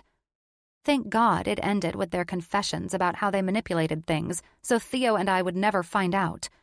It took Daniel Kyle trying to grow a set of balls by stealing Sphere to prove Alex's instincts were correct and catch the bleed in my finances. Stone was saved, but my personal life broke as a joke. So, I wasn't going to stand in that room and high-five the CEO badasses who shoveled the shit out of my company. No way in hell. We handled business, and now I had to move forward while being behind on all my bills. Then there was Alex, a man who seemed to give a shit suddenly. I didn't expect to see that expression on his face, the sympathetic one. It was as if he saw how personal this was for me. It was my dad's company, and no matter how stiff a businesswoman I became to run it, I'd failed my father. Somehow, Alex seemed to care in one way or another. Feeling his empathy made me lose it, and I sobbed in the comfort of his arms as if he were Theo. That cry-fest was not meant to happen around the man who seemed to only witness the worst in me. That was meant for the drive home. The defenses I put up in his presence came down when he pulled me in his arms, and I felt the comfort of the powerful businessman holding me. Alex Grayson may have been flirty and somewhat playful, but there was a reason he wore that $1,000 three-piece suit, like he owned all of Southern California. He held himself with an air of power, unreadable in every way, and he was a man who seemed to ooze domination and business savviness. There was no explaining how attractive he was when he commanded the room as he spoke, his sharp features exploring every employee's face. His mannerisms were that of a man in charge, and he was incredibly gorgeous to compliment it all. For all of that, there would be no way I could ever allow him to see I'd gone broke by having a soft heart. I knew he could never understand, even as he held me and spoke in a heartfelt way when he reassured me that we could move forward together now that it was over. It was far from over for me. I had the personal fallout I had to deal with, and next up was the thing I'd pushed farthest from my mind today, which was selling my apartment. The thing would sell fast, I knew that. I also knew it would sell for a shit ton of money so I could start over and get back to a place where I could financially breathe again. My apartment, all $3 million of it, was designed by Dad and me when I was a teenager. He had me help him design the entire building, and together we brought our first joint vision to life there. I would never forget the day he gave me the keys to the penthouse as a college graduation gift.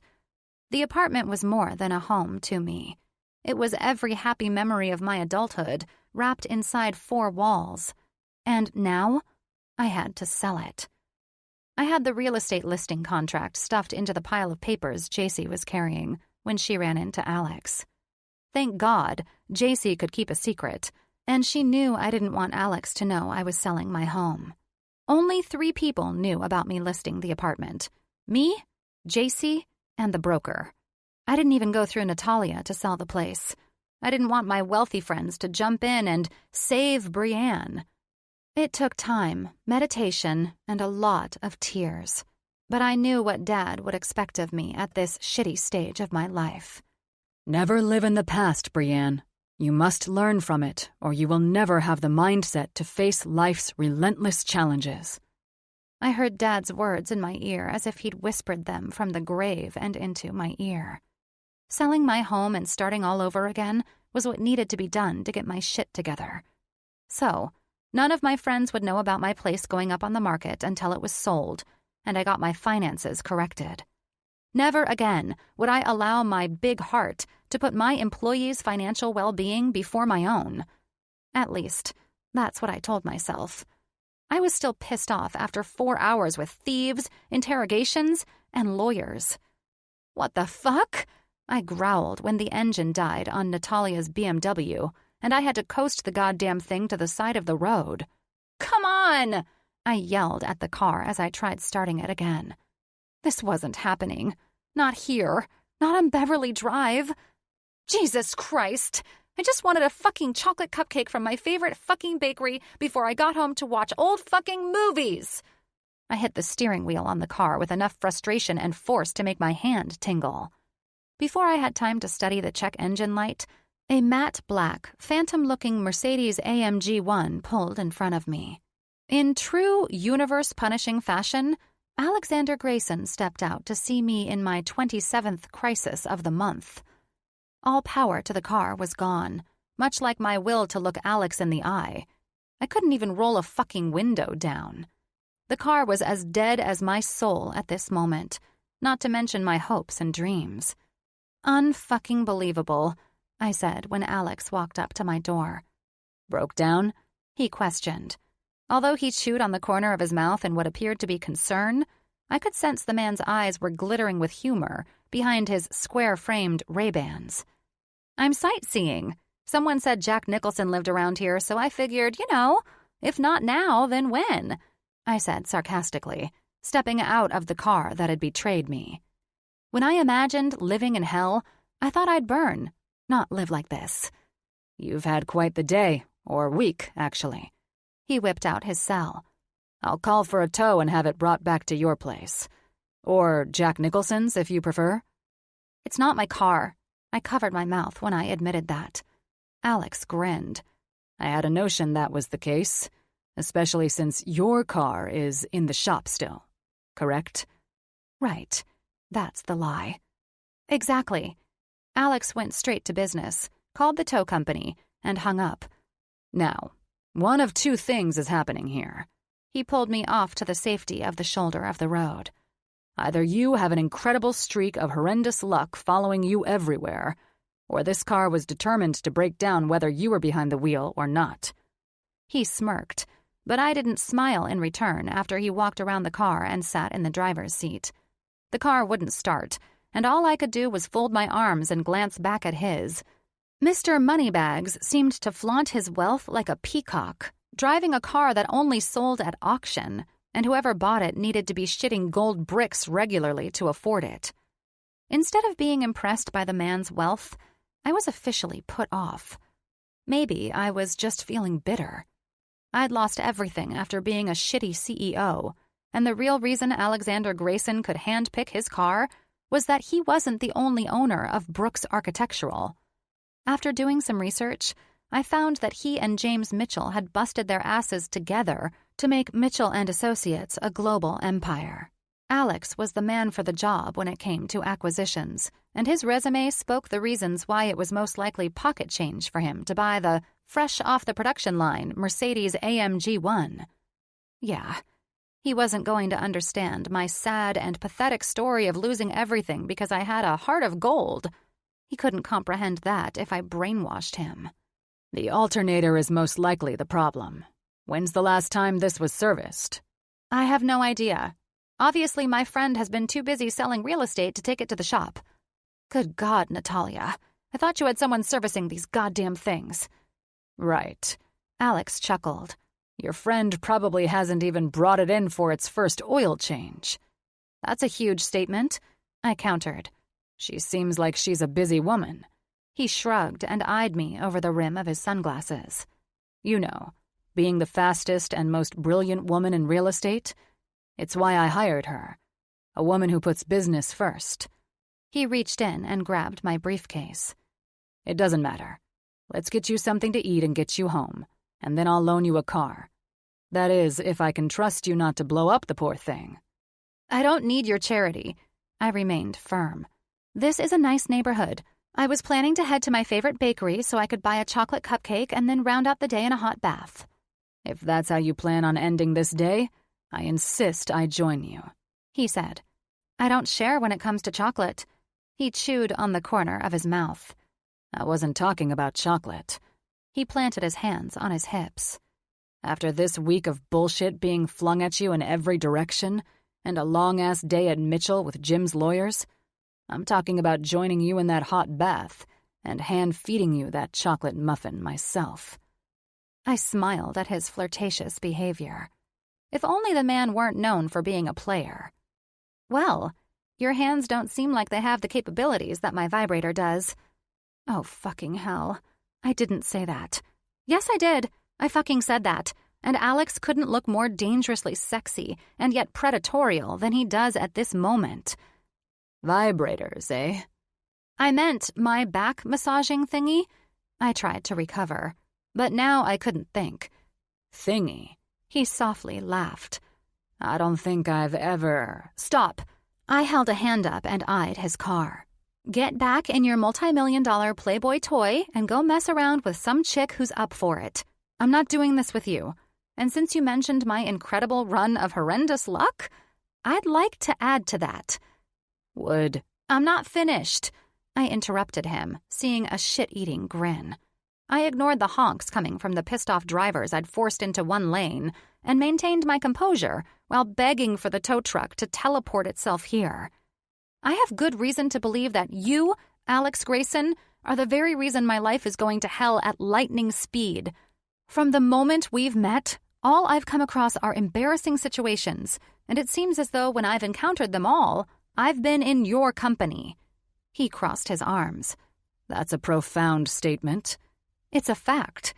It really was. Perhaps one day you'll see that in all of this bad shit you've encountered since being in my presence, I haven't once judged you for it. Instead, I've tried to help you. Shit. I'm sorry. God damn it, don't be nice. It makes it harder to blame you for it. Perhaps that's because you know I'm not the reason for all of this. I'm just a guy who's remained firmly at your side while seeing you going through a rough patch. I want to believe you actually cared. I do, I said, now that our conversation went from Alex being a flirt to that compassionate man who held me while I cried on his shoulder earlier. Why can't you? Jesus, Bree. Why won't you at least allow me to help you? Because I might just fall for you. And then I'm royally fucked. I wasn't raised to have someone else fix my problems.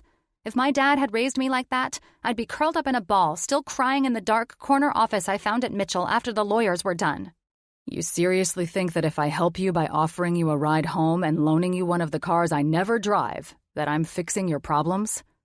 I don't know what I'm thinking, I said. Please, just go. It's Monday, for Christ's sake. Maybe that's why it's a shitty day. You're a stubborn woman, you know that? I lifted my chin. My dad said I got it from my mom. I tried to smile because the strange way Alex's voice changed while stating that fact reminded me of the many times Dad had said it to me. Dad lectured me more than once on how to use my stubborn personality for good and not bad. The hard part was trying to decide whether or not refusing Alex's help was me being headstrong in a good way or a bad way. I couldn't allow the man to see me as a weak woman. I absolutely couldn't let that shit happen, or it would validate why my dad's company went under. I smiled. You're a great man to pull over and offer me a hand. You're also dead if you capitalize on this situation and use it against me. Why would I do that? Because it seems like you'd be the type. You have a lot to learn about me, Brienne, and a lot to learn about my intentions with you as well. I don't plan on capitalizing on you going through shit either. He smiled. I have no idea where or how you formed such an opinion of me, but perhaps one day you'll trust my motives. From the moment you and I first spoke, he took his sunglasses off and locked eyes with mine. That night you needed me to be your fake fiancé? Yeah. Oh, God. I could hardly think with his beautiful eyes, all filled with concern, staring into the core of my entire being. I could have easily been my usual asshole self and made you feel like shit for it. I didn't. Instead, I gladly accepted the invitation to help you rid yourself of your ex and whatever else it was you felt you needed to prove to that man." He turned to walk away, leaving me feeling like the asshole I expected him to be. I rubbed my forehead, and my brain pleaded with me to trust him and tell him my sad story, but I couldn't. I was swimming in confusion as the man offered me my briefcase, allowing me to handle this on my own as I'd insisted. I felt the instinct to protect myself from him more than anything else, whether he offered help or not, and whether I felt like a weak businesswoman in front of him or not. All I knew was that a girl could easily trip and fall head over heels with the man's serious business expression, or his smile, or that way he chewed on the corner of his mouth, and I couldn't trust he wouldn't hurt me if I fell for the man like I knew I could. Why did I have to have one of the world's most attractive men as my business partner? Why couldn't he be ugly, or have horrible breath and rotten teeth? Why did he physically have to be a man that any girl would fall for and not regret it the next morning? That's why I was stubborn. It's why he wouldn't get to me on a personal level. It's also the very same reason I could never let him in. I trusted a man with my heart once, only to find out he was fucking some whore the night before our wedding. So, why would I trust the world's most eligible bachelor? This man probably had a woman waiting for him to call if he needed stress relief after a bad day. Why wouldn't he? He was wealthy, gorgeous, and available. Now, he was gentleman enough to give me what I'd insisted upon, and I needed to wait on the side of the road for a tow. Real smart, Bree. Chapter 14. Alex. It had been a week from hell, trying to shake the last of the rotten apples from the Stone Company's family tree, firing a handful of employees from Brooks who couldn't be trusted to do their jobs efficiently, and dealing with the fact that something was undeniably in Brienne's perfume, because no matter what I did, I couldn't shake her delicious scent. She was hypnotically beautiful, and carried herself well as a businesswoman, especially since she'd been on fire all week after dealing with the last of her scandalous employees. If Brienne's no-nonsense demeanor were the only turn-on for me, I'd probably be safe from her charms. Unfortunately, that damn dimpled smile of hers was going to be my undoing if I wasn't careful. She was entirely off-limits for a man who had no limits, cares, or concerns about a woman's feelings when it came to him achieving what he wanted. Instead of saying that Brienne Stone wasn't my type, it was the other way around. I was not her type. At all. I was a ruthless bastard who was always one step ahead of the hellhounds from my past that haunted me, and I wasn't wired to care for a woman, no matter their mental state. Terminating Tish without caring about her excuses, tears, or pathetic expressions while she begged me to give her another chance was proof of the kind of hard-hearted man I was. The woman had been hired to make sure things were handled properly. She obviously didn't live up to the job description, and her lack of better judgment cost her in the end. Tish had cost this firm money by allowing her sales team to purchase that shitty property. It was negligent, and I didn't bend when it came to handling employees who didn't do their fucking jobs proficiently. Regardless, Tish Dalton and her team were terminated for failing the company in their trusted positions. When they each cried their sad stories, I offered a tissue for their tears in response. That was a fragment of the son of a bitch boss I could be. In my opinion, they could cry on someone else's shoulder, especially Tish, who spilled her sob story to me as if I were her therapist or as if I fucking cared. That was the man I was, and that was merely in business. My personal life with women was even worse. I had always been about me and never about them. No matter how hard I tried, I could never manage to care about a woman's feelings. Until Brienne, and that's why I was lost as fuck at the moment. It was not like me to become enamored with any woman, except the one woman I knew I should never be attracted to, apparently. This was as baffling as something breaking the laws of physics. People like me didn't get the luxury of giving and receiving love. That had been taken from me when I was a child, so what the fuck was happening? All I could conclude was this. My olfactory senses had apparently sent a message to my brain stating that my punishment for being a heartless dick was to be enchanted by my new partner, who was all wrong for me. It's because you keep smelling her goddamn fragrance, I thought, pissed I'd wasted 5 minutes of my time thinking like this. Easy fix. I took a tissue from the tissue box, and with my best effort, I blew my nose, hoping to clear my head of the lingering fresh scent of ocean breeze and lilac. To no avail. I was fucked. Thank God the day was over. It was time I packed up my shit and prepped to head out and meet the guys. Brant insisted we visit a new club so that Jim and Monroe could see the potential of his buddy's place. Maybe I'd get lucky and it would smell like wings, booze, and other fragrances that were potent at a bar. Mainly strong perfume from single women who outdid themselves to meet dudes. Perhaps that's the way I'd rid myself of these sappy thoughts. Pick up a chick, fuck her, send her on her way, and voila, problem solved. Fat fucking chance, I thought to myself, when Brienne sent me a text, telling me she was doing well after seeing off Theo and his husband at the airport today.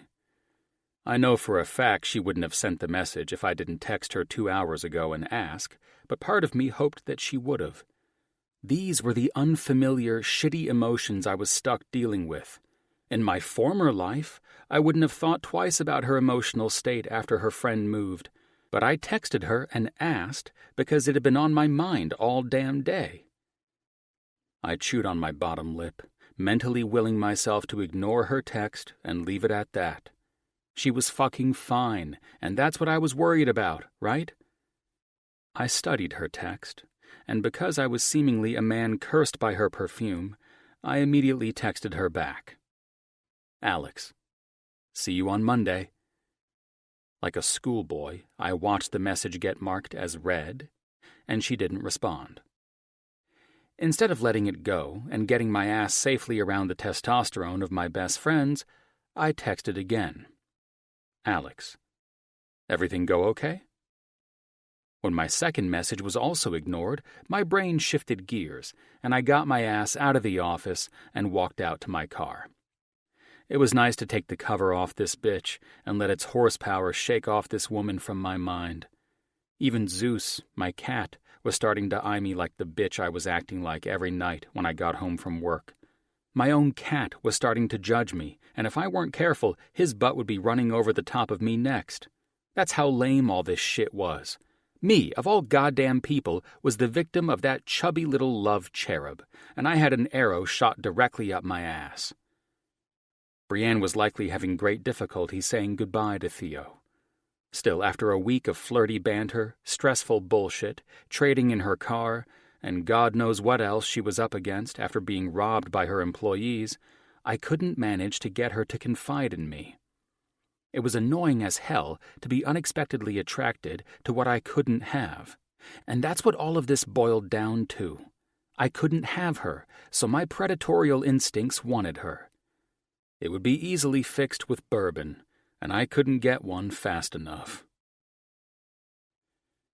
I walked into Rue's after ensuring my name was on the list, and I sat next to the youngest man in our group and the reason we were all meeting up at this place tonight. Cameron Brandt, this place is garbage, I teased, opening my menu. Obviously, Jim and Spence seemed to have come and gone. I glanced over to the empty seats at the table.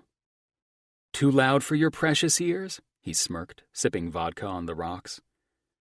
You should know more than all of us that sensory overload can cause nervous breakdowns, or something. He's a pediatric neurosurgeon, dipshit, Jake, my good friend and chief cardiosurgeon at St. John's, said as he took a seat next to me. You are a sight for sore eyes. I smiled at my best friend's younger brother, feeling like it had been forever since I'd seen the guy. Well, since Jim made sure Colin and I make improvements on our hospital wards, you're lucky you see my ass at all. He opened his menu and wrinkled his nose.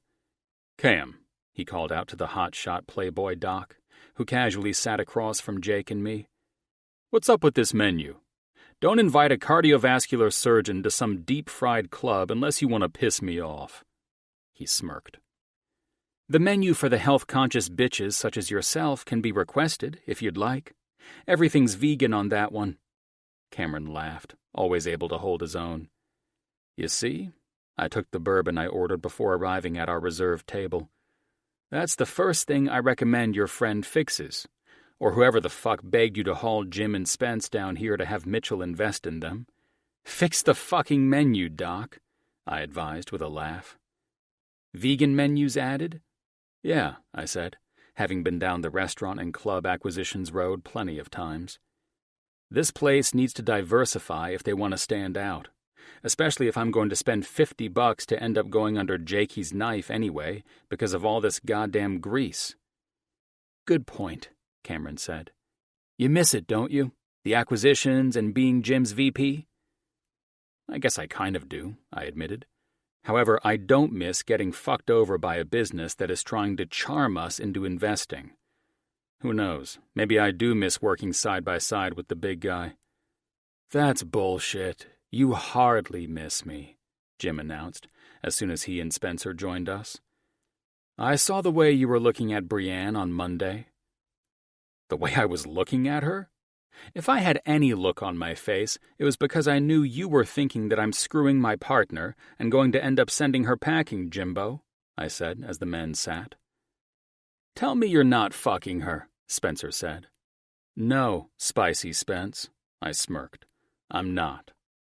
I wish I could say the same for you and your real estate agent, though." "How did you hear about Natalia?" Spencer asked with a look of confusion. "Oh, you know, through pillow talk. It's insane what you learn from a woman while you're fucking and not answering an incoming call while in the act." "Hold the hell up right this instant," Cameron interrupted with a laugh. "Natalia Hoover is your real estate agent?" "That he fucked." I sipped my bourbon. "How do you know her?" I questioned Cameron's amused expression. The woman was hot, and she made it evident that she wasn't ashamed to explore her sexuality with men, so I shouldn't have been surprised that more than one man at this table may have something in common with Natalia.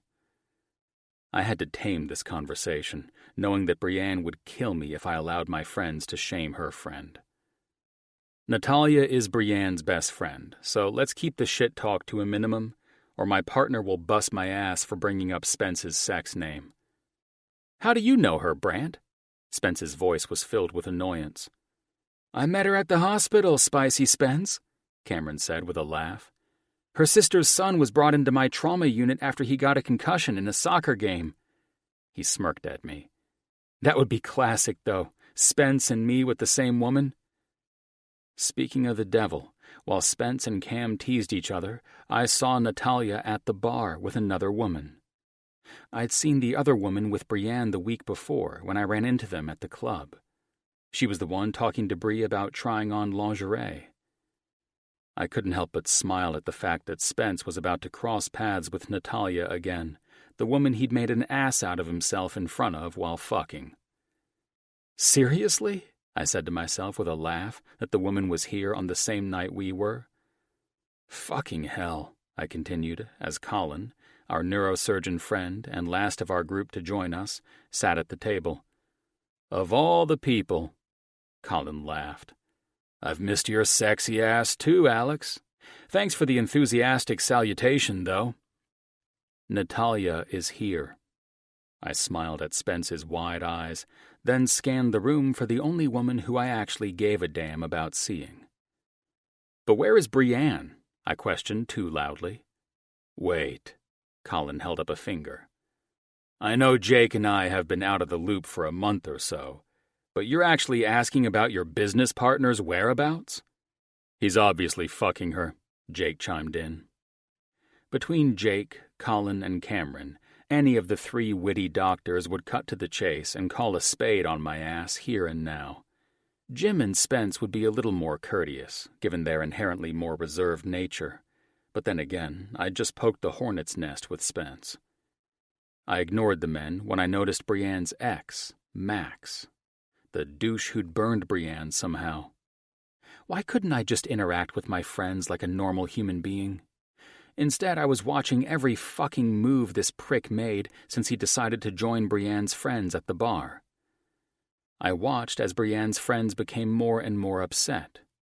Natalia eyed Brienne's ex-fiancé while she covered her heart, and the once smiling woman's face fell, and she glared at the dick as if he'd said something brutal. The looks on the two women's faces told me this dickbag had likely said something about Brienne, and now my interest was piqued. I was on the fence about looking like a complete jackass by walking over there, but watching the women becoming so deeply disturbed while I sipped my bourbon didn't seem cool either. This fucker had said something, and then he had the audacity to smile smugly at me after leaving Brienne's friends at the bar with their drinks. "Isn't that Brienne Stone's ex-fiancé? Max, I think?" Cameron questioned, seeing her cocksucker of an ex taunting me with his slimy smile. "How do you know that?" I asked Cameron. "I was a guest at their almost wedding," he responded. "Bride or groom's side?" Jim teased. "My date was with the bride's family." Cameron sipped his drink. "Bree mentioned that she fucked him over at their wedding. Is that true?" I asked, seeing Max walk over to the marketing executives for Jim's toughest competitor. "At least we have the answer as to why the dick crashed the merge gala. He's here with the executives of Bracken. That little fucker is a spy for the competition, Mitch," Spencer said, using the nickname Jim gained while we were in college. "It's about goddamn time our conversations move to office gossip and get off our backs for a change," Colin said to Jake and Cam. The hospital drama tended to dominate all of our conversations. Anytime the subject changed to the business sector, Jake, Colin, and Cameron were usually delighted because it meant not having their balls busted as usual. "What happened at the wedding?" I asked Cameron, knowing I was officially giving away my interest in Brienne, but I didn't give a shit what my friends thought at the moment.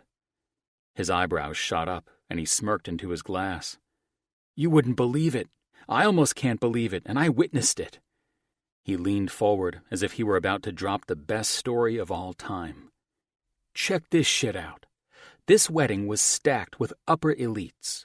Super gorgeous venue, designed like the royal fucking wedding, right? You know the kind of wedding I'm talking about. The place looked like a wedding planner's wet dream, and it would have likely made it into a bridal magazine too, were it not for the wreckage that took place when we all were prepped to stand for the bride to enter."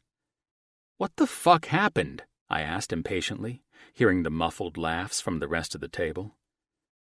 "The lights dimmed, then the bridal march song came to a screeching halt. After that, a sex tape played. It was like projected on the wall or whatever. It was of that dirty prick screwing some broad. Everyone was all indignant about it, but I thought the sex tape was the perfect solution for explaining why she wasn't marrying the cheating dick. Total humiliation." "She played it for all of the guests? Oh my God," I said with a laugh, oddly proud of her. "She started to bring up her wedding day and the way she ditched that prick at the gala once, but I had no idea the woman was that fucking bold." "That's so fucking badass of her," Colin laughed, and then he raised the beer he'd ordered. "Cheers to your partner, man. That's how you get back at a cheating motherfucker." "I'll drink to that." Jake followed his best friend's lead and held up his drink. I'd love to stick around and toast her bold behavior, but something's up with that asshole, and the looks on her friends' faces makes me think that his retaliation may have just come around. "Not your business, Alex," Jim warned. "She's your partner, not your girl. This will only cause you problems unless she's worth it." Unless she's worth it? Why were those words so eerily haunting? "You know," Colin grinned at me, "just like when you asked if Elena was worth my trouble. The difference was I knew what I wanted when I went after my little Cuban goddess." "You don't," Spence confirmed. "That's written all over your face, my friend." "Listen to the bloodhounds sniffing shit out.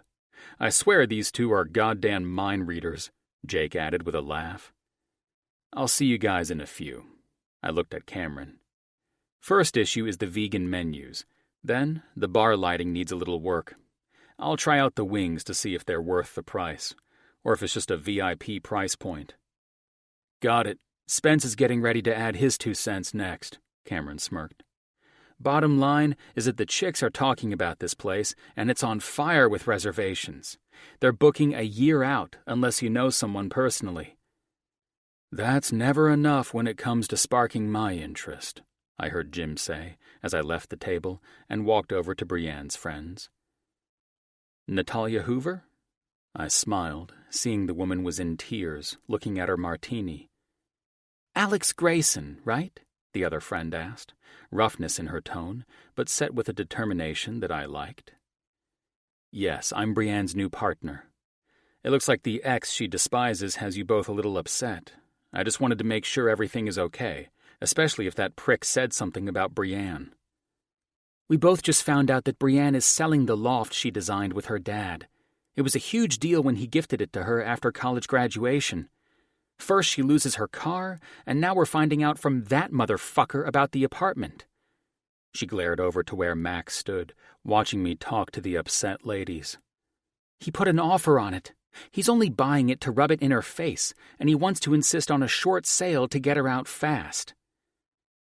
I smiled back at the man as soon as I gained this new information. Natalia, I said, turning to her, I'd like a non-disclosure agreement signed, and then I'm offering to buy Brienne's place, all cash. There was no way in hell I would allow that man to buy her home, the home she loved and was being forced to sell. Fuck that noise. I was an investor anyway, and I knew if she and her father had designed that place, it was golden. She's selling it. I'm not listing it for her, and I didn't even know she was doing this. Natalia was still in shock. Apparently, Brienne had been keeping financial secrets from her friends, too. And she's selling it to me. You can't buy it, Natalia said. That would humiliate her. It's why I'm demanding an NDA. She will never know who bought her home until the timing is right. I pointed toward the dickhead ex, who was sitting with a group from Bracken, Mitchell & Associates' rival corporation. That son of a bitch isn't buying her home. He's done enough to her. I'm offering $15 million. $15 million cash? She asked, her eyes wide with shock. Max said he offered $5 million over her asking price. Which was? He won't say. The house isn't an open listing, or I would have seen it. Well, it appears that Brienne doesn't want any of us to know she's in financial trouble, I spoke. Where is she tonight? Sick, Natalia said. Really sick. That sounds like another line of bullshit, I said. No, it's not. The other woman held out her hand to mine. My name is Cass. I'll give you her address so you can go over there and see for yourself. Then you can nurse our best friend back to health. You just became my new best friend, I teased. We'll see about that, Mr. Grayson. Brienne has all but had a nervous breakdown since learning her employees have been stealing from her.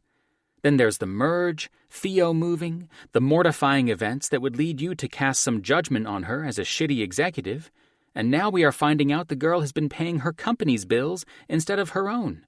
She's past her limit, but she's a fool if she thinks I don't know what 1 + 1 equals. She's trying to play the wrong people. I was confused by what Cass was insinuating, but I knew she would tell me. I could quickly tell Cass was pissed about this, and Natalia was broken. And who is she trying to play? I asked with a smile. She's trying to play us, the people who give a damn about her, Cass said. Do you think she's really sick? I think she's ducking out and trying to hide her unfortunate situation from all of us so that she can fix things on her own. As I said, I know what adds up and what doesn't. I know her too well. And while she thinks she's trying to save us the burden of helping our best friend, what she's doing is isolating herself, and I won't fucking stand for that. Isolating herself only to bring the wolves to prey on her, namely Max the dick? Exactly. Now pull it together, Nat, Cass said as she looked at her upset friend. Alex is going to help us out a little. Brienne didn't have you list the property because she's stubborn. I know. She's not letting us help her. I can't blame her, though. The goddamn car I loaned her blew up on her drive home. That was neglect on your part, Cass said as she rolled her eyes. Listen, Alex, You're going to go to the store to buy whatever cold and flu remedies they have, just in case she really is sick. God knows the girl's immune system has to be shot after everything that's slammed down on her at once. Got it. Cold and flu medicine. I reached into my pocket and pulled out my phone. Here's my contact info. I'm airdropping it to you both so you can accept it. Text me her address. I'm not done yet, Cass said. I loved the woman's sass and willingness to put Brienne in her place for her pride and stubbornness and for hiding things from the people she knew would gladly help her. Get stuff to make her a hot toddy and shut up about whatever old movie she may have paused on the television when you enter the room. She smiled knowingly at me. You can be her prince and save her from Max's shit and from us, kicking her ass for this. Why me? I asked. While I was more than on board to do these things, part of me wondered why they were. Nat had pulled it together by this point. Because, Alex, she arched an eyebrow at me. You're the hot piece of ass our friend needs to clear up her year-long dry spell. You're fucking kidding, Natalia, Cass said with a stare of death. Not even a little bit, she snapped back at her friend. She needs a good, strong man in bed. Once she breaks that spell, this curse she keeps mentioning should be lifted. Ignore Natalia. Sex is her answer for everything. Cass shook her head and smiled at me. This is why you won't be curing anything for Brienne with sex. After this devious little plan you've conjured up, it's safe to say I'll be dead before I know what hit me if you find out I hurt your friend. Oh no, you would know exactly what hit you and what I hit you with, Cass smirked. Once you and your gentleman friends are finished with dinner, it would be nice to have you catch Sneaky Bree, who's been avoiding us all week, in her little lie. So long as Natalia ensures that condo is sold to me and no one else. What the fuck was driving me to do this? I was suddenly inclined to work with Brienne's friends, to call her bluff, and play these games to show Brienne we cared about her, and no one fucks with her. I was going to ride with the latter half of that. No one fucks with my partner. Now I needed to finish this meal so I could leave. I wanted to see Brienne, and I knew I was at the mercy of whatever wrath was on the other side of her door when she opened it. I knew she was trying to do what she thought was right, but Brienne needed to lose the pride. After hearing about how she put her ex on blast on her wedding day, it started to make sense to me as to why I was instinctively drawn to her. Something about Bree was alluring to me, and it was the woman I hadn't truly met yet. It was the woman who'd peeked out at me only a few times, and she held the dimpled smile I was falling for. It was that woman who I was drawn to. A woman who'd been freed from hell, and one who was, at her core, beautifully happy. I was going all in with her friends, risking her punching me in my balls to dig up the real Brienne Stone. The woman I knew was hiding behind this beat-up version of herself, and if this girl's happier and less stressed personality matched that smile, I was fucking done. I left dinner at around 8 and went directly to the store to grab all the cold and flu products I could find, including a vaporizer and ingredients for the ultimate cold and flu remedy, the hot toddy. Brienne's stone would land safely in my arms tonight, and I would have a look at the place I was about to purchase. Until, of course, Brienne repurchased it from me when she was financially able. In a perfect world, I'd have nailed this all down by the end of tonight. Chapter 15. Bree. I'd just dozed off, buried in mini Snickers wrappers and kettle corn kernels, when my doorbell rang. It had been a nightmare of a week, exacerbated by my lies and half-truths. Even I was finding it hard to keep up with my many deceptions, and now my friends were going to call my bluff. It was only a matter of time before it all caught up with me in one way or the other, I guess. I might as well face the music. I'd created this mess, and keeping secrets from my friends was turning me into the worst version of myself. It was time for them to let me have it. I paused my third comfort movie and rose to get the door.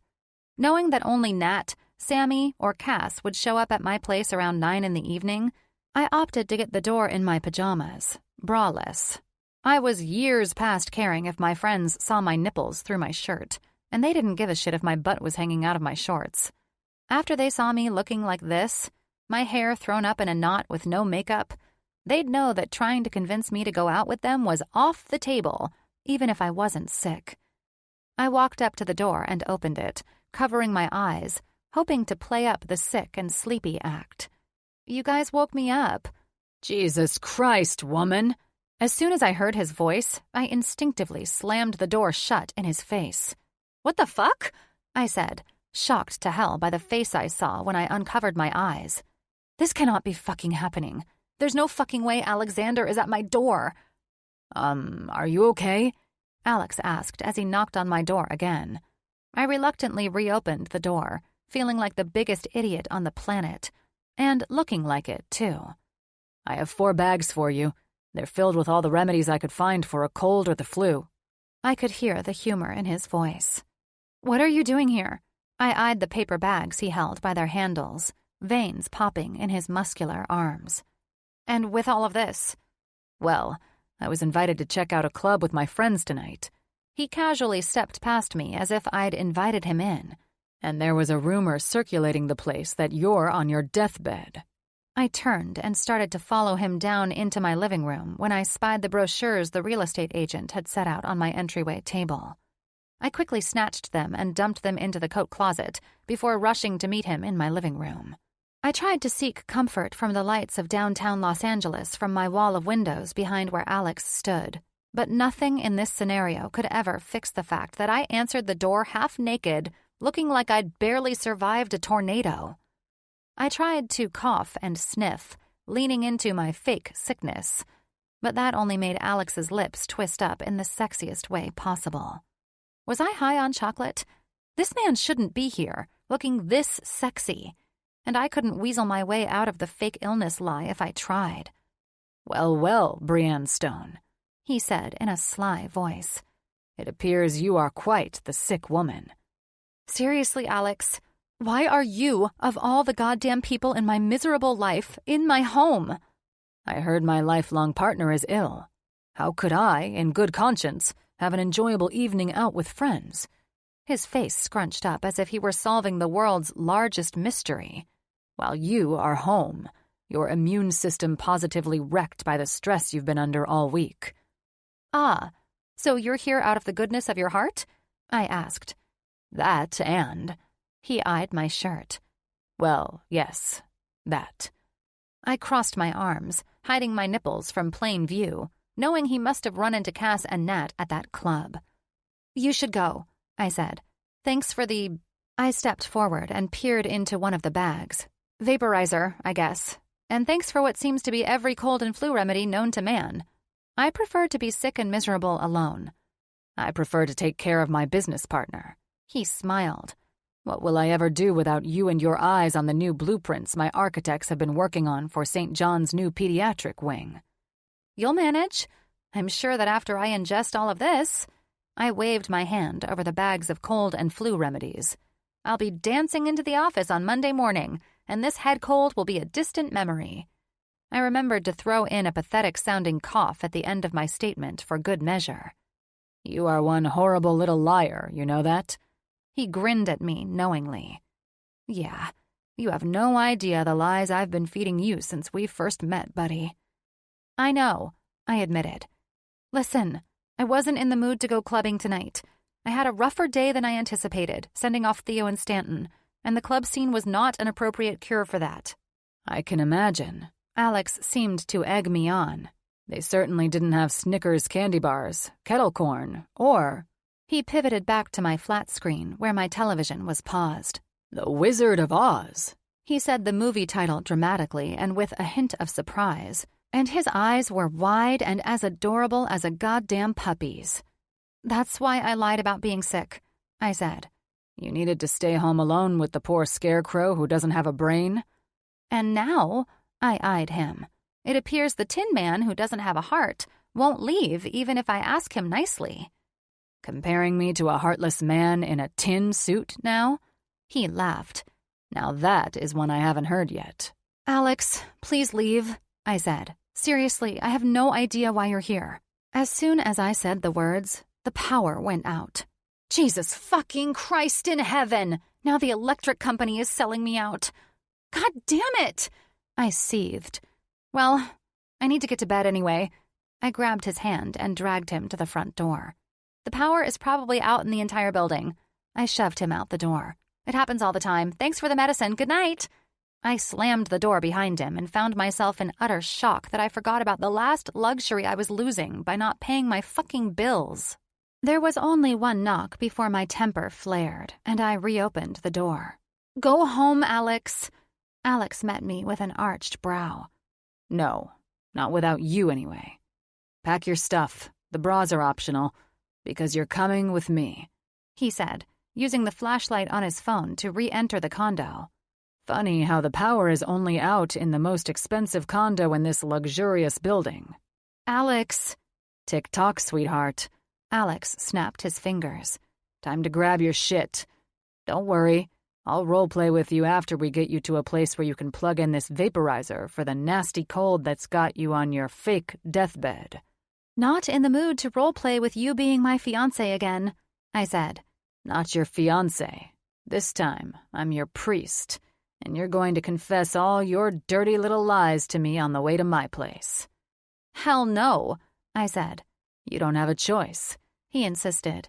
You're coming with me to my beach house where you're going to cough up the last of your fake cold and all the details of what the fuck is going on with you financially.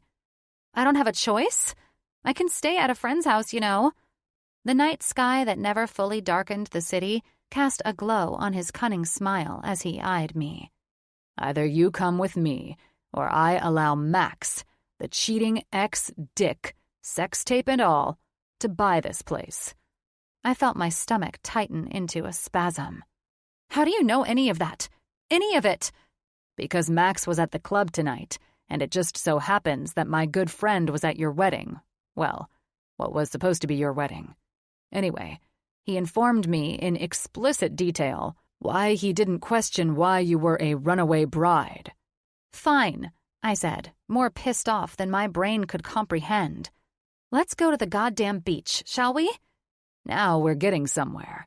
I'd take you to my place in the hills, he said from the other room while I went into my bedroom. But I hear salty air is better for a head cold than that vaporizer. I think you already know I'm not fucking sick. True, he answered while I shoved clothes that I could hardly see in my pitch-dark bedroom into my overnight bag. The beach is renowned for its therapeutic properties, though. I hate the beach. Another fucking lie to confess to your priest on the drive there, he said smugly. I'll drive myself. You'll ride with me, he said, or Natalia and Cass will find out all about Max wanting to buy this place that hasn't even hit the market yet. I stumbled over my bed and landed headfirst into my dresser as I tried to flee my room, needing to get out to where Alex was. Jesus, I heard him say. Don't you have a flashlight or something? I felt him at my side while I held my forehead, feeling a bump slowly rising to the surface. No, I usually pay my electric bills and you aren't used to the power company teaching you the harsh lesson of what happens when you don't pay your bills on time?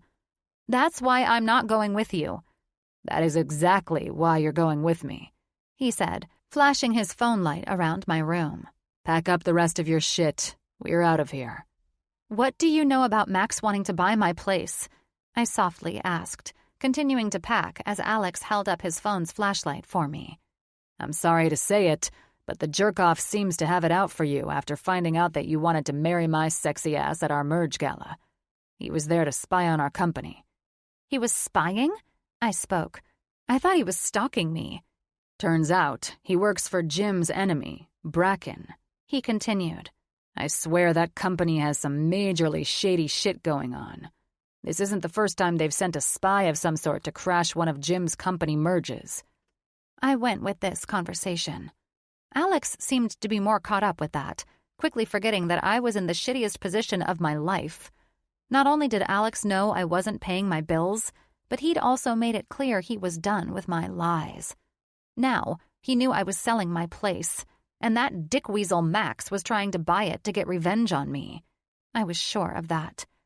Keeping Alex's mind occupied with business seemed to keep him from prying into my personal life, so all I could do was hope he'd rant until he was blue in the face. I guess this is how it ends when you lie yourself into oblivion. The one person you don't want to know about your failures shows up while you're elbow deep in candy wrappers, trying to eat away the shame of living a double life. Then you take a header into a mahogany armoire and nearly give yourself a concussion, so you have a physical reminder that lying isn't good for you. The irony was that all of these lies were started to save what little dignity I had left. If that wasn't the backfire of the decade, I didn't know what to call it. By the time we reached Alex's car, I stopped in my tracks. "Are you serious with this?" I said, trying to turn the tables on him to get out of this situation. With what? He took my duffel from my hand and tossed it in his trunk. The car, or the fact that you're about to cough up your lies about everything while we're driving in it? "The Ferrari," I said. He flashed that sly smile that told me I should have let him continue talking about the last thoughts he'd had on his mind. The fact that my ex worked for Mr. Mitchell's competition. Aside from my cat, this car ranks at the top of things I love most. He stretched his arms over the top of the sleek, graphite-colored car and eyed me. So, take it easy on your insults. "A Ferrari 812? I arched an eyebrow at him. I didn't even think these were in America. It's one of the first to sail the high seas to bring me the horsepower I desire. How do you know anything about the make or model of this vehicle? Do you think that because I'm broke that I don't know anything about Ferraris? He smirked. Get in the damn car. He opened his door. And for the record, you said that shit about being broke, Brienne. Not me. I stood there, listening to the low growl of the engine come to life, purring and idling, while Alex sat patiently in the car. Fuck, I growled under my breath. The window rolled down. Come on, Dimples. Let's go. "You have a cat?" I asked, climbing into the car. Alex put the car in gear, and when the badass thing roared to life, I understood why my idiot ex had always drooled over this particular Ferrari. Max's stupid ass was the only reason I knew anything about the damn car in the first place. My cat's name is Zeus, named after the Greek god, because he thinks he is a Greek god. Alex's voice changed into a more humorous tone, and it was incredibly charming, despite how irritated I was by my current circumstances. He's as black as the sin in your lying little heart, and he's the only living thing on earth who owns my ass. He pulled onto the street once the light turned green and allowed for us to merge into the cluster of Friday night party cars on this particular street. Now, let's talk about more pressing issues. I rubbed my forehead. Jesus Christ, you're not the person I want to confide in about this. I heard a ding, and my eyes widened when the car spoke to Alex in some British robot voice. Text from Natalia Hoover. Hey, did you get to Breeze? Alex hit a button on his steering wheel to silence the car from announcing the rest of the text. "What the fuck was that?"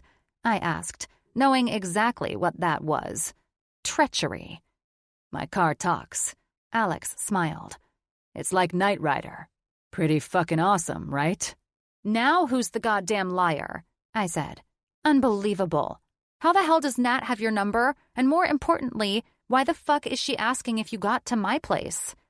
Listen, I can lie about the fact that I searched the database at the firm for your address, and after having small talk with your friends, I found you. Or you can tell me what the fuck is going on, I interrupted, my limit for games rapidly approaching its end. Right. He pursed his lips, shifted gears, and flew onto the freeway and over into the fast lane of Interstate 405. If we're going to get the truth out of you, then I'd better set the example, eh? Yeah, I mocked. And while we play this game of truth or dare, I want to know everything that happened at the bar. First of all, I'm thrilled you opted in for a game of truth or dare because I'm about to dare you to... Answer the question. I ignored his attempt at flirtation or whatever the hell he was doing to distract me. How did you find out about Max wanting to buy my place? I thought I was doing the questioning. Interesting how you flipped that around so efficiently. Please, God, tell me! I sounded whiny, but fuck, who wouldn't be? This was outright annoying. Your ass clown of an ex taunted your friends tonight. He told them he made an offer on your place, and he's calling for a short sale. Nat was pretty distraught by the news, not only because you are selling your beloved home without confiding in her and your other friends. He glanced at me while I tried to swallow the lump in my throat.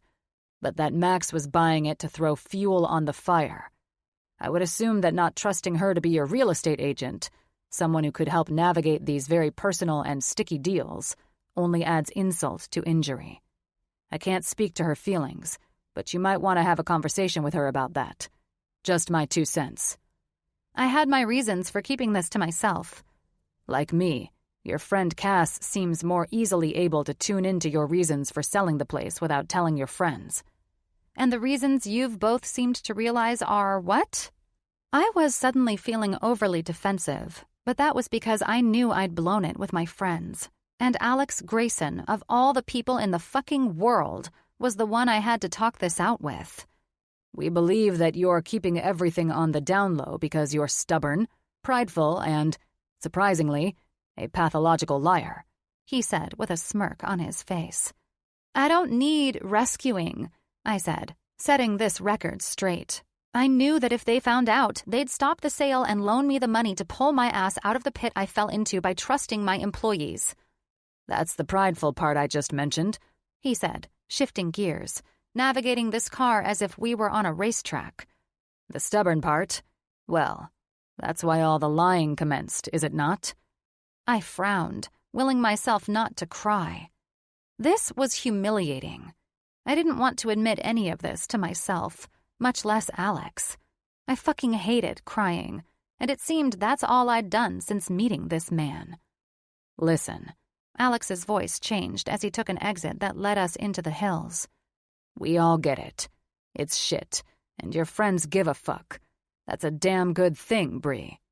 He called me by my nickname, the one used by my family and friends, and it made me feel instantly at ease for some strange reason.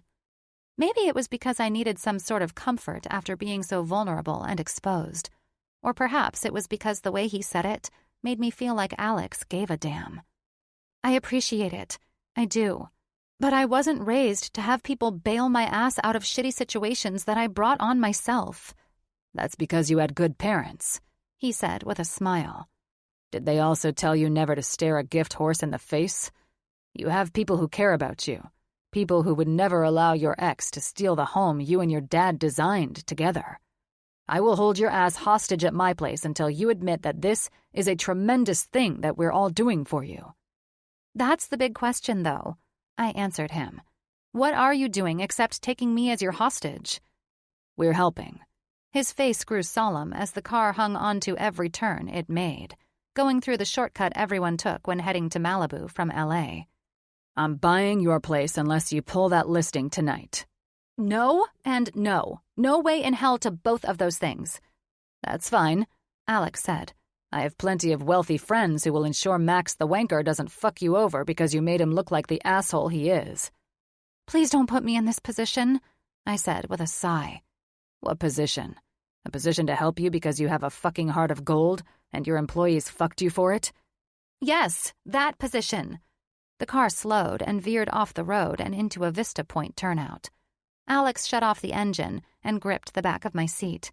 What the fuck is your problem with me? He said, pinning me with his dark eyes. Excuse me? He did that sexy thing where his lips tightened and he chewed on the corner of them. No lies, remember? He seemed pissed, and so, who gave a shit what I said at this point? I might as well tell the truth since we were traveling down this fucking road together, literally. From the day I've met you, being in the car and too close to his sexy expression made me choke on my words, needing to fight for some breathing room. I jumped out of the car, and Alex was hot on my heels behind me. From the day I met you, I've been nothing but supportive, he insisted. That's the thing, I said, letting the smell of the salty ocean air waft against my face. I didn't want to look like a pathetic idiot who ran my dad's company. I didn't want the merge, either. I wanted to prove I could do it all on my own. Then you came along and found my employees stealing from me. You saw that my company was in the red and I was hiding down with the architects. Maybe I would have eventually been okay with all of that, but from the first second I'd met you, you led me to believe you were some Logan guy. It just feels like you're the one who's enjoying all of this shit going sideways on me. Really? I snapped my head over to him at the sound of his lowered, upset tone. Do you think that's also why I held you while you cried in my fucking arms? I'm an asshole, Brienne, but not that big of an asshole. Why then? I asked. Why were you there for me? Why are you here for me now instead of allowing my friends to grill me and let me stay with them? We were officially in an awkward stare-off. He chewed on the corner of his mouth while he looked away from me. You're my partner. Not good enough, I countered. None of it makes sense unless you're enjoying the fact that your new partner sucks and her company would have gone under without you saving it. Unless you enjoy watching me go through hell. I would naturally warn you right here. He turned to me, and I felt my heart rate react to the man's dark, yet sincere expression. But I won't, because I don't... Suddenly, I wasn't the one lost for words or lies. Alex was stumped about this shit, too. And it's because he knew I was fucking right. You don't what? I pressed. Just admit it, since we're not lying to each other. The badass CEO and former VP of Mitchell & Associates, Alex Grayson, enjoys Brienne Stone's companionship, he said in an exhale, and then looked at me as if he'd just been given a sign from God. Wow, that's not a word in my vocabulary that's used very often. Here's another one. I love being around you, even if it's all shitty. You intrigue me. And even though we're merely friends and business partners, I will admit that whether you want saving or not, I'm not going to walk away and pretend you don't need help. I'm here for you, and I enjoy that I feel enough compassion, for the first time in my fucking life for anyone other than my friends, that I'm not going to allow you to get crushed. Crushed? I didn't know how to respond to any of this. And the strange part was that I didn't think Alex knew how to respond to any of it either. It's like we were both up here, on top of the world, confused as hell about why we were here. I like you a lot, Brienne. I don't think I've ever taken an interest like this in any woman, much less a coworker. So allow me to help and at least be here for you. All right, I oddly and too quickly conceded.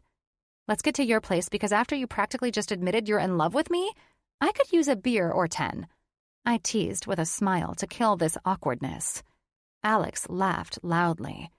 Jesus Christ, is this what loving someone would be like? He asked the question in a way that made me suddenly feel sad for him. It was as if he had no idea what that word meant. Love comes in many different fashions, I said, beginning to feel like Alex was even more lost than I was.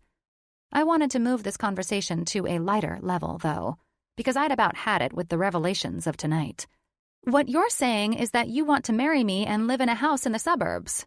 I smiled at his expressions as it turned more mischievous and returned to the Alex I was more comfortable with.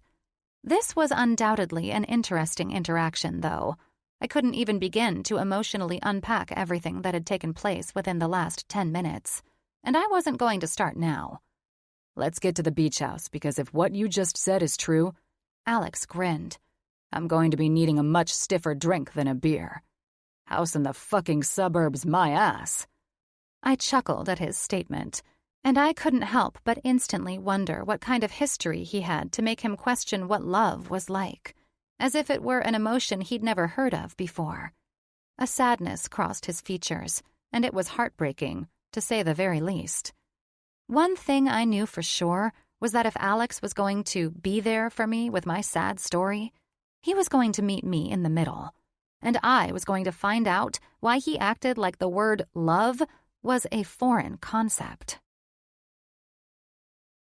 Chapter 16. Alex. I blame Brienne wearing next to nothing when she opened the door to her condo tonight for my brain misfiring when she called me out for helping her. The truth was, I had no good answer for why I suddenly felt more invested in her well-being than I should have been.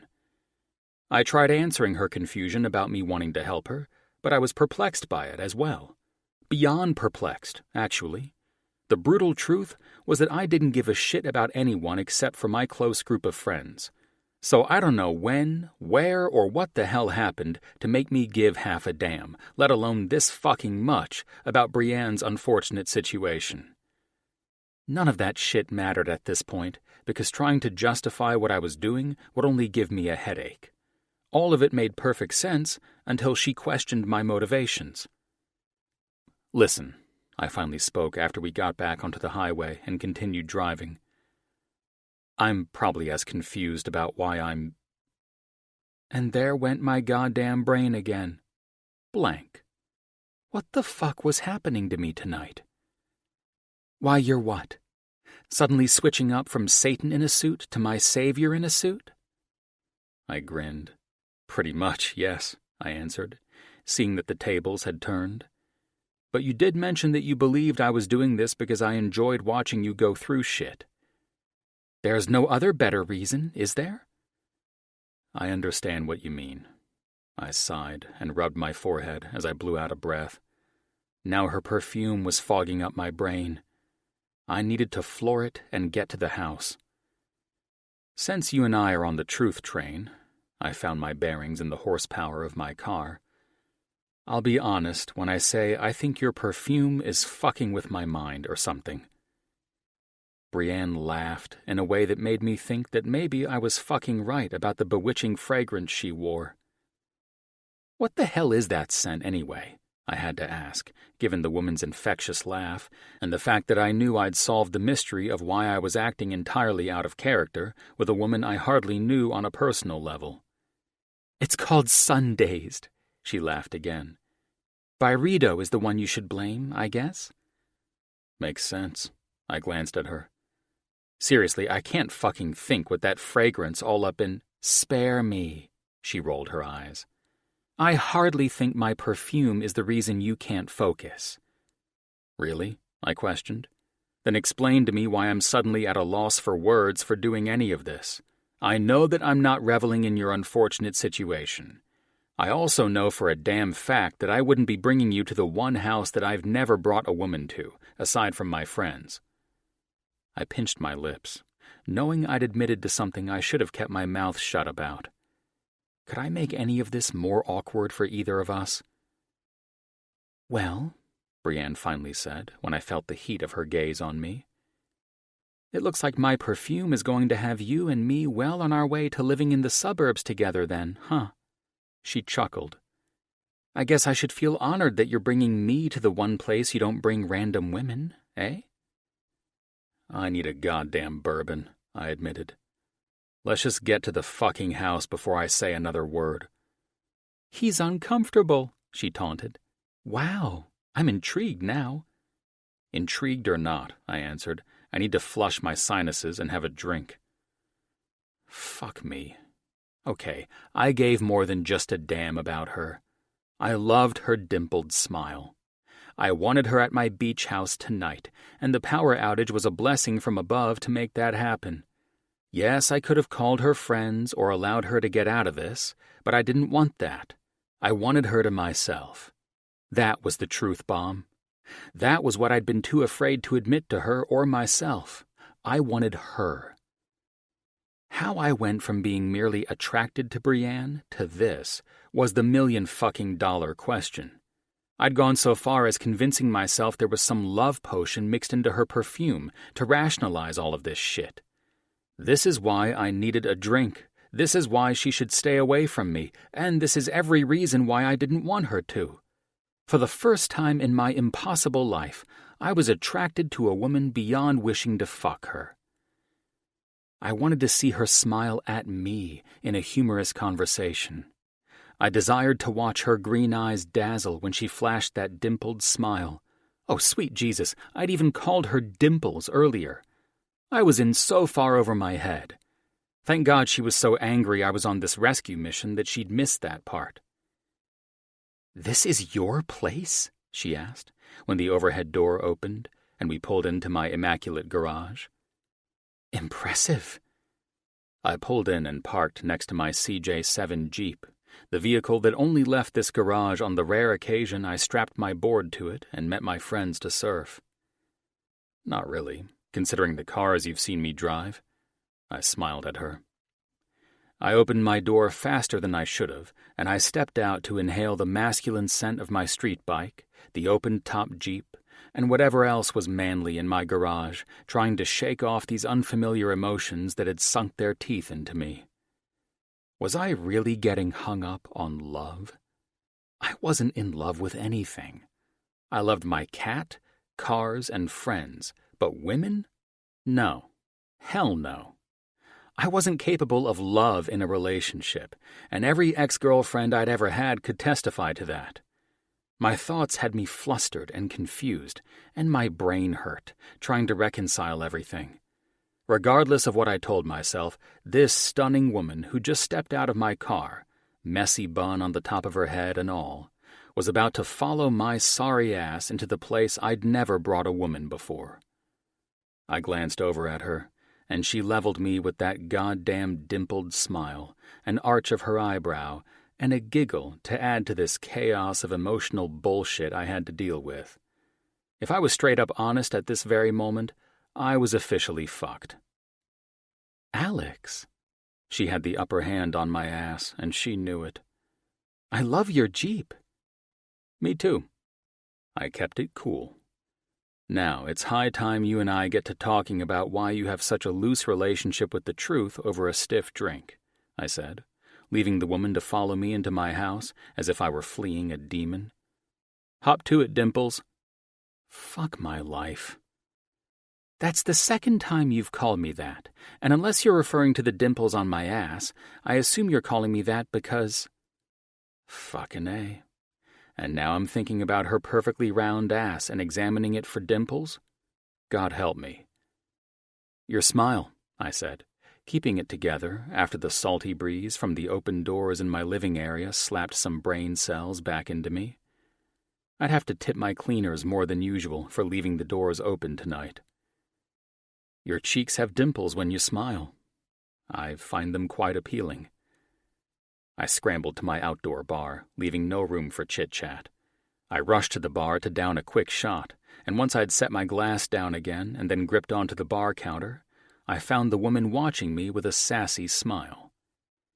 If you're that much of a chicken shit, perhaps I can call one of my girlfriends and leave you to have your house to yourself tonight. I eyed her, the warmth of the bourbon chilling out my frazzled-ass nerves. Nah, I smirked. You're stuck with me. You're acting weird as hell. She laughed, then boldly walked to where I was and poured herself a finger of bourbon. I watched her down it and smile. There, now we can talk.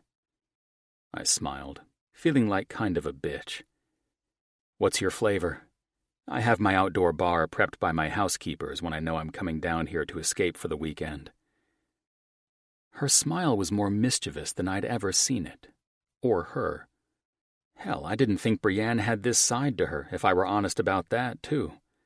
Since I was getting hit right and left with these blasts of fucking honesty with myself tonight, let's add this one in there also. She looked sexier than fuck with this smile. Well, you seem to enjoy me and that blowjob. She paused and laughed while I choked on my bourbon. What now? I managed. God dang, man, you're a mess. She snickered pleasantly, watching me behave like an idiot. This bourbon tastes quite delicious. I'll have what you're having. Good. I arched an eyebrow at her, taking advantage of me acting like a schoolboy who'd just caught his first glimpse of a pair of tits, and slid her a drink. Where can we sit to capture the best view on this fabulous patio? I watched her stroll around my lit-up pool, and her tanned skin appeared to glow under the party lights that were strung throughout the area. She was fascinating, and she was beautiful, so why fight any of this? I was attracted to her. So what? While I watched her follow the path through the garden area that led out to the deck's second level, I was filled with compassion for her situation. My heart was bleeding for this woman and what she'd been through. Her father, Brian, had liquidated his assets, which were many, to set up a trust fund for Brienne when he died. I knew that because he reached out to Mitchell & Associates as soon as he was diagnosed with early-onset Alzheimer's, and he did his best to set up the company for Bree. How could he know those rotten bastards would pillage everything? Her mother had died of breast cancer when Brienne was a little girl, so Brian knew his best chance at helping his daughter was to do what he did. I had the feeling his ghost was haunting the ungrateful motherfuckers who did Bree so dirty. When talks of our merge began, and I saw Stone's financials, I knew something had gone dreadfully wrong with Brian's plans. To think that her vast inheritance was so swiftly depleted, to the point that she'd had her goddamn power cut tonight as a result of the betrayal she'd endured, made me feel angry and sad at the same time. Strange that I could hardly give a fuck about it all back then. But now, all this knowledge I had about her father and her was hitting me directly in my heart at this very moment. I sipped my bourbon and followed her to my lower deck. It was a well-lit area with palms, a large spa, comfortable seating, and most of all, a railing that I leaned against more than once in thought when the things in my troubled past seeped in and tried to haunt me. Strange how she seemed to find refuge and solitude in that railing herself. To hear the ocean, feel the breezes on a warm spring evening, and just altogether lose yourself in the waves below rolling into the wet sandy beach. It was quite a thing. I had no idea why I was strumming up all of these emotional thoughts about Brienne's father on a night when all hell seemed to be breaking loose inside me. I might not have given 2 fucks about who Brienne Stone was when Mr. Stone spoke highly of his daughter back then, but now I felt it more than ever. I cared deeply about this woman's happiness, and I wouldn't allow her to sell her condo. She'd been dealt a shitty hand, and she deserved a fair shake. "All right," Brienne said as I stood next to her. "What's your story, Alex?" "Nope," I responded as I stretched forward and rested my forearms on the top of the rail. "We're not doing that." I moved my snifter glass between my palms, studying the small ripples it made. "We're here to solve the riddles of why you've been lying." "No," Brienne answered me resolutely. "You don't get shit from me unless you cough up some facts about yourself, too." I looked at her cheeky grin and was lost in the dazzling eyes I wanted to see so desperately before. Now these alluring eyes were working against me, not for me. I couldn't help but smile and nod in compliance.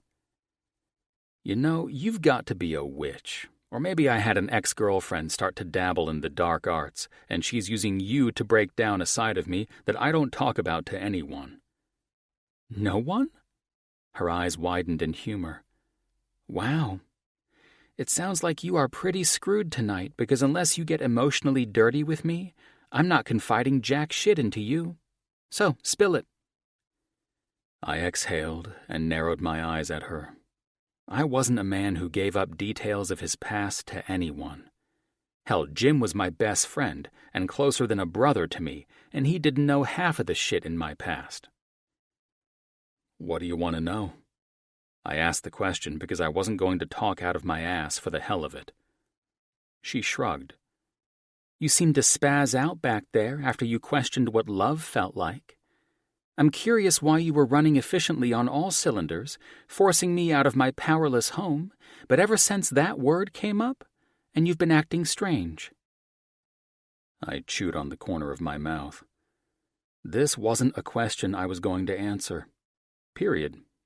I was an excellent interrogator and negotiator. I was not the one who sat on the other side of that table. Turning things around is what I did, and I'd never fallen victim to someone flipping shit on me. I didn't plan on starting now, either. Spaz out? She was nothing if not observant. She'd seen right through me earlier. Truth be told, I was a bit surprised that you'd think I would enjoy watching you go through hell. I suppose we don't truly know each other, but you formed a hasty opinion of me, which caught me off guard. So, with that said, I will clear the air. Please do, because I have no other reason to believe you're not an asshole in a suit.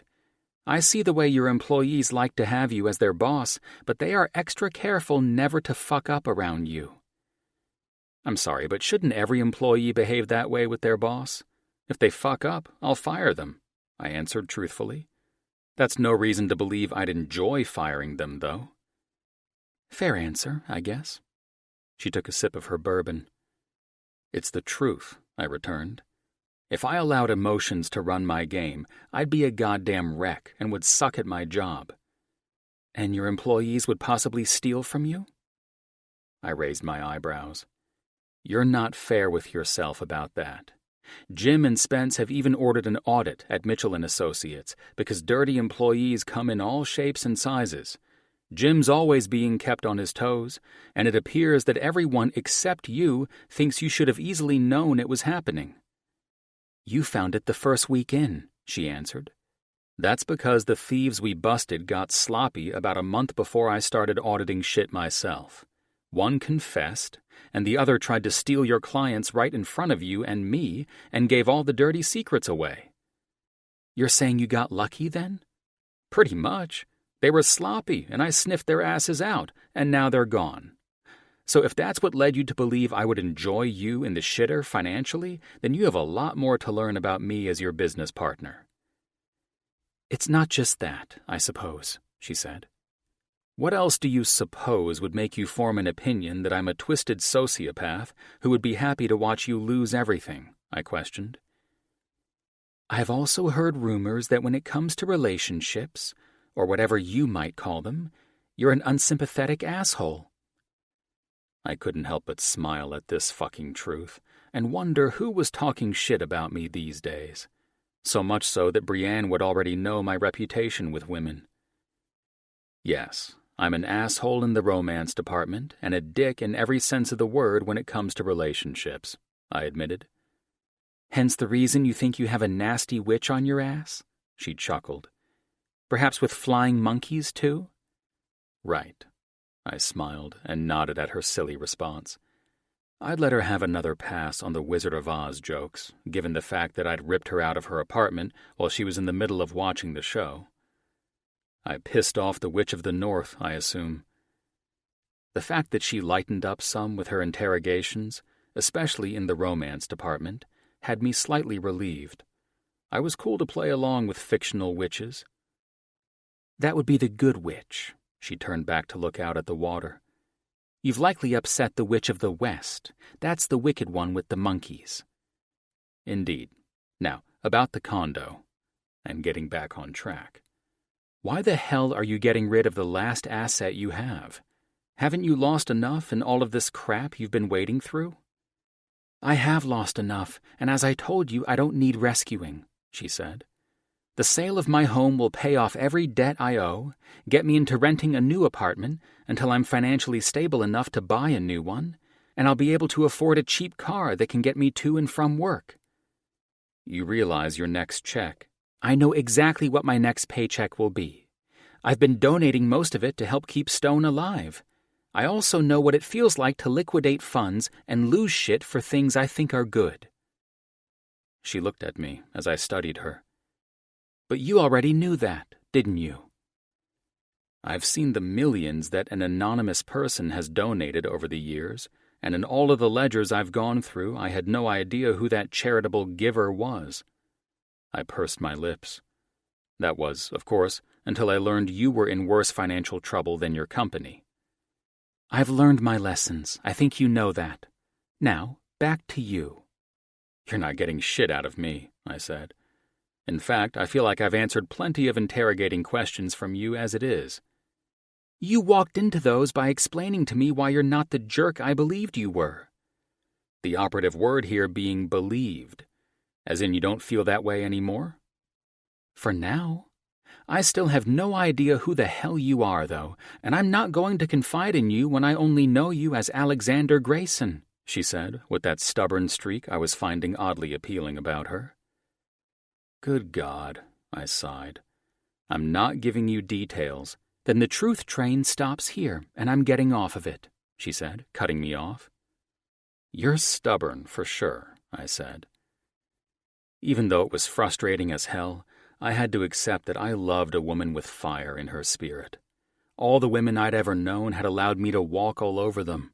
Not Brienne, though. She would drop-kick my ass right over this ledge and out to sea if I fucked around or even entertained the idea of walking all over her. This made her highly attractive to me, and as hard as I was trying not to, I was starting to fall for the woman. Oh, God, let's make this easy then. Your parents, siblings, do you have any? She questioned, jerking me out of those thoughts. In a perfect world, with a more normal person, I believe that would be an easy answer, but this is me, and it's not, I said. I watched her frown. Sorry, I lost both of my parents, and I'm over here acting like something as difficult couldn't have happened to you. The concern I felt coming from her was written all over her face, and it softened me up the moment I'd somehow connected to her on this bizarre level. This truth train was about to turn into a runaway train that I may or may not be able to stop, and if there was one thing I didn't want to get to the core of in my life, it was the truth. My lips twitched as my mind told me to shut the fuck up about everything, but the other half of me was feeling as though it wouldn't be a bad thing to open up. A little. Grayson is not my birth name, I admitted. Oh, so just like Logan, you made that one up too? Her smile and the way she teased me kept me steady on this course. It's my maternal grandfather's surname. I left home the summer after my freshman year in high school, and I moved in with him. My grandfather, Logan Grayson, adopted me, and I proudly changed my last name to his. The man was my hero and savior in many ways. Her expression grew sincere. Wow, well, she stammered and looked away. Look who's perplexed with the questioning now, I smiled at her. It's fine. My mother had a stroke a year or so ago. We had a complicated relationship. She made some pretty questionable decisions about keeping my father around. I'm sorry to hear that, she said. I exhaled. Whatever you say, don't apologize for anything I'm dumb enough to reveal about my fucked up family. All right. Were you an only child? Do we have to do the family tree shit? I rolled my eyes when I saw her challenge me with her quit acting like a little bitch look. I have 2 sisters. My younger one is married and lives in Arizona with my mom. The other, my oldest, went into the military to get the hell out as fast as she could and hasn't looked back since. The military? She questioned. She's a badass fighter pilot. Top Gun? She smiled thoughtfully. I'd merely stated basic facts, and Brienne already had that concerned expression on her face that I despised people giving me. One question would lead to 5 more, which inevitably led to all the things that I would do anything to keep buried. Yep. I ignored the pity gesture and continued. Jane is the only thing I can say I'm proud of in my family. She's kicking ass on her aircraft carrier even as we speak. That's awesome. I didn't... Listen, I interrupted before I took a sip of bourbon. That's all you're getting out of my fucked up past and family life. Your turn. I feel like I pissed you off, she said. No, I answered. I just don't give this stuff airtime in my mind or conversation to anyone. In a nutshell, my family is like a goddamn Jackson Pollock painting. She ran her hand along my arm, and I nearly jumped at the soothing gesture. I can see that this is rubbing you the wrong way, and I'm sorry I brought it up. You're a strong man, though. I see it every day I work with you. It's half the reason I didn't want you to know about me fucking up my dad's company. Even the strongest person has a painful past, I said, repeating a quote that rang too true about me.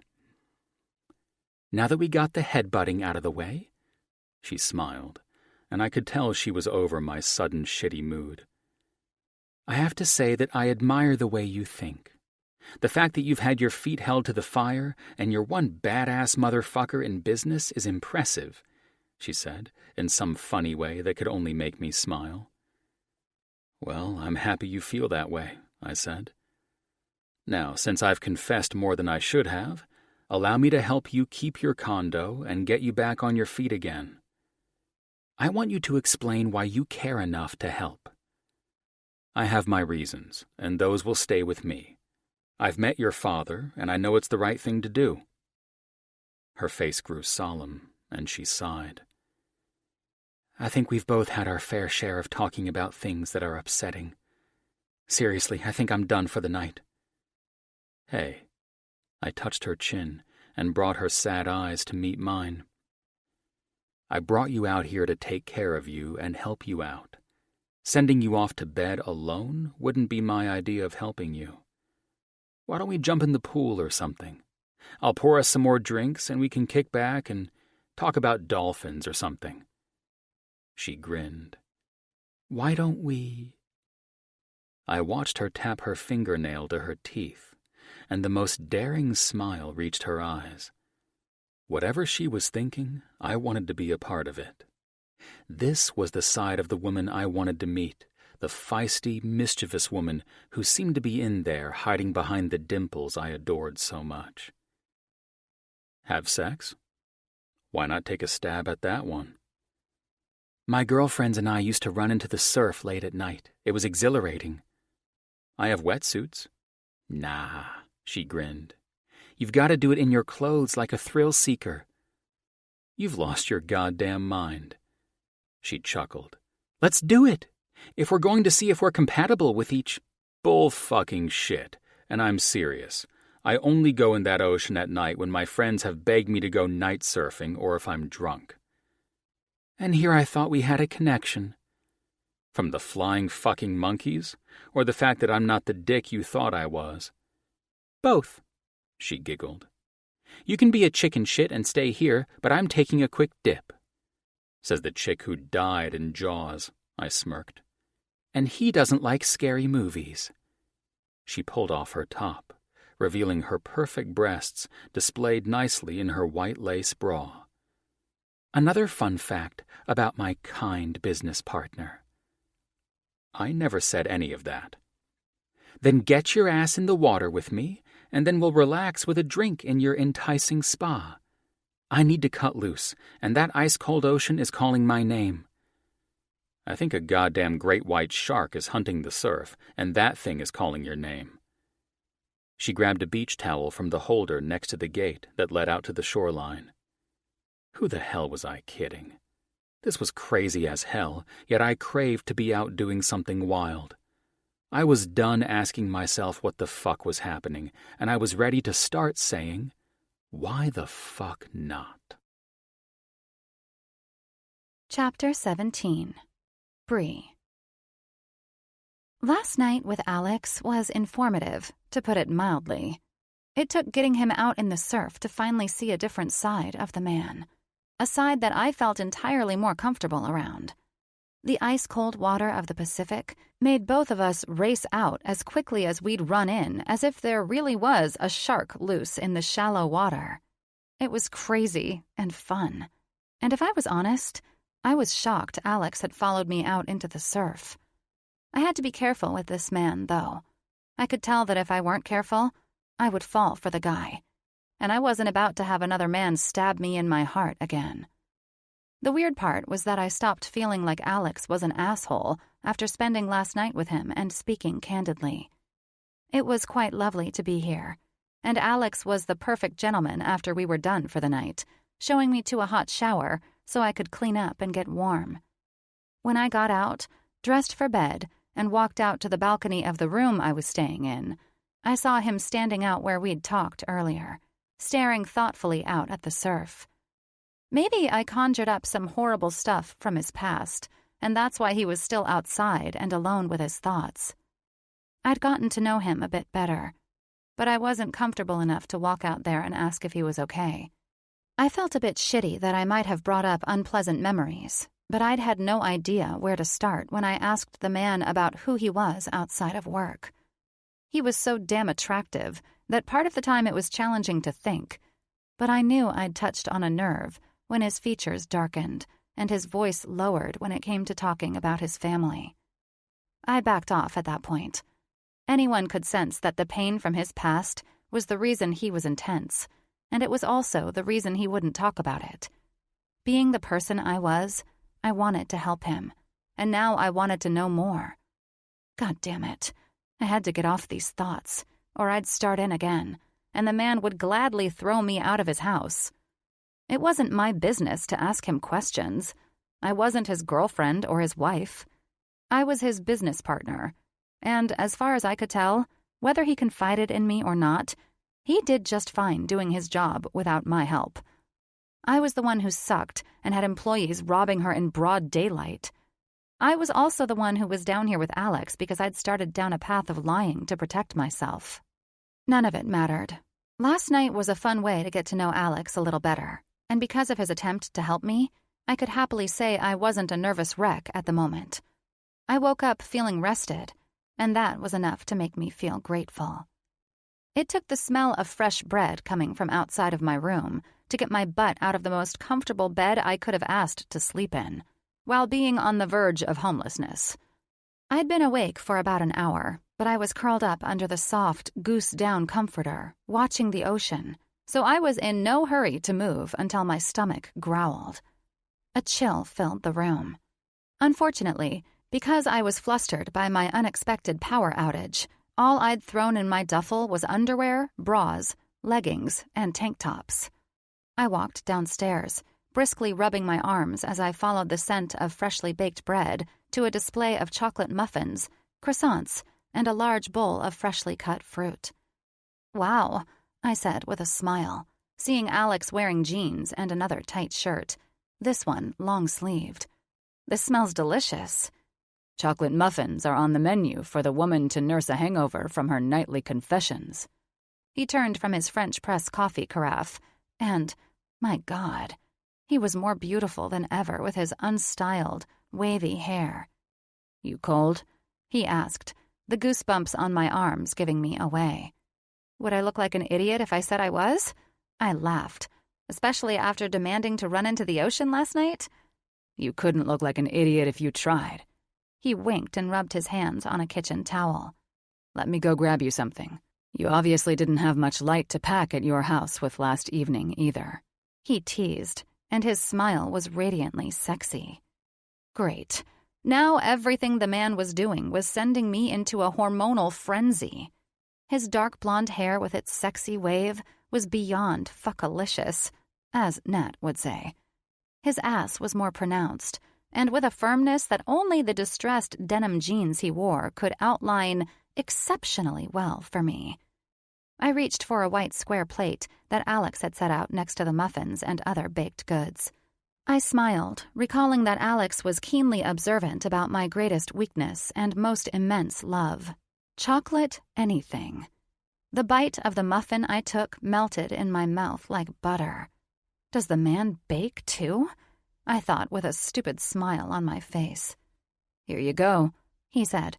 "The hoodie might be old and raggedy, but it's warm." I took the sweatshirt and smiled. "Varsity football?" I arched an eyebrow at him.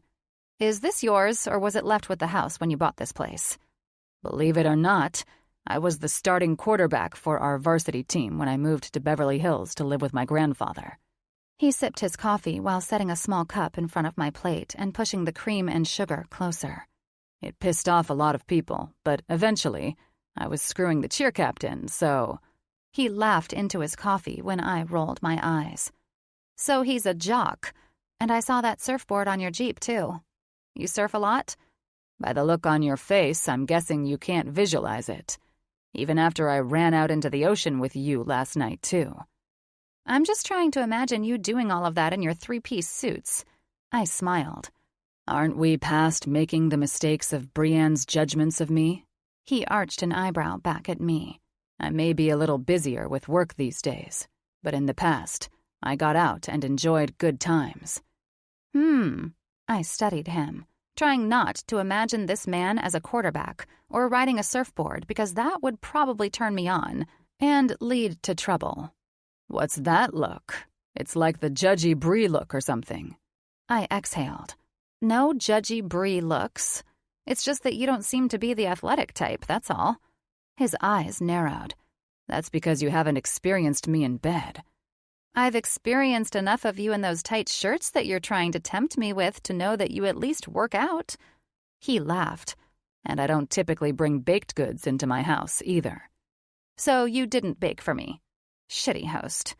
Hey, I got my ass out to the best bakery in Malibu to make sure you woke up to delicious baked goods. After seeing you drowning in candy last night, I took a wild guess that you like sweets. You get points for that. I laughed. This is delicious, by the way, and thank you very much. Give me a sec, he said when his phone rang. Hey, Lainey. A curious smile crossed his face as he turned to look out the windows, giving me another treat while I ate my muffin. Sure, no problem. Why the fuck isn't Colin on vacation yet? Aren't you like 89 months pregnant by now? He listened quietly and then nodded. Sounds good, kid. I'll ask Brienne, but I already know the answer is yes. I listened to him laugh and then turn back to me with the wide eyes and beaming smile I was quite attracted to. You up for killing some time with the woman we need to get approval from for the St. John's Children's Wing remodel? We don't have the blueprints, do we? I asked. She's down, Lainey, Alex said, then hung up the phone. Seriously, don't we need the blueprints? I asked, excited to start this project but concerned about not getting it right, never having been to the children's wing of the hospital or having met the parents of the unborn child the ward was going to be dedicated to. The heartbreaking journey that Dr. Colin Brooks and Dr. Elena Alvarez, now Brooks, had been on together ended beautifully with their friends and the hospital board approving the remodel of the pediatric unit in the name of the baby they'd miscarried, Baby Joe Brooks. It was an honor to be heading this up for Alex's friends, and that I was trusted to enhance it from what Brooks architects had envisioned. At the moment, I was a bit concerned that not having the blueprints and the visual of the unit would ruin my attempt to create something so sacred. You don't need them, Alex said. Jesus, you look like you've seen a damn ghost. I just don't want to screw this up. After hearing more about this project, it's quite an honor, but... Relax, he smiled. Elena's heading over, and I'm happy to introduce you to. She'll give you the rundown while we drive to the hospital. Oh, I said. What a fun idea. I had plenty of other fun ideas for the day, he said. But my very pregnant friend is pretty demanding these days, and I doubt she'll like to be kept waiting. Very pregnant? I smiled. I didn't hear this part of their story. Yup, Alex answered with a laugh. I'm not sure what you've been made aware of in the few times you've talked to our architects about this, but after the dust settled and Colin got Elena to himself for a month, well, you can fill in the blanks. They made up for lost time? I smiled. And the proof that their honeymoon was spent making babies is in her belly. He took a sip of coffee. Twins? My eyes widened. No, just the one. He cocked his head to the side. If you ask me, her doctor must be reading the ultrasounds wrong because Elena's tiny body looks like she's carrying triplets. Jesus Christ, man, I said. I hope you don't talk like that around her. She's a blue-blooded American, but her Cuban streak is always engaged. Do I look like a fool? One never knows with men. I eyed him. You can be insensitive pricks sometimes. And your mean streak, it seems, can be just as harsh. When does Elena get here, or are we heading to her place? Colin and Elena's beach house is right up the beach from here. She called while she was taking her morning walk, and she asked if I was up for heading to St. John's. She wanted you there. She's got to be getting close. Is Colin with her? The dipshit doesn't start his vacation until tomorrow. Alex rolled his eyes. Elena had him bring her to their beach house for the weekend since she's getting uncomfortable lately. Well, let's keep her happy and busy today. I smiled. I've wanted to see that unit anyway, and having Elena give us the tour is ideal. I feel the same, he said. I'll call for the driver and the rolls. It's comfortable, and it keeps me in the back seat so you both can't talk shit about me while I'm up front with the driver. Funny excuse for calling a driver. It's either that or head to Beverly Hills to get Elena's Land Rover. Another dumbass move on Colin's part was to bring her here in her favorite sports car. Now we're all in Malibu with a bunch of two-door vehicles. Sounds like a supportive husband move on his part, I countered. Or a move the man made because his uncomfortably pregnant wife would have probably beaten the shit out of him for not complying with her crazy pregnancy cravings. You can be so damn charming one second and such a stupid dick the next. It's called having a personality. He winked. If I were Mr. Perfect all of the time, how would I get you to date me?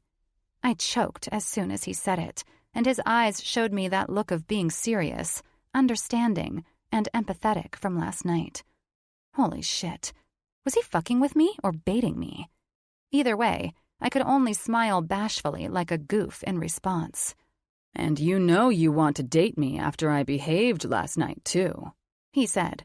I don't date men who have no sympathy for pregnant women. His eyes narrowed. When you're having my kid. His features were soft and playful again. I'll take note of everything I'm doing wrong as a heartless bastard. Exactly. Quit acting like the Tin Man without a heart. I cringed at that one.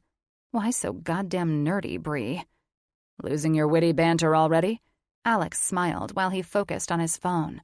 The Tin Man was only funny last night when we were both caught in the middle of friendly fire from your lies.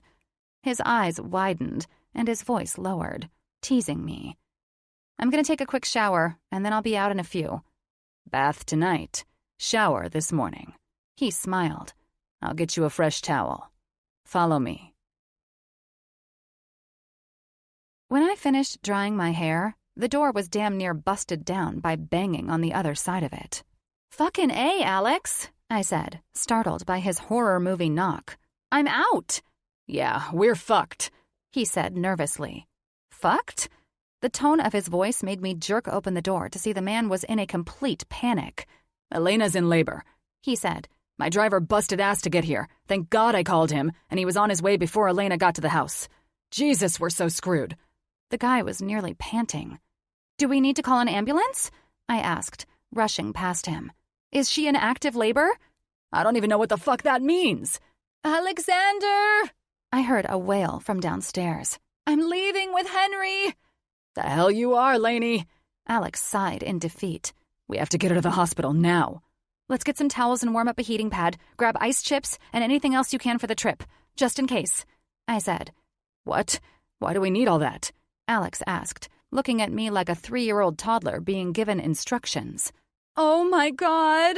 I heard a tearful cry. My water just broke. This isn't happening.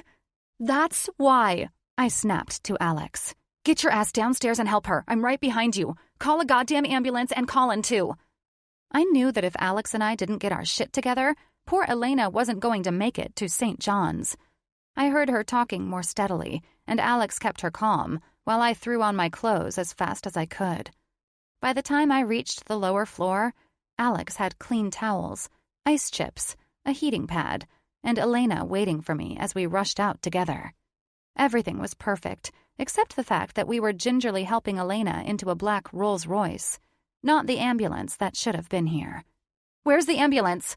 I asked Alex while Elena clung to him, breathing through a contraction as he sat next to her. It's Southern California, he said as nicely as he could, his expression dark with panic and fear. $10 says there's an accident and it's stuck in traffic. Oh no! Elena's cry started normally and ended in an octave that would have made Mariah Carey envious, sharing her panic and pain with both me and Alex. Time to change the mood. Well, if any pregnant woman was going to head to the hospital in active labor, I smiled when Elena blew out a breath, and I reached up to wipe the tears from the corners of her eyes. They'd all love the comfort of a luxurious Rolls. Let's get you to your husband. You're about to meet your sweet little one. With that, we loaded up, and Alex and I looked at each other when Alex's fearful eyes realized that if Elena were to somehow deliver in this car, he was on the receiving end. He eyed me for help after the vehicle sped away from his house, and Elena went from sitting in between us to switching mid-contraction and laying her head in my lap.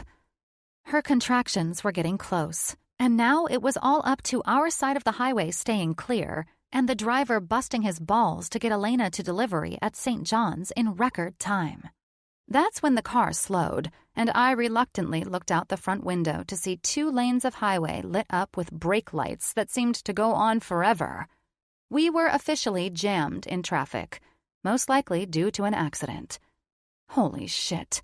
If there were ever a time that Alex and I needed to perform well as partners, it was right fucking now. Chapter 18. Alex. This is not fucking happening. That was the phrase that had been on repeat in my head from the moment Elena gripped her stomach and cried through the contraction that had caught her off guard. While Bree was in the shower, time seemed like it had stopped, except for the time between Elena's contractions. I called for the ambulance first, Colin second, then messaged everyone else in the group chat for any clever ideas to figure out what the fuck to do next. Elena was well put together and was calming me down instead of the other way around. But when the contractions became unbearable, I darted up the stairs to beat down the door and interrupt Bree's shower. Colin was in surgery. No one was responding to my goddamn texts, so it was up to Brienne and me to safely get Elena to the hospital to deliver her baby. We had to focus, so staring at my phone, willing some fucking body on my side of the fence to get back to me, was the only thing I had left. I swear to God, Alex! Elena's voice reached a diabolical tone that was probably the only thing that could pull my eyes away from my phone. I will shove that phone up your ass! She paused and positioned her feet, pressing one into my ribs and the other damn near pinning my face against the car window. Sideways! She continued with agony in her voice. Alex, put the phone down, Bree said dangerously, with some lunatic smile on her face to show that she would kill me if I didn't stop looking to the phone for help. Shit, that's right. Jim, Avery, and Ash are on the yacht. They're most likely in a dead. You're going to be dead, Elena said through pants. I'm serious as fuck when I say that. Laney, you're going to have to hold it in until we get to the hospital. The traffic will ease up, or the ambulance. I was cut off when my face was pinned against the window again. Alex, Brienne said, shut up and give me your stupid phone before I shove it up your ass sideways. Right now, we're helping Elena, and we aren't worrying about anything but her. A phone conversation is certainly not going to ease the contractions and stop this baby if it wants to come. She looked at Henry, my driver. Can you pull the car off the road as soon as a shoulder becomes available, please? Yes, Ms. Stone, he said. At the moment, we're not moving. Elena wailed a sound that told me we could likely welcome baby Brooks in the back seat of this car. Here I was, a man who fixed shitty situations, and there wasn't a damn thing I could do to fix this less-than-ideal way of giving birth. We're so fucked, I said, without thinking how unsupportive that statement was. Elena, you seriously have to wait and hold it in. Did I just fucking say that to a woman in labor, for God's sake? I don't know what I was thinking, much less speaking, in this situation. Elena can't hold in a baby, Brienne growled. It's in her uterus, not her bladder, you idiot. Oh, shit! Elena sounded off like a siren, silencing my comeback to Brienne, trying to defend my stupid statement. Brienne arched an eyebrow at me to make sure my lips remained sealed. All right, Elena. She smiled sweetly at her, running a cloth over Elena's forehead, while the woman's grip on Brienne's arms was turning white. We're either going to make it to the hospital, or we're going to work as a team to bring this precious baby into the world. She looked down into Elena's wide eyes. Breathe with me, she smiled. I heard the hee-hee-hoo-hoo breathing method works. Let's try it when the next contraction comes. Okay, Elena agreed, tears streaming down her face. Elena, I'm here, I said, finally getting my head somewhat in the game. Bree, she's cutting off the blood supply to your arms. Why don't we trade places? Elena's feet went back into my cheek and into my ribs again. Wait until after the contraction, Brienne advised, breathing with Elena. Her contractions are getting closer, and we don't need you passing out at the sight of blood if Elena suddenly feels the urge to push. We worked the first miracle of this backseat labor and delivery situation pretty damn good. Careful with her movements and with flawless ease, Bree set Elena's head on a folded towel that she'd placed on my lap. "This works perfectly," I said the first words that came to my mind. "Wonderful! As long as this is comfortable for you, Alex!" Elena laughed as she collapsed back, enjoying the short break before another contraction hit. "Oh, God!" she wailed. "Where's Colin?" "Elena," I said, as I instinctively worked to move to the other side of the back seat without hurting her, finding a better position to hold my best friend's wife.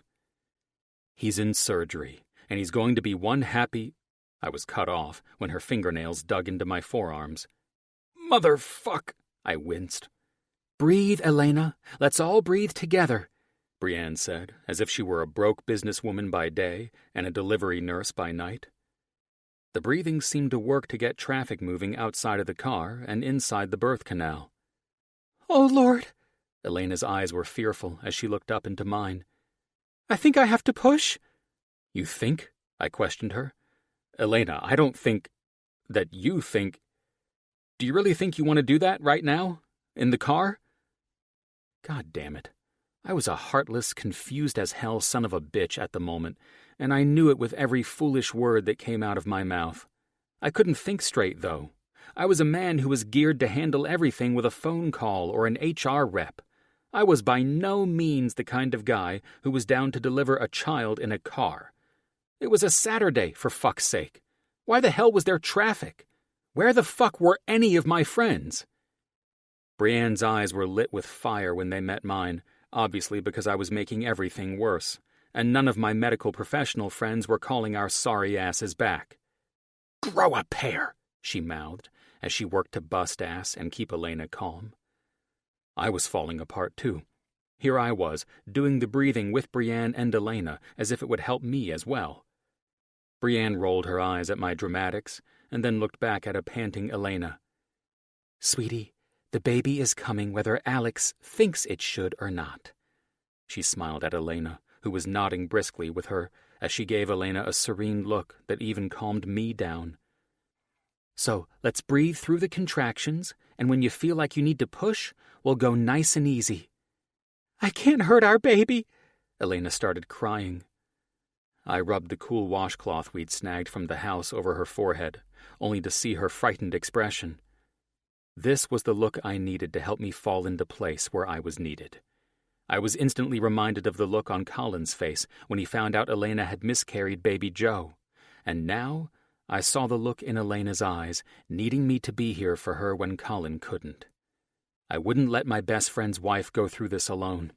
If he couldn't be here for her, then it was my responsibility to do it for him. Whether I knew what I was doing or not, I was damn sure going to bring this baby into the world safely.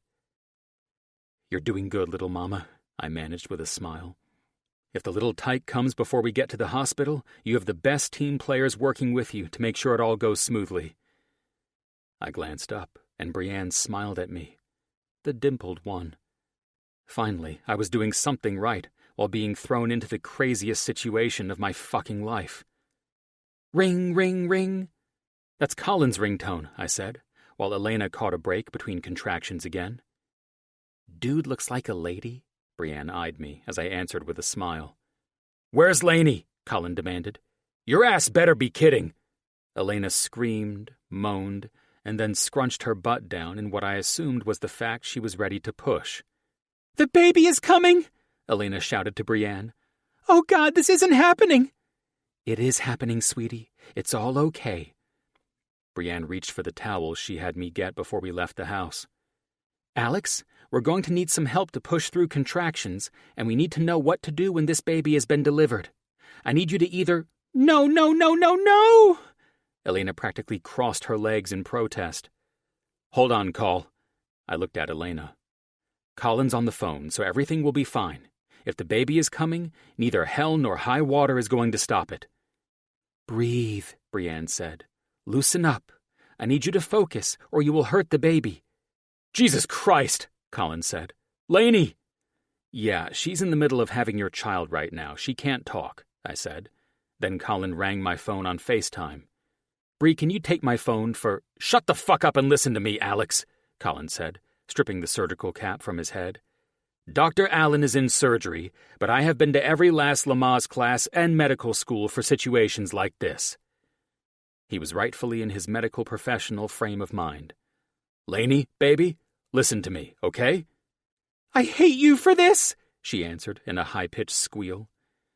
Brienne's lips pinched together while I shrugged at Colin, who was suddenly the asshole in this equation. I love you. Colin remained unaffected. Now, when you feel the urge to push, I need you to bear down as we learned. Remember that? I remember not wanting to do this without pain meds. That's not an option, baby, Colin said.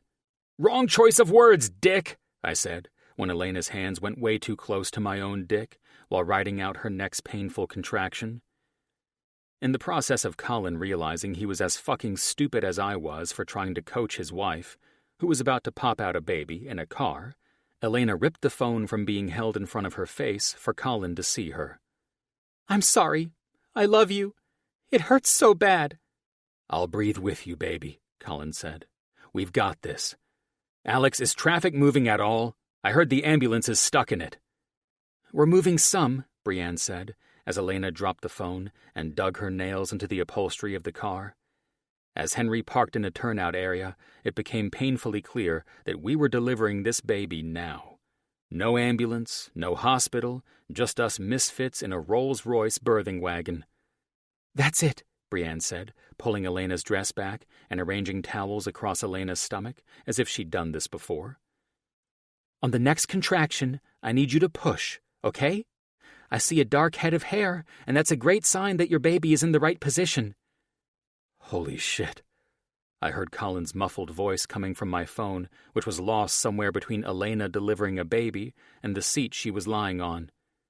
You're doing great, kid, I said, trying to cheer Elena on while I felt around for the phone. There we are, Bree said, with a beautiful smile, as she stared at my friend's wife's vagina. Not exactly a fantasy of mine, but here we were. Okay, push with this next one. We're almost to baby. A scream erupted from the car, which should have shattered the windows.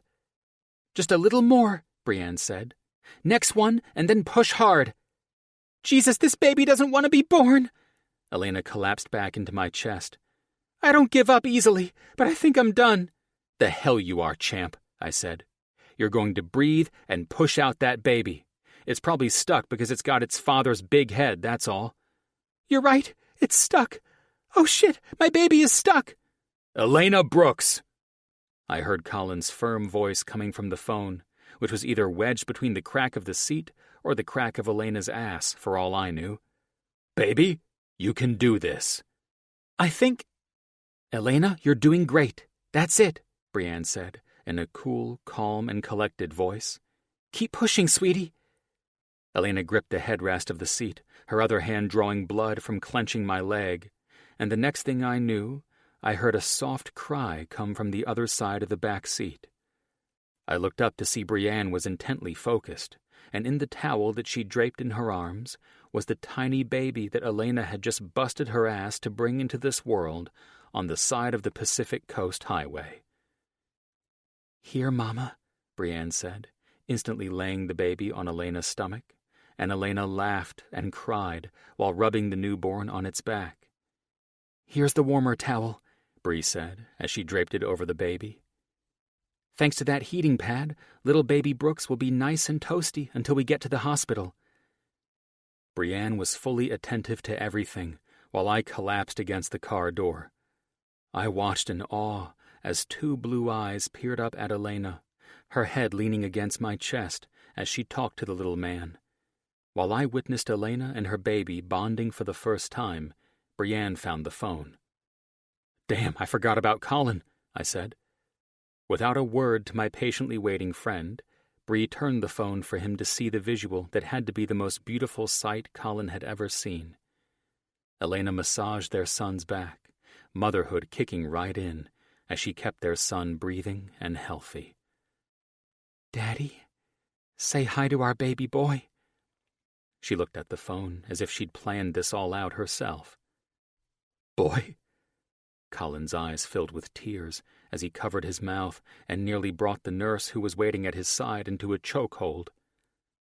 "Lainey, he's beautiful." I sat in awe, watching it all unfold. For the first time in my life, I could say with certainty that I'd witnessed a miracle. "You're both so beautiful," Colin continued, and the baby's bright blue eyes moved from Elena while she continued to urge the baby to cry to help it clear out its lungs. "Alex, dispatch just said the freeway is open and the ambulance is close to you guys. Brienne, I can't thank you enough. From the bottom of my heart, thank you," Colin said. "You're thanking Brienne," I countered, knowing we could joke now that no one's life was on the line. "I almost lost my balls in this fiasco, and you're thanking Brienne? Who are you kidding? You didn't have balls to lose from the moment we got into the car," Bree teased. I ignored her, Elena and Colin laughing in unison. "You do realize you'll be naming your son after me for this, correct?" Colin smiled. "If Brienne is right." I could hear the joy in Colin's voice as he continued to be enamored by his beautiful son. "We'll be naming him Alexandria," Colin teased. "The ambulance is here, buddy." I opened my door as the paramedic approached and looked inside. "We just delivered—" Shit. What time did we— 8:33, Colin said through the phone. "We've got the time of birth on our end, medic." "Got it," the guy responded, taking my place, and then both paramedics worked to put Elena and little baby Brooks on a gurney so they could haul ass to the hospital. I ran toward the back of the ambulance and jumped inside. "Hey, sweetheart," I said, smiling at Elena. "Take the phone or Colin will kick my ass. The paramedics can hang up if he distracts them." I winked as she reached for my face. "Marry Brienne, please." "I think you're on a baby high," I smiled. "We'll be behind you. Now get your butt to the hospital before Colin loses his shit." The ambulance hit its lights and sirens as it blasted down the highway, leaving me standing there in total shock that this had happened. I glanced at the open interstate and wondered why the fucking thing didn't open up before poor Elena went through the pain of laboring in the back seat of my stupid Rolls. I looked over at the car, and because I was in my distracted, selfish bastard mode, I saw that I'd left Brienne and Henry to clean out whatever mess was in the back seat. I met Henry at the trunk where he'd loaded the soiled towels, and the very last thing I expected was for Brienne to squeal, take my face in her hands, and kiss my lips. She was filled with utter excitement, and she'd instantly shifted my excitement about a precious baby boy to her planting an unexpected kiss on my lips. That came out of nowhere, and I planned to jump on the back of this immediately. Then my phone rang. Incoming call from Jim. Fuck. Chapter 19. Bree. By the time we reached the hospital, Alex had ended one of the many calls that came in after the ambulance took off with Elena and her newborn son. While I was texting my friends about the insane, yet remarkable incident we'd been through, Alex discussed the details with his friends. Amid fielding phone calls, he received word that Elena and baby were healthy, fine, and in the hospital's care. Thank God. I'd never been to St. John's Hospital before, so to see this place in person for the first time was mind-blowing. It was everything I'd imagined and more, since I'd learned that John Brooks himself had a lot to do with the architecture and lavish style of the place, and seeing his work in this extravagant hospital put me in awe. Alex was nearly dragging me through the hospital and into the elevators, because this place overloaded my mind. Thank goodness he did, though, because if it weren't for that, I'd still be spinning about the fact that I helped deliver a baby in the back seat of a car. The sudden backseat midwife I'd become was an easy pill to swallow compared to kissing Alex for no apparent reason at all. Thanks to a documentary I'd seen about a woman who delivered a baby in the back of a cab in New York City, I'd somehow managed to feel like I knew what I was doing in that situation. Crazy how adrenaline could spark up the subconscious mind to recollect things when least expected. I probably also had an angel or two whispering in my ear. Who the hell knew? At least Elena and her son were okay. After we walked into the hospital's version of the Queen of Sheba's palace for a maternity ward, I stopped. "I'll wait here," I said to Alex.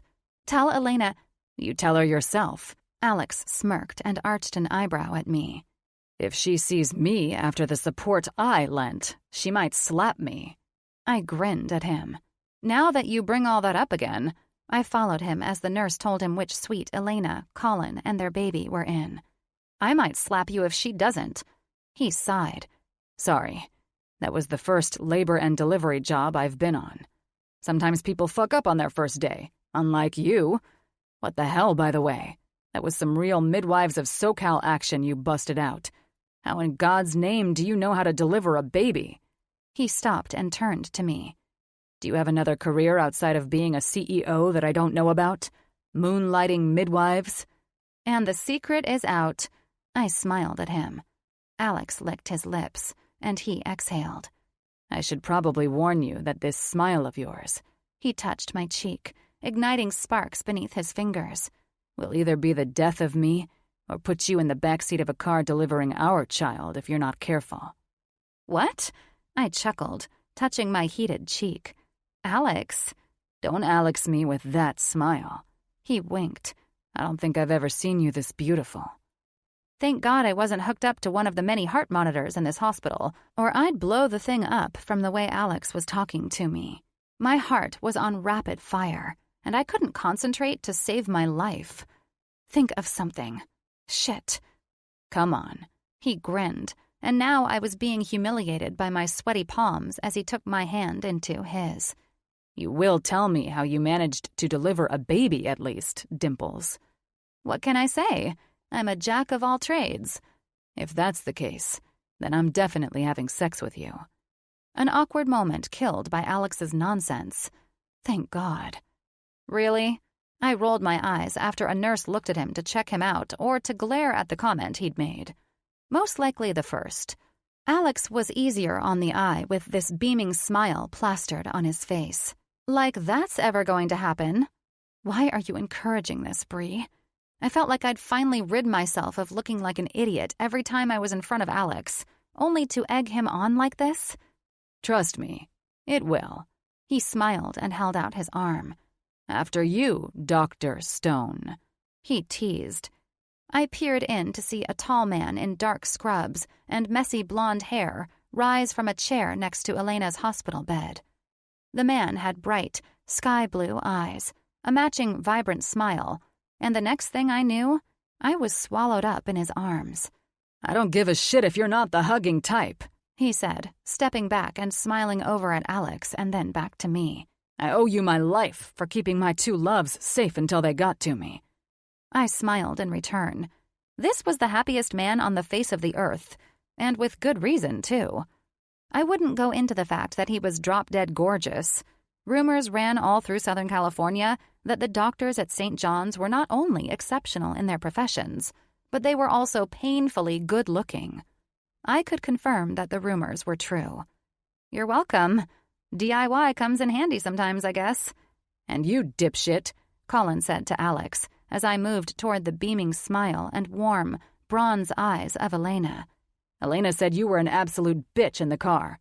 The men's laughter remained behind me as I walked to where Elena held out her free arm for me to embrace her and see their beautiful, sleeping infant.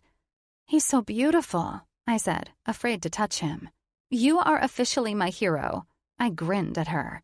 Elena's arm squeezed me tighter. "I'm your hero? I don't think so. You are 100% mine. What would I have done without you? I still can't believe it all happened like this." I'm still shocked myself. I chuckled, taking the seat Alex had pushed next to the bed for me. "If you weren't as tough as you were, I'm sure—" "No," she smiled so sweetly at me. I felt like this woman could have easily been my friend for life, or from another life. "You hung in there for me when I was losing it. I love you for that. Thank you."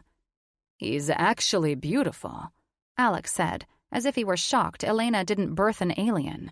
He ruffled Colin's hair and walked to the other side of the bed. "Shocking." He looked at Colin, sitting on the bed by Elena's feet.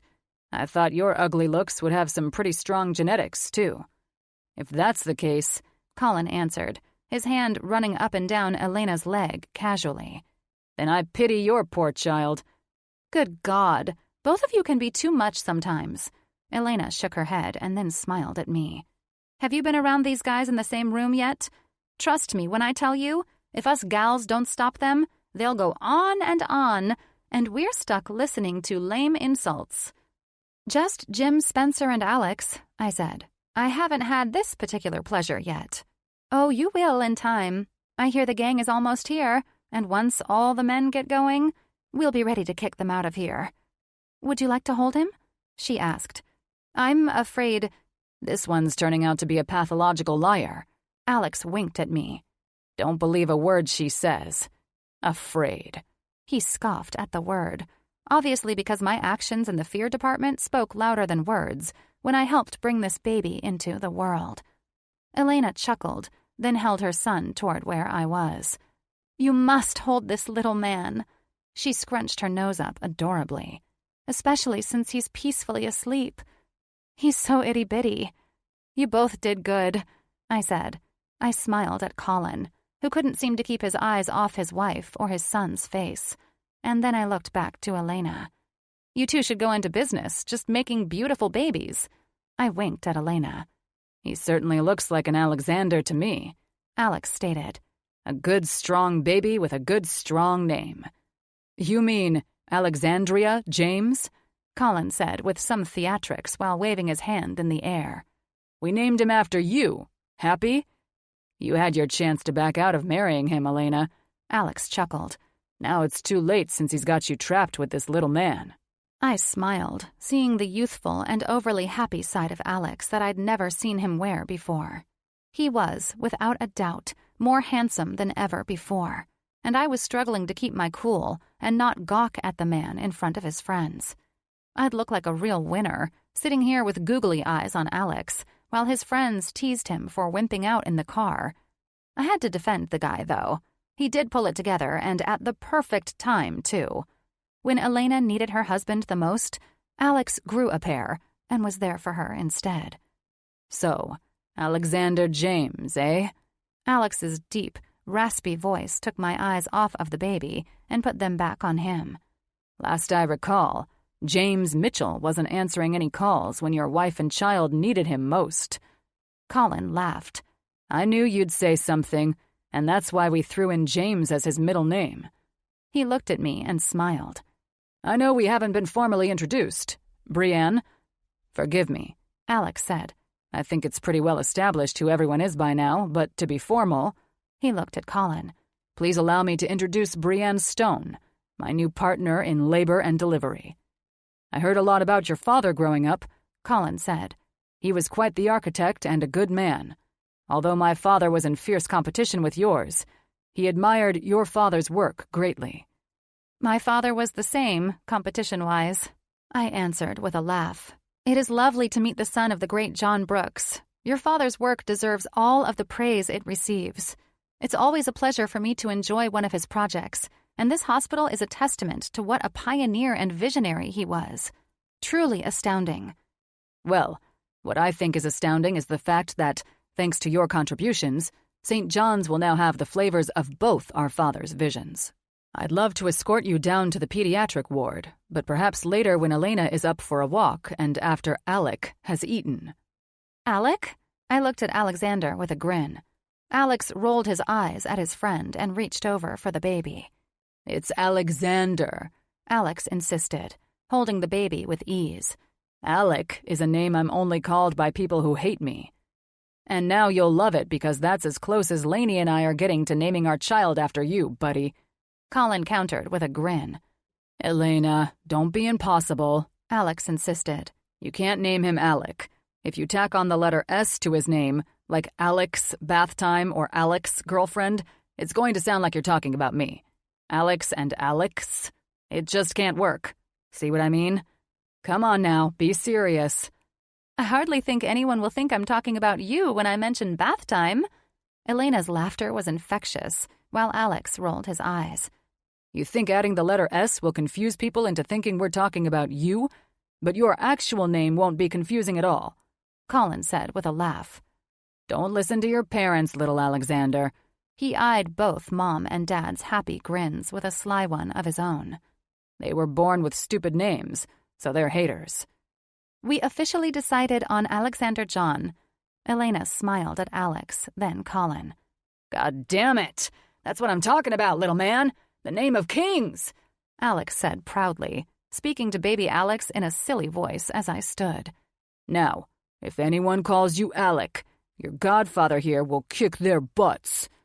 Naming our firstborn son wasn't enough for you. Now you're insisting on being his godfather as well, Michael Corleone? Colin teased. Before the bantering went further, I decided to jump in and announce that I would head down to the children's wing. I knew the rest of Alex, Colin, and Elena's friends were due to arrive at any minute, and I wanted to give them room to visit. Would any of you mind if I went ahead and visited the pediatric ward we're going to be working on? Not at all. I would love to know your thoughts, Elena said. After I feed baby Alex, I'll have Colin take me on a walk to meet you down there. Dr. Cameron was going to meet us there until little man decided to make his appearance early. Dr. Cameron? I questioned. Dr. Brandt. Cameron Brandt. He's a good friend, Colin said. A hell of a lot better looking than Alex, too. Colin and Elena both had mischievous looks, but I had no idea what was going on. So tread lightly when you see him. He chuckled. Ask for Dr. Brandt when you get there, Alex said. Cam runs the pediatric unit. He was planning to show us around when we got there earlier. I'll be there after Jim, Jake, Ash, and Avery show up, if that's cool. Perfect. I smiled at everyone. Congratulations again. The smiles and positive energy in that room had elevated my mood, and I was ready to check out the pediatric ward. I could have easily spent my entire day just staring in awe at the geometric lines and shapes of this place.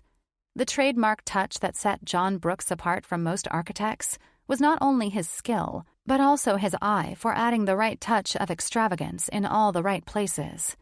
"Hi, can I help you?" a receptionist with teddy bears on her scrubs asked when the automatic doors opened to admit me into the pediatric ward. I glanced back at the doors. They were etched with critters from a forest that almost appeared three-dimensional, so much so that before the doors opened, it felt like I was walking into some enchanted realm.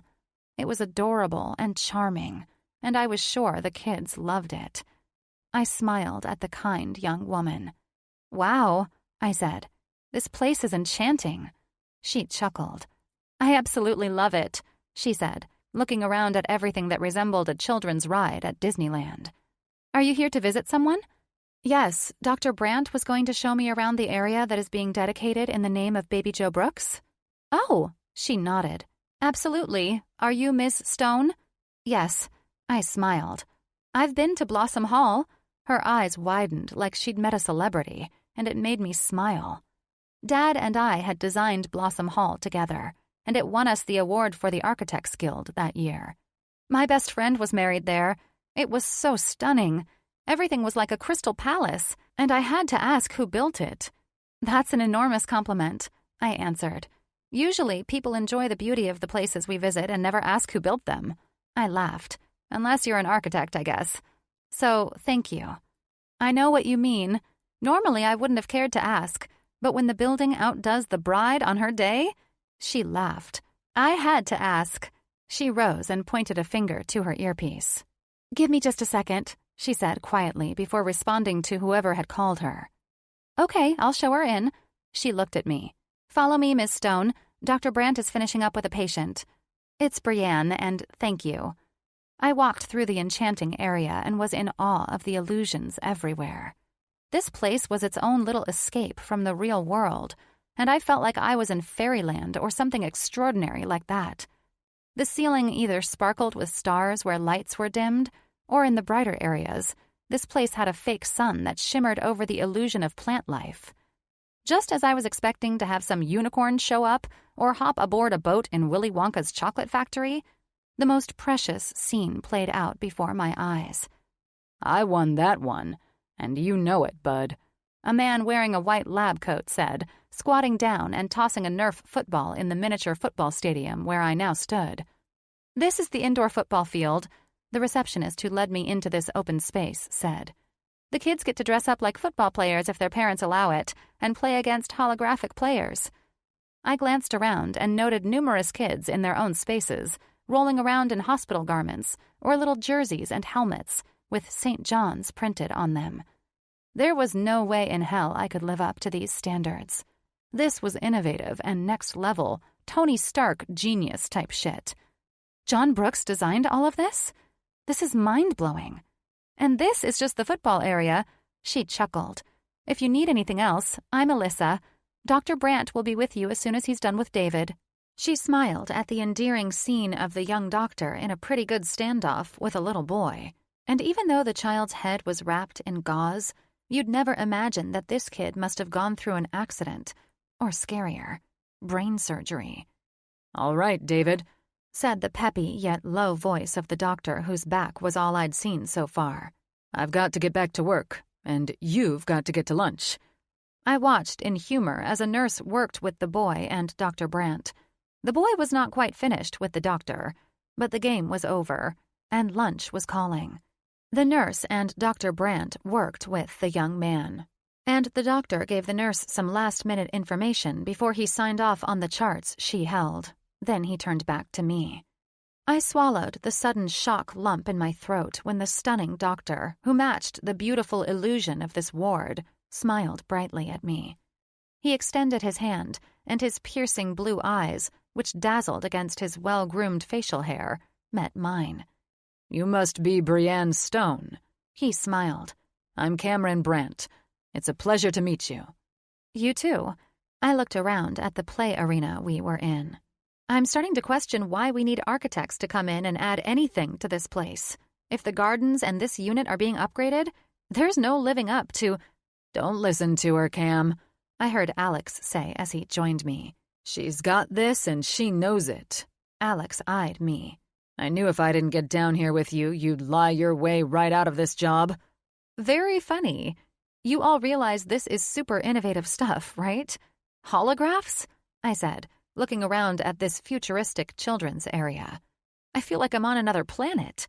Any architect, unless they're John Brooks himself, would be lying to you if they said they could upgrade this. "It's certainly next level," Dr. Brandt chuckled. "It also helps the less fortunate children who live here with us." Remarkable. John Brooks thought of everything in his designs, didn't he? I said, smiling at Alex. Alex slid his hands in his pockets, still beaming from being with the baby, I'm sure. "John was a genius with everything he touched," Alex confirmed. "But you're only looking at what he dreamt up for children in a hospital. It was the engineers who made these concepts and illusions possible. And even at that," Dr. Brandt looked at Alex and then me. "Alex still can't throw a football to save his life on this field. I have patients kicking his butt all the time when he's down here screwing around." Well, isn't that a charming and hidden secret I didn't know? I thought, eyeing Alex and trying to imagine him in the three-piece suit again, but this time with kids in the pediatric wing of the hospital. "Right," Alex smirked and then looked at me. "Brandt was also an all-star quarterback, so he gets a little competitive at times." I'm venturing to guess that the children love it, I said. "They do." Alex grinned. "All right. Cameron is pressed for time, so let's get some expert eyes on the gardens, shall we?" "Let's do it," Cameron answered as he led the way to the outdoor area of the children's wing. "So, out these doors are where the butterfly gardens are. It's stunning, yes, but in revamping it, Brooks's architects say that we should either go bigger or create more illusions. I swear this wing has every illusion under its fake sun," Alex said. "I'm not sure illusions are where we should go with this location." "Agreed," Cameron answered Alex. "What do you think, Brienne?" I moved to an area that faced the gardens, and I ran my hand over the half walls made out of white marble. I glanced at the plaques with names etched into them, seeing they were memorials. And even though it was quite beautiful, something wasn't sitting right. I looked out at the plant life and botanical parts of these gardens, fashioned and groomed meticulously. It was stunning, and I couldn't tell if my hesitation was because I was in the midst of a John Brooks design or because this was a project for Alex's friends. "This is more or less a cemetery for the cremains of unborn or stillborn children at our hospital. We lay them to rest out here," Alex informed me. "The plants are meant to bring in butterflies, and the fountains are to attract birds. What do you see in that architect's mind of yours? Well, I ran my hand over a marble column where more plaques were. Who visits this location? Is it only the families of the children who've been laid to rest? We also have parents who come here to breathe in some fresh air and gather their senses while waiting for surgery, or perhaps a dreadful diagnosis was given and they need some time, Dr. Brandt said thoughtfully. I licked my lips and glanced around. Conceivably, we can enhance this area under a glass dome that is etched to complement the butterfly garden. I know we don't have much rain, but it would be nice to cover this area. And if the glass dome is etched, and if each glass piece is shaped correctly, it would enhance the illusion of sparkling butterflies beaming through on a sunny day. While the sun moves, the illusions of butterflies will appear to dance around this place. Sometimes, and with the proper materials, you can get the sun to flow through glass etchings and create prisms. I'd have to work with it a little, but it can be done. I'm quite certain Elena would love that, Alex said. I smiled and nodded. Yes, maybe run with a theme of dancing with the butterflies. We can use that dome to keep wrapping around the entire children's portion of the hospital. Maybe have a reflection area for parents to sit and get some fresh air after troublesome news. Yellow is a peaceful color. Maybe we create an illusion of a meadow and wildflowers. Daisies are a lovely flower. I kept on, the men quietly following me as I imagined stuff, and then I stopped when it was a bit too quiet behind me. Alex's expression practically swallowed me up with that dark stare that was so attractive.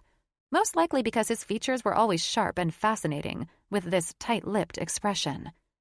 Did I say something wrong? I looked between both men's solemn expressions. No, Alex cleared his throat. In fact, you said a lot of things right. He ran a hand through his hair and eyed Cameron. Did Brooks Architects mention any of the personal reasons Elena drew the butterfly? The meadows? Cameron asked me. No, I smiled. Am I onto something then? Alex's expression was beautifully sincere. You were definitely in the wrong chair, wasting time playing executive. Good God. You captured Elena and Colin's story without even knowing it. You got everything but Baby Joe's angel wings. My eyes widened at the beauty of that thought. What if we brought more of an angelic and whimsical feel to the gardens? We can add stunning wings in the etchings that show up when the sun hits them at a certain time. Maybe the wings will display under a starry night sky, and we can use backlighting to enhance it with more of an effervescent feel. I think we're right where we want to be. What brought up the glass dome idea? The etchings in it? Alex questioned. The receptionist mentioned she attended a wedding at one of the places my father and I designed together. We ran with a Crystal Palace-type feel, and I think that would be a beautiful and peaceful escape. We tame the illusions from the inside and transfer them into sparkles and things of beauty and hope. The meadow idea? Yellow being a peaceful color? Alex smirked while Cameron answered a call on his phone. Well, daisies are a happy flower. You said yellow at first.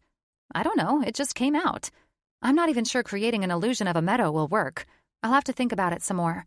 It's either a meadow that seems to go on forever and put seating in that, or fountains. Why not both? Cameron asked. Fountains won't work in a meadow. I chuckled. Maybe a river with small bridges throughout? Yes, that's it. We can make it vibrant. We can backlight the crystal-like dome and allow for that to be manipulated too. The panels of glass can be run off of solar energy and can move sort of like animatronics. Either someone's been whispering in your ear, or you are a psychic genius. You just nailed the meadow that Elena remembered in her coma. The dancing with the butterflies is a term she said her dad told her when she was younger. Alex looked at Cameron. Is this floor haunted? Cameron laughed. You're haunted and a jackass. He looked at me. It was very nice to meet you. And these ideas will be fantastic. Elena will cry when she hears about this, and that's to be sure. I have to go into surgery now, but where is Elena? On the maternity floor, holding baby Alexander. Oh, God. Cameron rolled his eyes while I laughed. No shit, man. And Brienne delivered the handsome little man herself. Cameron eyed me to see if Alex was bullshitting him or not. The expression on his face was as handsome as it was hilarious. Elena can tell you all about it. I smiled. Thanks for your time, Dr. Brandt. It was nothing. I'm happy to finally meet a woman who can keep this guy on his toes.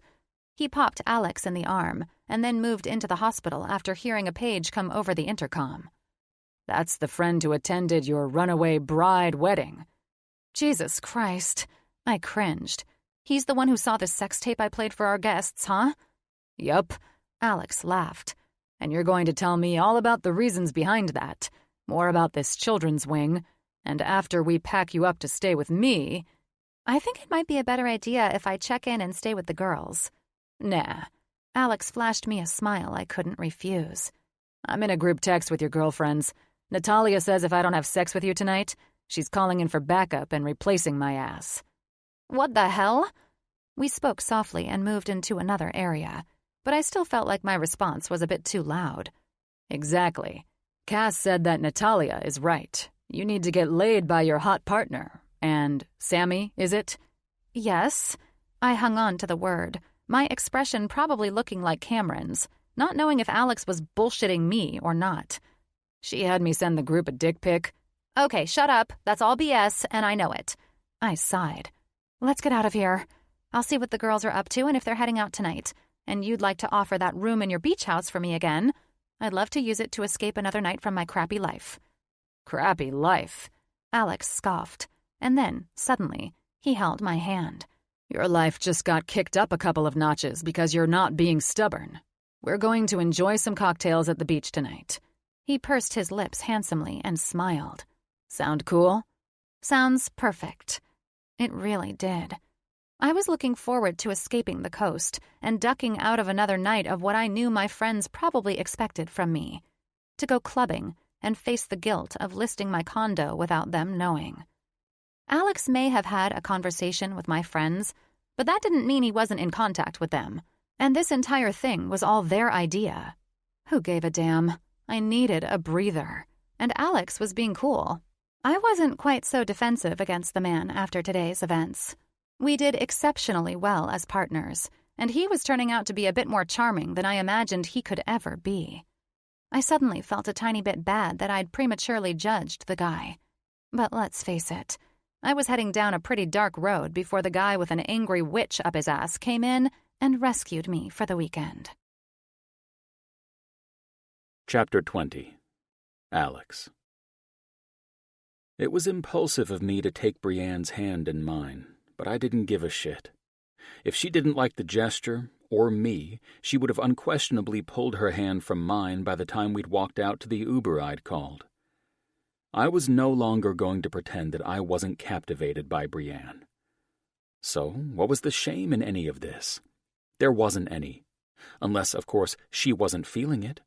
I had to think she was, because her hand was currently clutching mine in return, for the second time since arriving at this hospital, and it told me this was right. Holding hands like we were in grade school was pretty standard for me, though. What was entirely out of my arena in the department of emotions was when jealousy struck after she left the room and went to meet Cameron. I wouldn't have given two shits about any other woman nearly tripping over their feet when they met him, but in Brienne's case, this was more about Cameron being attracted to her. Jealousy. What a fucked up emotion, especially when you get all fucked in the head and consider your good friend a sudden enemy, even though he'd done nothing to deserve the title. It was apparent that I was twisted up with this foreign emotion when Jim, Avery, Ash, and the kids had shown up to meet baby Alex, giving me the excuse I needed to give everyone some space, and I couldn't get my ass down to Brienne fast enough. I thought I'd made a casual exit until Jake came in, who was working on call in the cardiac ward. As usual, he could sniff out bullshit from a mile away, and me telling everyone I needed to help Brienne so she wouldn't be overwhelmed with work was all he needed to hear to spread a massive smile across his smug face. There was no way in hell I wasn't going to be roasted relentlessly by everyone later. Again, who gave a damn? I knew what I wanted, and that was Brienne Stone. This jealousy nonsense could kiss my ass, though. Because of it, I probably looked like an ass to Cam and Brienne for ditching my friends so I could walk through the unit I'd already said the architects could figure out on their own. Yet there I was, all fucking smiles, while Cameron probably read me like an open book. I would certainly have to kick this jealousy out of the way, and the easiest way to do that was to ensure Brienne was mine, off limits to anyone who might find themselves feeling unexpected emotions toward her fun and snarky personality and those sultry jade eyes. "Nice SUV," Brienne said, as I finished sending a text to Elena to let her know that Brienne and I were leaving, and I told her the remarkable design features that Brienne had come up with on her own. I knew it would blow Elena away. "What happened to the rolls?" "I'm sorry, give me a sec," I answered her, after Elena texted me back immediately. I glanced down at my phone to read Elena's text in response to mine. Elena: "You're kidding, right? Did you tell her about my coma and what I told you about why I drew that butterfly for baby Joe?" Alex: "No, I wouldn't have sent a text the length of a novel to explain if she knew." Jake: "Dude, chill the fuck out." Alex: "Fuck. Did I just text Brienne's idea to the goddamn group text?" Colin: "It was ducking beautiful, all 500 words of it." Jim: "I will kill you for starting this, Alex." I smiled, realizing I'd accidentally texted on the group string that Elena had set up a while ago when she and Colin had announced her pregnancy. With Colin and Jake on this string, both pranksters, knowing that Jim and I hated when these texts blew up our phones once the ladies got going with GIFs and emojis, I knew this would never end. Now I was at the mercy of my friends, who were well aware that I was leaving with Brienne, and they knew something was up with me. Alex: "No shit. Sorry, I didn't think I texted on this group string. Either way, now you all know. Brienne nailed it. You're going to love the concept she pulled out of her ass." Colin: "She pulled that shut out of her ass?" Jake: "No shit. Or are we saying shut now?" Ash: "I have chills reading it, though." Avery: "Me too." Jake: "Me 3. Colin: "Duckin', eh? Me 4. Elena: "You guys can be such idiots." Alex: "Has Jim thrown his phone across the room?" Avery: "Ha! No, he's holding the baby, and I muted the text string on his phone." Jake: "Too bad Alex doesn't know how to mute this shit on his phone. Is Brienne with you, fucker?" Ash: "Hey, Ave, you and Jim really should start trying for another baby Mitchell again." Elena: 100% yes! Avery: "LOL? And we'll use this string to announce when we start trying, LMAO." Jake: "OMG, LOL, FTS." Alex: "Okay, I'm out." Holy shit, what did I start? My phone would officially be blowing up until tomorrow. Elena: "What does FTS mean, Jake?" Colin: "He's ducking with you." Jake: "Ducking? Duck? Shut? Dude, fix the autocorrect on your whack-ass phone to spell out fucking and shit. Fucking shit." Colin: "I did. It resets itself. It's ducked up. Ducking shut." Jake: "Now you're just fucking with us." Colin: "Yep." Jake: "Dip fucker." Colin: "Fip ducker." Alex: "Are you assholes all texting while sitting in the same room?" Elena: "What does FTS mean? Seriously?" Colin: "Yeah, we're in the same room, laughing as we blow your ass up too, bitch." Jake: "It means fuck that shit."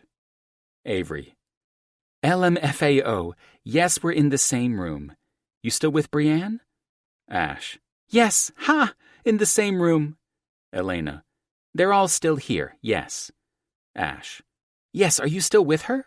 I can't believe she delivered this baby in a car." Avery: "No shit, fucking unreal. Was she just as shocked as you were?" Jake: "We heard you acted like a little bitch in the car, Lexi." Alex: "Okay, Brienne and I are leaving. We need to go over stuff." Jake: "Stuff? Like you're gonna fuck stuff?" Colin: "Alex might not be a cocksucker after all." Jake: "He's gonna hit that. $10 says he does." Colin: "Doubling up on that wager to say she turns him down." Elena: "FTS." Ash: "Idiots." 3 dots were loading, and I turned my phone to silent. Colin and Jake would take this to a ridiculous level if the girls didn't rip the phones out of their husbands' hands. Jim's phone was muted, so he was the lucky one. Now here I was on the ass end of all the jokes, knowing these men had been long awaiting the day I'd put a woman before anything else. And goddammit, that's exactly what I'd done. Holy fuck. I didn't think I was capable of giving a damn, yet here I was.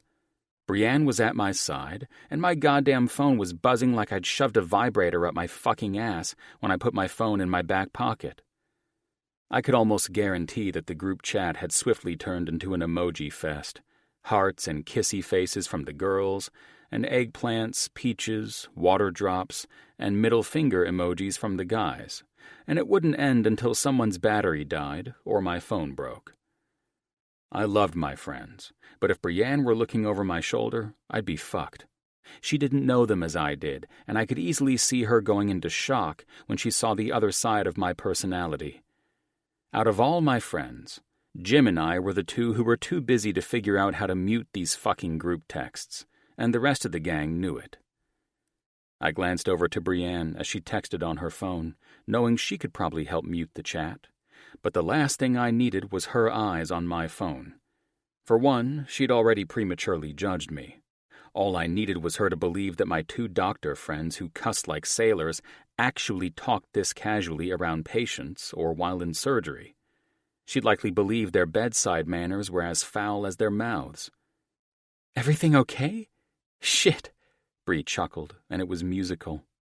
It made me smile at the fact that I enjoyed her on a level I'd never experienced before with a woman. "It looks like you're dealing with work or something. You've been staring at that phone for 5 minutes. "Yes," I smiled at her, my phone still buzzing and pissing me off. "And I already sent the address to our Uber driver to take us to a dealership to fix your car situation." "No, I don't have—" "I'd rather not discuss personal things in front of our driver," I smirked at her. "If Henry were here, that would be different." I sighed dramatically, trying to remain firm on the fact I was getting this woman into a car, and she wasn't going to argue. "Is your car ruined from the delivery of the baby?" I smiled. This would be a perfect way to get her to sign the pink slip, a new company vehicle. The Rolls was actually the company car. Now it's fucked with afterbirth and will be haunted with residual trauma, shit like that. So, Jim wants you and me to pick up another car to replace it. "We're going to go buy another Rolls-Royce?" "I'm thinking graphite gray." "What's with you in that color, anyway? I've seen you drive 2 cars painted that same matte gray color." I twisted my lips, acting like I was trying to think hard and long on that one. "Simple. I like the color." She chuckled and rolled her eyes at me. "Do we need to buy a company car right now?" "Yes. You need one to drive as an executive on Monday." "I'll call for an Uber, thanks." "An Uber?" "Yes. That or I'll borrow a friend's car until I can buy one myself." Her cheeks flushed, and that was the first time I realized she was giving me her most important tell. I saw her cheeks turn this particular shade of red multiple times when she was caught lying to me. This was the lying Bree look. "Uber, huh? Okay. And you remember what happened the last time you borrowed a friend's car?" Cheeks red again. "Oh, right." "Now that we've established that I'm helping your ass," I stated, "you have to play by my rules." Her head snapped over to me, and I arched my eyebrow at her. "What makes you think I'm playing by your rules? I never agreed to you helping me out." "Yeah, you did," I said, as the driver pulled into the Mercedes dealership. Brienne's face was perfectly unreadable now, but I didn't give a shit. This woman got to me in ways I couldn't rationalize. She was the calmest human being on the planet when forced into a labor and delivery situation. Then she blew my fucking mind by visualizing that pediatric ward as if Elena were out there telling her everything Colin and she had gone through in losing the baby and the coma. Their relationship barely survived all of it. Brienne and I hadn't had much time to develop any form of attachment for each other, but I loved the way she made me feel whenever I was close to her. I would gladly take the burden of a shitty situation from her and expect nothing in return. Seriously. This woman could ask me to give her the moon, and I knew I'd probably find a way to provide her with the damn thing. Explaining all of that to anyone, or even myself, was pointless, because this shit made no sense. It just felt right, and felt good. "Why aren't we replacing the company car?" she questioned.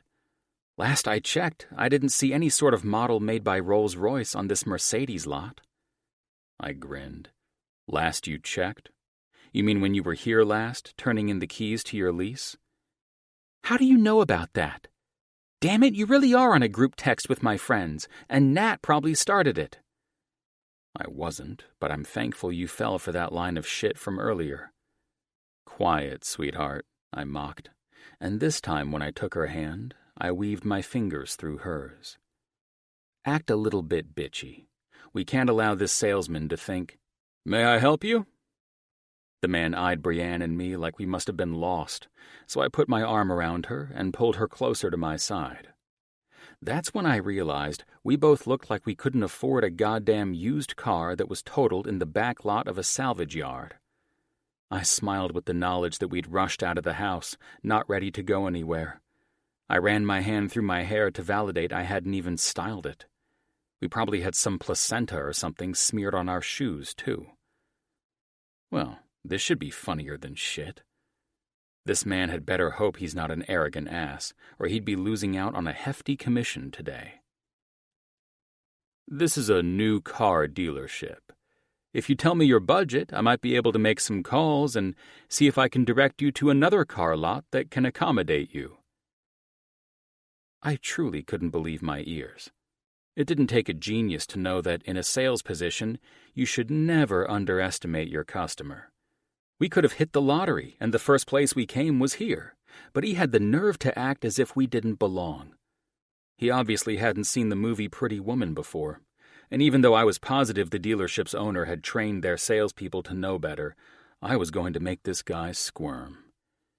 Brienne's arm reached around my waist, and instead of being mortified, I watched fire light up her eyes. She was sexier than hell when she went to bitch mode. "I'm Bree, and this is my fiancé, Logan." Brienne smiled and extended her hand to shake the salesman's, forcing him to return the gesture. "Nice to meet you, Bree. I'm Richard." The dude was definitely taken by Brienne, so that was officially the only thing this idiot and I had in common.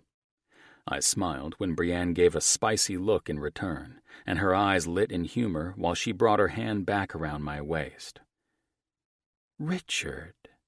She hung on to the word, prompting me to wait and see if she was about to say what I wanted to. "Maybe call you Dick?" She read my damn mind. I bit back a smile when Richard's eyes widened and his cheeks flushed. He was obviously insulted that Brienne would make such a suggestion. It appeared that Dick didn't appreciate being called what he was, a fucking dick. "You'd be the first to do so," he said, giving in to Brienne's fake Rolex smile. "Well, sweetheart," I sighed, and since all I'd done lately was smile, I gave Dick the best one I could.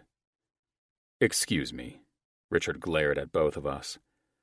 "I think you two should consider another dealership." This guy was a straight-up fucking asshole. "Bummer." She looked up at me and fake pouted. "I really wanted that showroom car, too." I studied her fake smile and arched an eyebrow at her. The woman was pissed that the limp dick salesman had insulted us. She was also seemingly thinking that picking out the $120,000 AMG sitting in the showroom would get us out of here.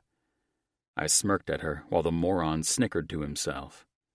This motherfucker is really treating us like we're trash. "You really want that one?" I asked Brienne. "I mean, it does seem like Dick could use a long and stiff commission."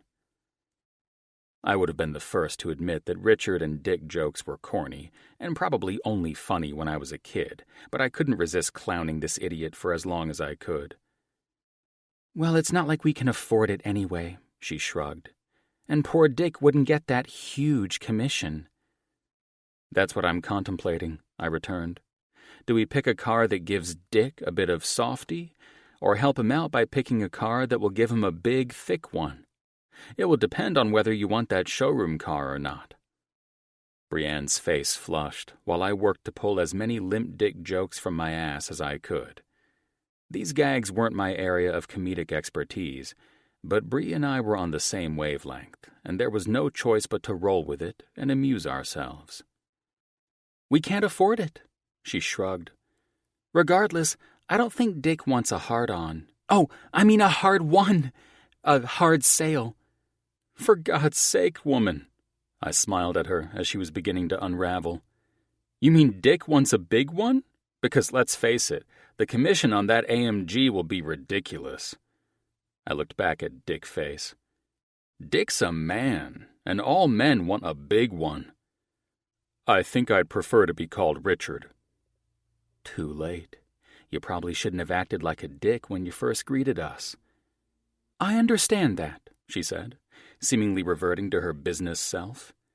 "It's all too much. We can't afford what Dick probably needs.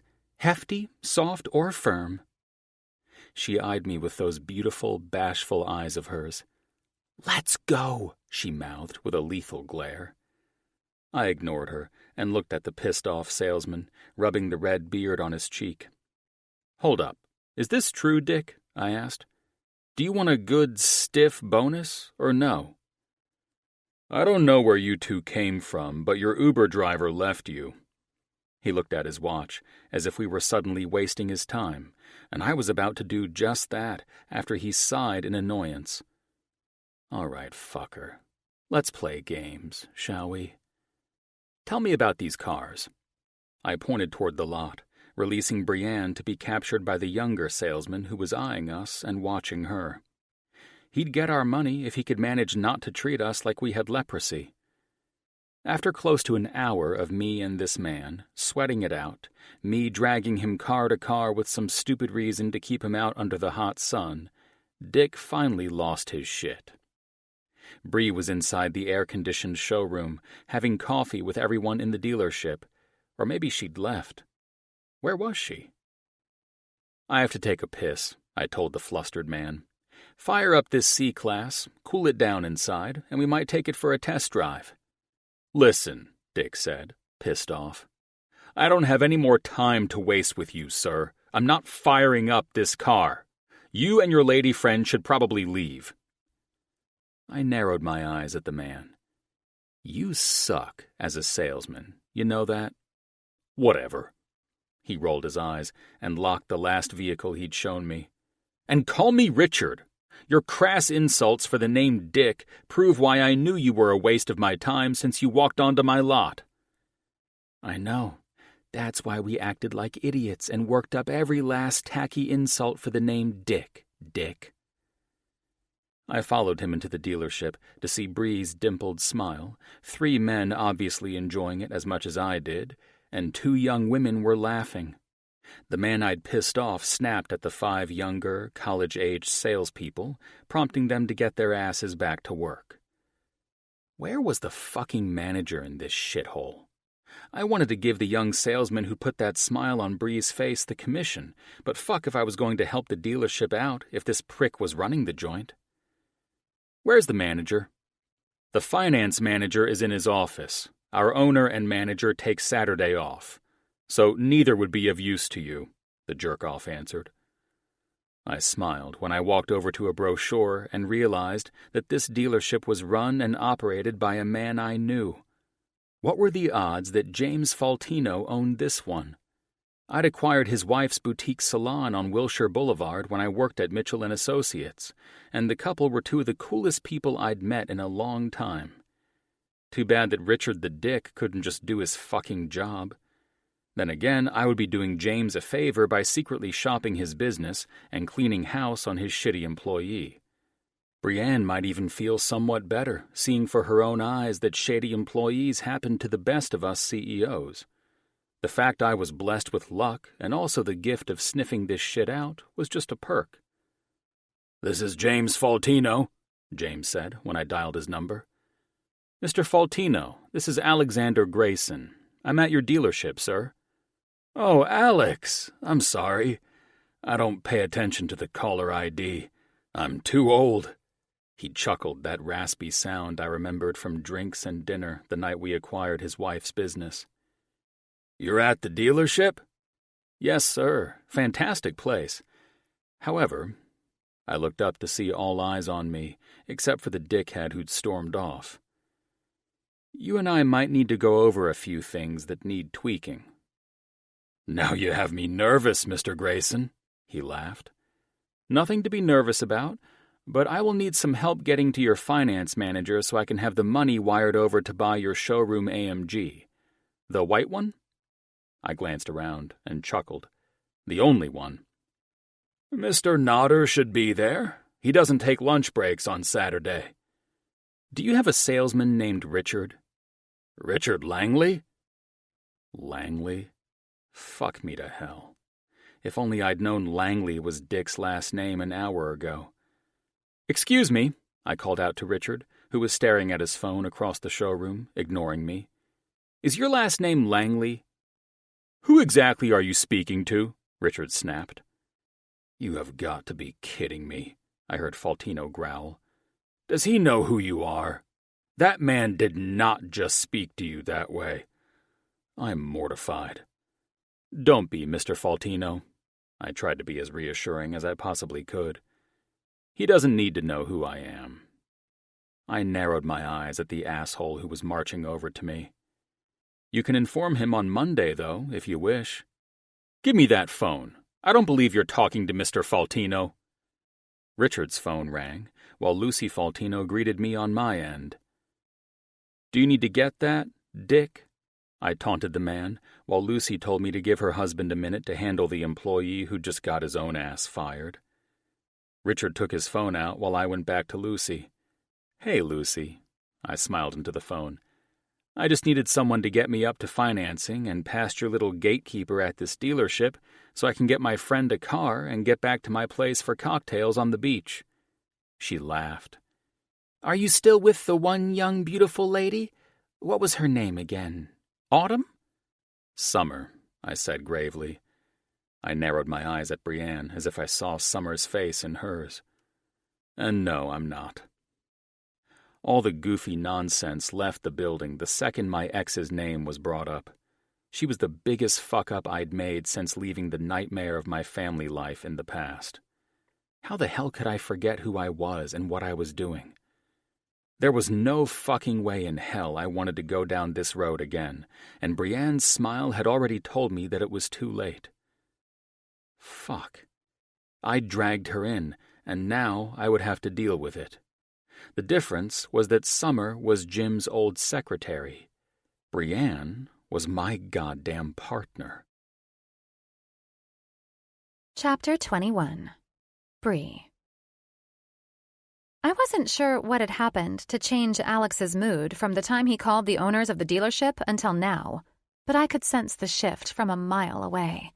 He insisted that I drive the car off the lot, and I did so with the knowledge that I'd make sure to leave the keys with him when we got to where we were going. We drove in silence for what felt like forever. He had been staring at his phone for the entire drive through the hills and until the ocean came into view, and I'd spent that time trying to remember whether or not I did or said something to offend him. We were having such an easy, goofy time, and the next thing I know, he looked like an old thundercloud. "It drives nice," I finally spoke. "I'm guessing that your driver, Henry, is it?" "Yes," he said distantly. "I'm not sure if Henry's going to enjoy chauffeuring your butt around with you in the front seat so close to him." I laughed at my silly joke. I was the only one laughing. And then I decided to drop it. It wasn't my business to pry, so I tightened my lips as the GPS in the car told me to turn right on Pacific Coast Highway. "How do you mute a group text?" Alex said with some frustration. I grinned. "You probably shouldn't have given my friends your number." Seriously, he said, this is annoying as fuck. And it's my idiot friends, not yours. I frowned. Back out of the text, I said, trying not to crash while merging with the other cars that were flying up PCH. Then swipe on the text toward the left. See that bell? Yep, he said. Click on it and it shuts them all up. I chuckled. Wow, as genius as you proclaim to be, and after working over Dick at the dealership, I can honestly say I'm shocked you don't know how to mute a group chat. I never had the need to know until one of my friends thought it'd be cute to start one. Alex's energy was off, and it sucked. I was thoroughly enjoying him up until now. If I was honest with myself, I could admit I might have been falling for the man a tiny bit, especially seeing him dressed down and without his hair styled immaculately.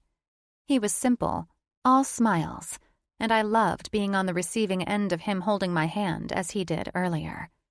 It was a simple gesture, but I loved the sparks that left his hand and went into mine when he held it. Maybe Nat was right. If I was going to get laid for the first time in years, it might as well be with a man who, she'd learned through the gossip circle at her salon, was exceptional in bed. I guess that rumor flew around from an ex-girlfriend of his named Summer.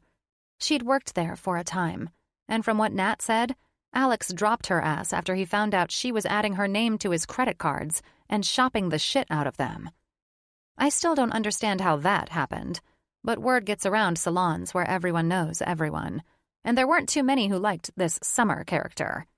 I felt bad for Alex, but at least in this gossip mill, the women weren't making out the man to be the asshole. They couldn't stand her. Maybe one day he'd tell me all about it, but I wasn't going to be the one to bring it up. What if the guy liked her, and she buried him in debt or something? One thing was for sure. With the mood he seemed to be in now, I was sure I wasn't going to be hearing about it today. Just park it here, Alex said when I rolled up in front of his 2-car garage. No one messes with shit out here anyway. I could easily see that since we're in a gated community, I answered with a smile. Are you cool if I take a quick shower, call for dinner, and then we kick back with some cocktails later? I stared at his expression. The man looked like he'd been given the worst news of his life. I didn't want to press him, but I couldn't handle the tension anymore. Are you okay? I finally asked. Yes. He ran a hand through his hair. I'm just sticky from sweating in this long-sleeved shirt and delivering babies. He half smiled. I'm sure you want to get cleaned up too? Yeah, I said. It was apparent that I would have to suck it up and hope he perked up a bit. Maybe I was overthinking things. Which shower do I use? The same? Yep, the one in your room. He skipped the steps like I was some creep he was trying to escape from in his own home. All I knew was that I didn't do a goddamn thing that should have been offensive to him, so he could go kill someone else's vibes. If he wanted to act like a little bitch, then he could bitch it up all night long by himself, while I enjoyed the view of the ocean from his terrace this evening. After dinner and sharing nothing but awkward small talk, I opted out of having a cocktail when I watched Alex down his glass of bourbon like it was water. I fake yawned. I'm gonna call it a night. His dark expression made me backtrack. Did he even want me here? His company tonight was worse than having dinner with a mannequin. Why was I putting myself in an awkward situation with some moody guy? I had no reason to stay here. No reason to apologize for whatever I did or didn't do. Fuck this weirdness. It's been a long day, and I think I should go. It's only 8, and I need to work out some financial stuff. Like what? Like selling my condo. I think I'll pull the listing and give it to Nat. Why would you do that? Now I'm being interrogated? Does Mr. Brooding want to say more than 2 words at a time all of a sudden? Because I haven't said anything to my friends about it? I know I hurt my best friend's feelings when I listed it behind her back, and I need to get back to reality before Monday. The keys to the car are on the counter if you feel like taking off. His tone and voice were low, and I had no idea if he was being a dick or trying to convince me to stay. What I did know was that I wasn't taking that car. I'm calling an Uber. Text me the address to the house so I can send for one. The car I bought today is yours. He rolled his eyes. Take the car. How about kiss my ass? I don't need you buying my way out of this mess. I don't need that particular car to begin with. Why the hell not? Because whether I'm a goddamn executive or not, I don't need to drive that car. It's too much. If you're into shit like that, then fine. Here's one for you. I'm not. I don't get it, he said. You don't need to. Just text me your address. I really should leave. I know I was rude in some way or the other, but he wasn't giving me very much to work with. He was a complete Richard-level dick.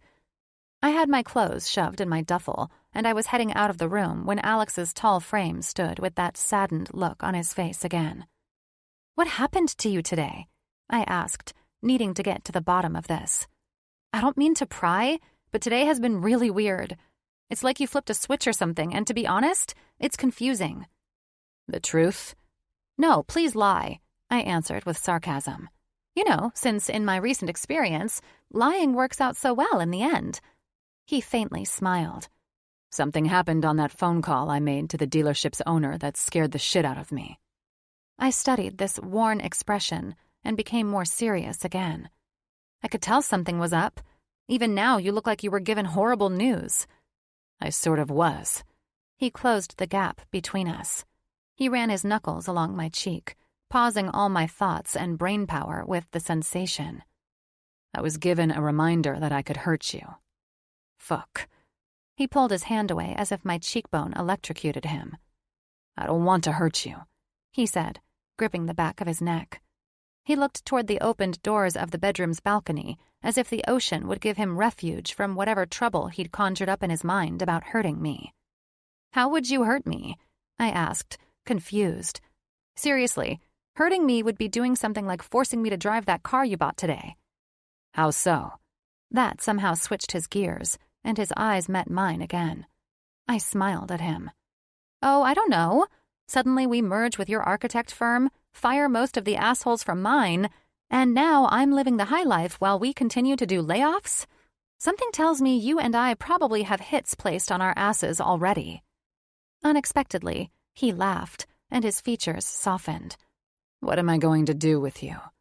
Let me call an Uber and head back into the city? I rubbed his arm, and now I was the one practically jumping in shock, feeling his hard biceps. My God, man! Lift weights much? Your arms are...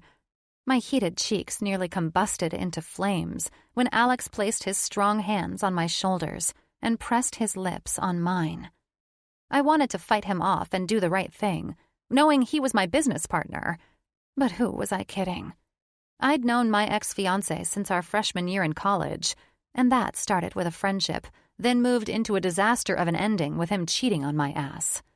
I deserved this. I wanted this. I was all in, whether Alex thought he'd hurt me or not. The only hurting that had better be happening is him fulfilling the aching need deep in my stomach that was begging me to let this man inside me. I moaned into his kiss, my fingers twisting and pulling each side of his shirt while I worked to step on my toes to get more from his lips as his tongue swept through my mouth and forcefully tackled mine. His kiss was the perfect mixture of the warm bourbon he'd downed from earlier, complemented by a soothing taste that could only be Alex. If this man looked as delicious as he tasted, chances were that I would hurt his ass and not the other way around. Alex's groans escaped him through our bruising kiss and entered me, igniting energy that had been inactive between my legs for far too long. Alex's fingers molded against my lower back, bringing me to close the last of the inches we had between us. I welcomed this gesture by bringing my hands up to run along his soft cheeks.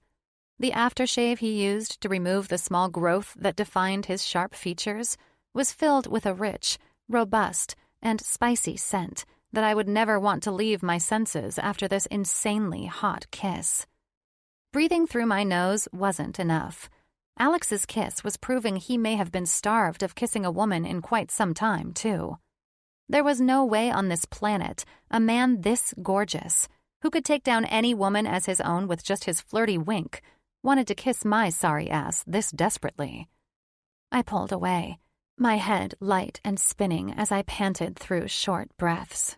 Alex didn't let this deter him from moving his mouth along my cheeks and neck.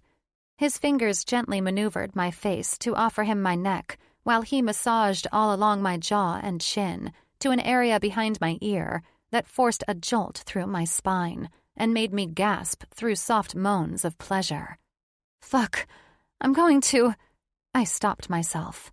Light-headed and swimming in ecstasy or not, I wasn't sure where Alex was.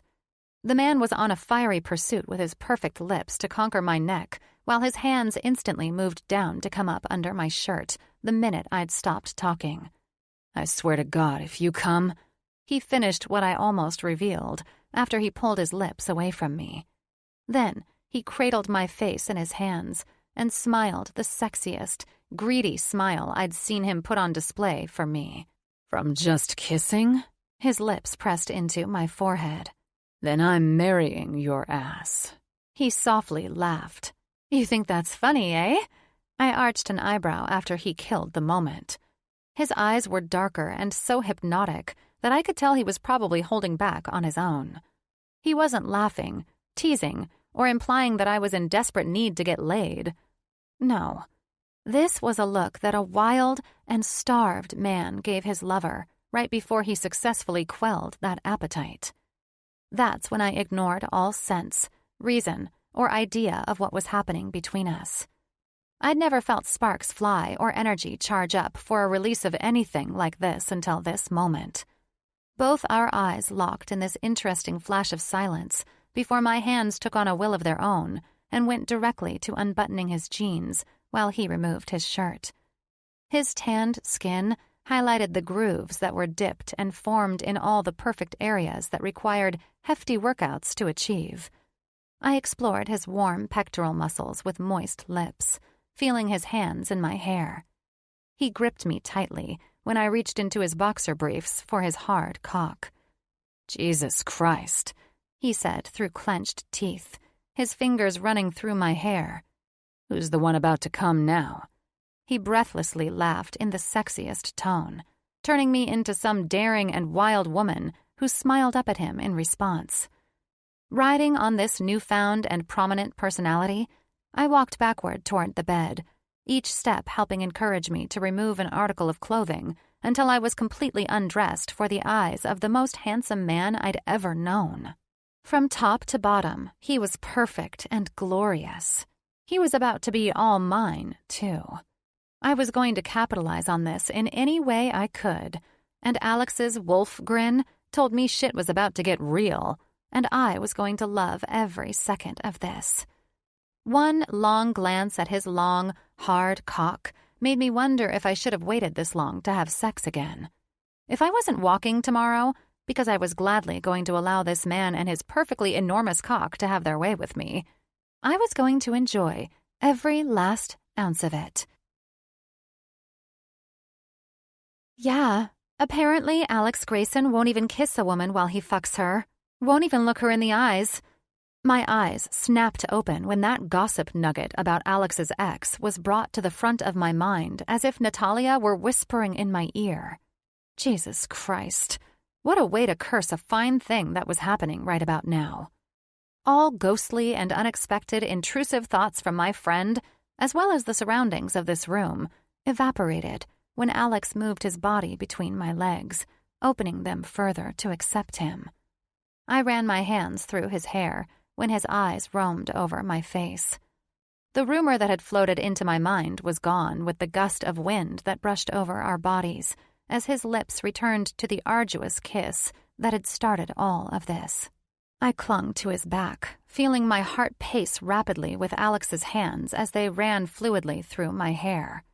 His teeth gently captured my lips when I fought for air to calm down and enjoy these sensual feelings. I felt like I was a virgin again, but I was with the best man this time.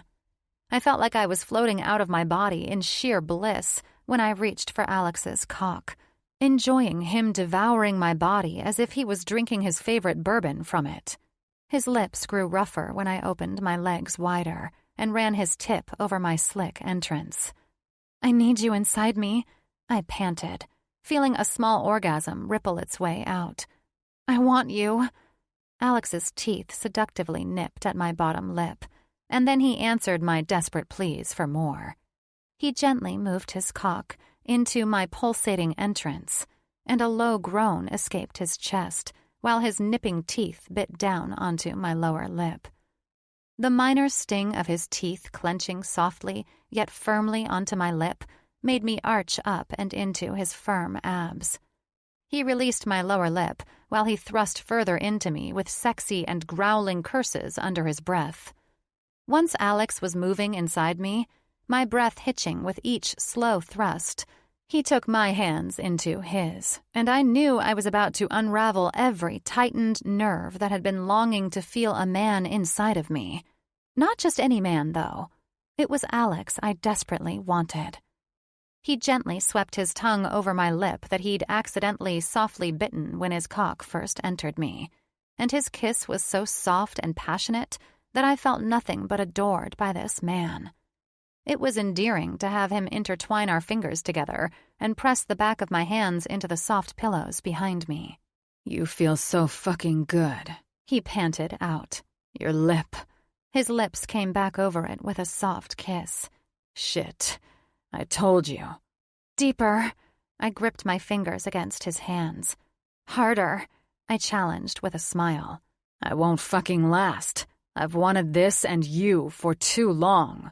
He moved out a little, then smiled that sexy grin again. "I'm holding back because I will watch you come, Dimples." I sighed when his thrust was deeper, and his mouth went to my hard nipple, devouring it. And that's when any sensation of concern faded that I wasn't prepped to take his 9 inches of erotic beauty. I let my legs fall into the bed so he could take me as I moved my hips to get him onto what my insides were hungry for. His cock to find my G-spot and ride that until I came hard and long. "Arch your hips into me," he said in a breathless plea. "Come on, I'm bringing you all the way before I come." I did, and his knees dug into the bed after he held my hips and body in place. Jesus Christ, he just hit the fucking spot. "Holy shit, you're on it," I said, caught with shallow breaths, and my hands going over his flexed ass that was maneuvering his cock to manipulate my G-spot. "Did you just fucking read my mind?" His lips captured mine while he worked diligently to bring me a hard orgasm. One I'd only ever felt one other time during a one-night stand with a man who proudly admitted he could take care of me like that. The difference between that man and Alex was that Alex was putting everything into this, locking eyes with me, watching and studying me to make sure he was nailing the right spot. His moist lips traced my parched ones, lending me to lick my lips and taste his kiss directly after. "You're the most beautiful woman I've ever known. I need you to come, baby," he said. "Squeeze my cock." I did, and Alex's lips crashed into mine, raising me to another level, one I'd never been on before. Every move, smile, lick of his lips, and crushing kiss let me know we were close and explosive. Alex's hips thrust harder into that spot, and he caught my hands when I tried to grip his hips and control his movements. "Ride my cock," he said. "Fuck, just like that. You're beyond tight. This is fucking unreal." I worked my pussy to keep up with Alex's requests, allowing his cursing to confirm this shit was going down flawlessly. I felt my entire body tense, and I sucked in the first long breath as he forced his tip against my swollen spot, which was begging to release an orgasm that would possibly squeeze his dick off at this point. We moved, writhed, and kissed, and our eyes were both dazed. We were off in some other realm where our bodies had taken us to lose ourselves in each other. When Alex grunted and bit down on his bottom lip, the energy boiling within my body clenched around his hard cock, and Alex sucked in a breath that sounded so fucking sexy. I whined and whimpered while I sprang into him, and Alex moved perfectly with me to stay on the spot that was delivering the freedom my pussy had waited for and deserved. "That's fucking right," he smiled. "God, you feel so good. You're so wet that I'm going to pin you to this bed and fuck you hard. You want that?" "Hell yes, I want that," I said, practically drunk on this man. Alex gripped each side of my face and kissed me deeper than his cock was driving into me. Fuck, it was painful, but it felt so good to feel this man spreading my pussy open and filling it up. Once he found a rhythm deep inside me, his eyes rolled back in his head, while another orgasm that hit from out of nowhere came roaring in to meet his cock as Alex pumped harder and deeper with each drive for more. "God damn, your pussy is clenching the fuck out of me," he said. I closed my eyes, losing myself in the raw and unrestrained power of the man who looked more handsome than I'd ever seen him up until this moment. I moved my hands over the rigid muscles of his back. Everything was taut and tense, and that's when Alex groaned loudly, cussed, and with one last push, he rode himself into the orgasm I was so fortunate to feel twice. As both of us steadied ourselves, I braced for the guilt that tended to follow when a person impulsively gave in to hormones, the lack of sex, and the strong desire for it. I prayed to God this man didn't regret the one thing we fucked up about. No damn condom. I was on the pill, which covered the pregnancy aspect of the situation, and having just delivered a baby in the back seat of a car, that was pressing on my mind the most. I only wondered what Alex thought of it. The fact that he was gently kissing along my chest, over my softening nipples before bringing his mouth to mine again, meant he was still on a euphoric high, or he was ready to go another round. One thing was sure. I'd never felt this connected during sex before. We didn't slam into walls. I didn't flip him onto his back and ride him, which I certainly planned on doing for the next round if we had one. There was nothing overly exotic about this, but I saw in his eyes that this was us, discovering something neither of us wanted to lose. "I'm in love with you, Bree," he softly said and laid his head against my chest. "I didn't fully realize that until now." I played with the top of his silky soft hair as his fingertips ran goosebumps down my sides, and I contemplated what the man had revealed to me. We'd find out once he pulled out completely, and this blanket of sexual appetites and cravings left us. I hoped to hell he meant it, because I was starting to feel the exact words he'd just declared. The hardest part would be getting over the fact that I didn't believe love could be like this. Fast and hard. It was like we'd both opened the floodgates. I could only speak for myself when saying that I'd given up trying to control my feelings about him. Maybe the culmination of the challenges in my life had led me to this. I couldn't control my employees or finances. I couldn't control my ex-fiancé. And I certainly couldn't control my feelings for Alex. I didn't want to try to control things anymore. I was exhausted, and I'd denied myself happiness for so long because of my need to be in control of it all. I wanted to feel my feelings, not control them. Letting go opened a new world for me, and it seemed like I wasn't the only one who was feeling this way. I didn't give a damn how it might look to anyone else, except for our employees. Something told me to keep that shit tight-lipped, unless, of course, James Mitchell's lawyers were up for overtime with complaints. I kissed the top of his head. "I think I'm in love with you, too," I finally spoke. He looked up at me. "You think? After that?" He smiled and kissed the base of my throat. "All right, then. By the end of this night, you'll be screaming that you're in love with me after leaving nail tracks in my back. I promise you that." He rolled off of me, and I turned to my side, watching this model of a perfect male figure walk toward the exit of the room. "Where are you going?" I asked with a laugh. "I ordered chocolate for the cocktail hour you ditched me on earlier." He grinned that devilish smile. "You'll be having that with a fine glass of wine from my vineyard in a soothing bath." "What?" I laughed, but loved the idea. "Like I said, screaming you love me and leaving nail tracks in my back." He left with that flirty wink of his, and then I smiled, resting my head against the bed. The night was still young, and he seemed like he had a few tricks left for us to enjoy. Chapter 22. Alex. I wasn't a careless fool. So what the fuck happened to me